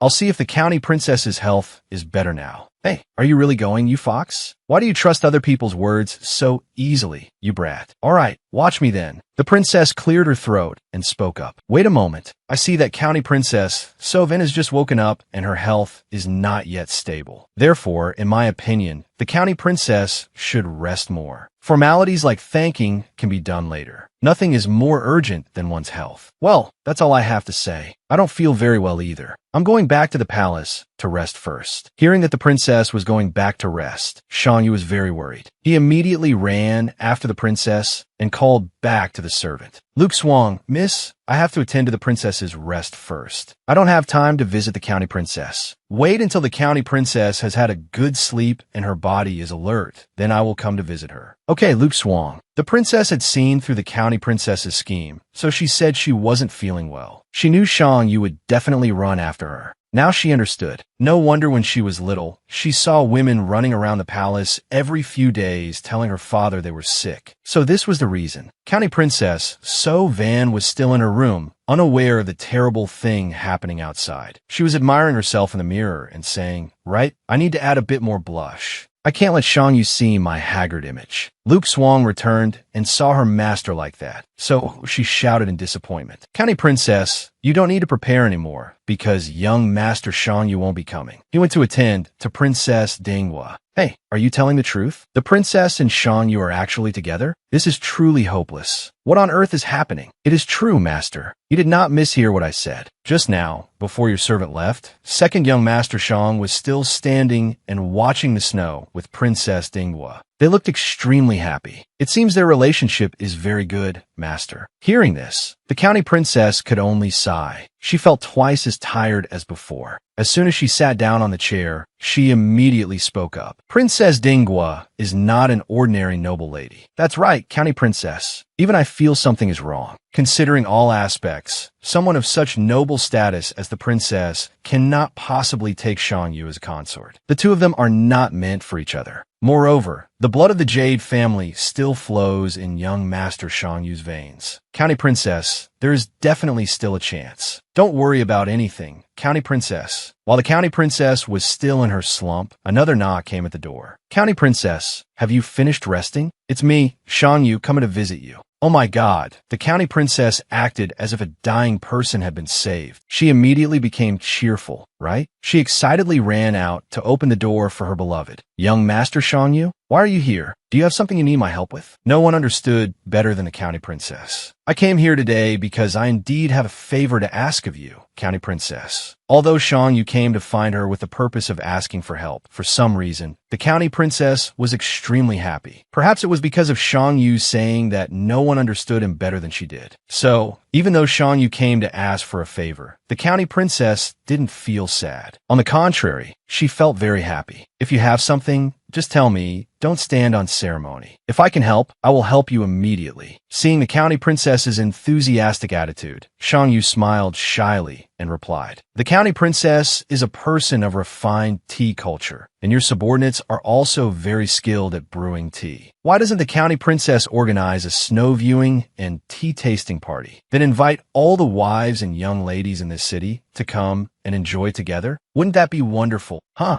Are you joking or being serious, Shang Yu? This is Dao District. Is organizing a tea tasting okay at this time?" "Of course it is, County Princess. Moreover, in my opinion, the larger the scale, the better. We should organize it right in the garden of the administrative office. At that time, you, County Princess, will decide which young lady is the most outstanding. Please prepare 1 or 2 pieces of jewelry as a small gift for the winner." Does the County Princess think that is okay? I'm not someone who regrets parting with jewelry, but I still feel that organizing a party this time is a bit inappropriate. If it were in the capital, there would be absolutely no problem. But organizing it in Dao District is really not okay at all. I don't know if it's truly reasonable. Seeing the County Princess so worried, Shang Yu felt increasingly anxious in his heart. He continuously persuaded the County Princess. "It's fine, County Princess. You just need to order your people to prepare the tea party. You don't need to worry about other things because I am here." Saying the County Princess is love-struck is truly not wrong. Although she didn't know what Shang Yu originally intended, since Shang Yu wanted to do it so much, the County Princess was ready to help out of respect for their relationship. "But you must stand by my side to watch. Dao District is very strange to me, and its location is completely different from the capital. There are many places I'm not clear about. You must guide me." Oh my God, finally the County Princess agreed. So lucky. "County Princess, please rest assured. I will definitely help you with all my might and won't let you be confused about anything. So please don't worry." After successfully asking the County Princess for help, Shang Yu quickly used the excuse that it was getting dark to hurriedly leave the County Princess's residence. The County Princess still hadn't realized what was going on, so she was very happy. She secretly looked at Shang Yu and thought, "Great. In the coming time, he and I will have more time to be together. I've thought it through. Even if my opponent is Princess Dinghua, I will not surrender. I cannot allow myself to lose to a rival. Immediately the next day, Shang Yu and the county princess went to survey the terrain. He really wondered how the county princess would organize the party with plum blossoms on that day. There were originally many types of flowers, but the county princess still chose plum blossoms because there were many natural disasters this year. The growers didn't have the energy to care for them either, so the quantity was extremely small. There was only this amount. So she brought them all here, hoping to add a little flavor of spring. But young Master Shang Yu had a different idea. He wanted to add a few snowmen to make it lively. That would be much more interesting. The county princess was also very excited when she heard about snowmen, but she couldn't play because she had been very obedient to her mother since childhood. Her mother forbade her from playing with snow, so she could only watch her friends play. This time was the same. She couldn't play, she could only watch Shang Yu play with the snow. Hearing that, Shang Yu immediately threw a large snowball at the county princess, surprising her greatly. Anyway, the county princess's clothes are wet by the snow now, right? Why doesn't the county princess play with the snow with me right now? Since you're not clean anymore anyway, Shang Yu continued. The county princess loved this game, but because she was forbidden by her mother, only now did she have the chance. And since she had the chance to play, why wouldn't she try it? So, to respond to the movement, the county princess also made a large snowball to throw back at Shang Yu. The two of them played together very happily. But who could have expected that behind them, there was still a pair of eyes watching with murderous intent? You're a real piece of work, Shang Yu, leaving me here to play happily with a woman. You really think your life is too long, daring to toy with this princess. After teasing each other for a while, the final product was born. It turned out Shang Yu wanted to create a huge snowman statue. A snowman statue this large could be placed in the grounds of the tea party, replacing many of those pitiful plum blossoms out there. However, this snowman statue is a bit childish and can't really be presented on stage to the guests. How about this idea? County Princess, what do you think? I plan to invite some skilled sculptors to carve here. Then this place will immediately turn into a massive crystal ice palace, exactly as I wish. This magnificence will overwhelm the country bumpkins here. I will let them know what royal wealth looks like. These words from Shang Yu really shocked the county princess. Why the sudden 180-degree change? Since I've known you, you've never been this arrogant. Suddenly showing off like this. Have you really become disdainful of the poor? It's normal, county princess. Everyone has arrogance and disdain for those of lower status. It's just a matter of whether they have the chance to show it. Furthermore, I don't want us to just host this banquet simply. We must choose a young lady to preside over the banquet. Then, have her estate hosted again. That way, one after another, everyone will get to host a banquet. Oh my God, what is this crazy guy planning? Why don't I understand anything he's saying? The county princess thought and thought, but couldn't understand. Shang Yu, what exactly do you want to do? County princess, perhaps it's been so long since you hosted a banquet that you've forgotten. Doesn't every banquet require renovating the estate? And renovation can't be done alone. It requires a lot of manpower, right?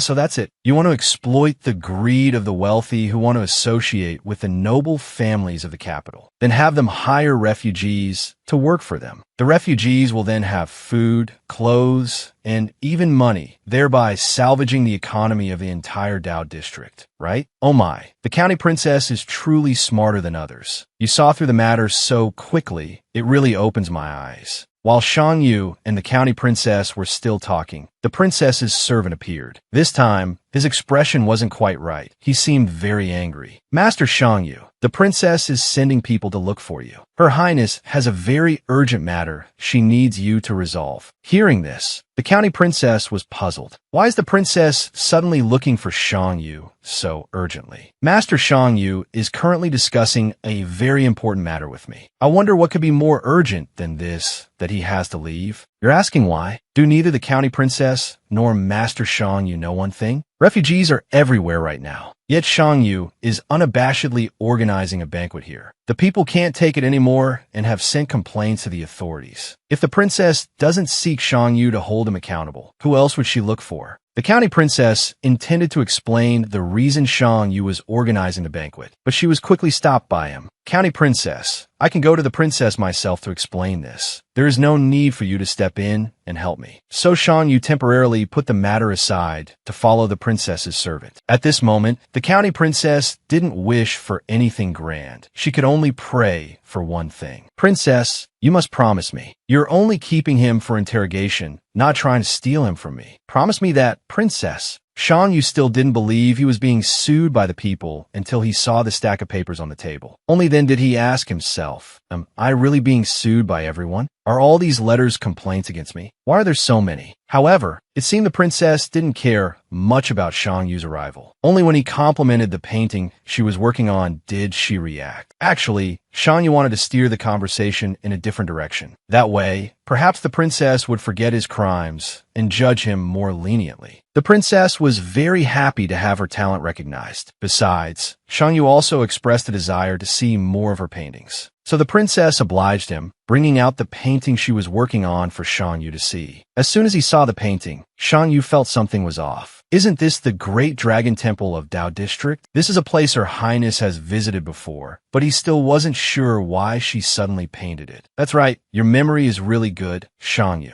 You must eat a lot of pig brains. I went there once when visiting the Imperial Mausoleum. This temple receives offerings year-round. The wealth there is not insignificant. Hey, something smells fishy here. Shan Yu suddenly realized that the princess had already figured out his plan. Furthermore, she was using this excuse to remind him that he could think of a way to make the temple contribute money too. Wow, truly smart. Usually one would have to wait for my hints to understand the whole truth. Yet the princess didn't need any hints and figured it out herself. Moreover, she suggested a new method for me, truly worth learning from. Well, I've just shown you another way to extract money from the rich faster. How do you intend to repay me? I won't accept a mere verbal thank you. Of course, I must repay your highness, and a very big repayment at that. All right, your highness, please speak. What do you want as repayment? Let me think. Actually, I think the gathering you mentioned last time wasn't too bad. I could definitely attend with you. Shan Yu paused for a long while. Wait, which gathering is the princess referring to? After thinking for a while, he finally figured it out. Ah, so it's that matter. Rest assured, princess, the gathering in Dao District is truly very interesting. Did you know? That day, we can release lanterns onto the river and solve riddles on the lanterns. Besides that, there will be juggling acts and fireworks lighting up the sky. It's really fascinating, princess. Hey, hearing you describe it sounds quite interesting, doesn't it? I'm really curious how the festival will turn out that day. It's good that the princess finds it interesting. 3 days from now is the annual festival. We can go together then. It will surely be very fun. Both of them were very excited for that evening outing. Soon enough, 3 days had passed. Shan Yu was tidying up his outfit to look his best when a voice called from outside. It turned out to be the county princess. She had arrived at Shan Yu's room very early, expressing to him that tonight there was a huge festival. She really wanted to go with him. At first, Shan Yu was a bit hesitant because, after all, he had a private date with the princess. But seeing the county princess's pitiful appearance, honestly, he couldn't refuse, so he had to agree to let her come along. Furthermore, a thought flashed through his mind. It probably won't be a problem. The princess is easygoing. Bringing the county princess along probably won't affect anything. The princess, on the other hand, knew nothing and assumed the date tonight would be just the two of them. Moreover, they would be strolling together. Oh, just thinking about it felt wonderful. Everything was going perfectly until Shan Yu appeared with the county princess. Needless to say, the princess was completely stunned. Oh my God, this crazy guy. Does he actually want to walk with me or not? He promised me, and now he brings an attachment. Truly annoying. But since the county princess was already there, she couldn't just chase her back to the palace, so she had to accept this third wheel. However, before accepting the county princess, the princess had to compliment Shan Yu, as he had more romantic entanglements than she thought. The atmosphere had never been so suffocating. If the county princess had known this date was going to be a trio, she wouldn't have agreed to come. Why put oneself in such an awkward situation? Well, since they were already together, they had to ignore the unpleasantness and enjoy the bustling festival. Shan Yu, there's lantern releasing over there. Let's go there. Shan Yu, I think I see a circus over there. Let's go check it out. This is truly the karma he created himself. He didn't want to go with two people at once. Now let's see, will he choose to release lanterns or watch the circus? At first, Shan Yu hesitated a bit, but when he saw the princess's sharp, cold gaze, he knew for sure he couldn't go release lanterns tonight. Honestly, he also wanted to see the circus more. However, suddenly his body felt something was wrong. Why does my lower back hurt suddenly? I remember clearly that my aunt isn't due to visit yet. Is my aunt being kind enough to visit early this month? Although Shang Yu tried to act as normal as possible, how could he fool the princess? Immediately, she saw a suspicious stain on Shang Yu's back. Shang Yu, you are definitely a woman. There is no mistake. Let's see where you run this time, my lovely little fox. Today's episode ends here. Don't forget to like, comment, and subscribe to support me so I have the motivation to continue.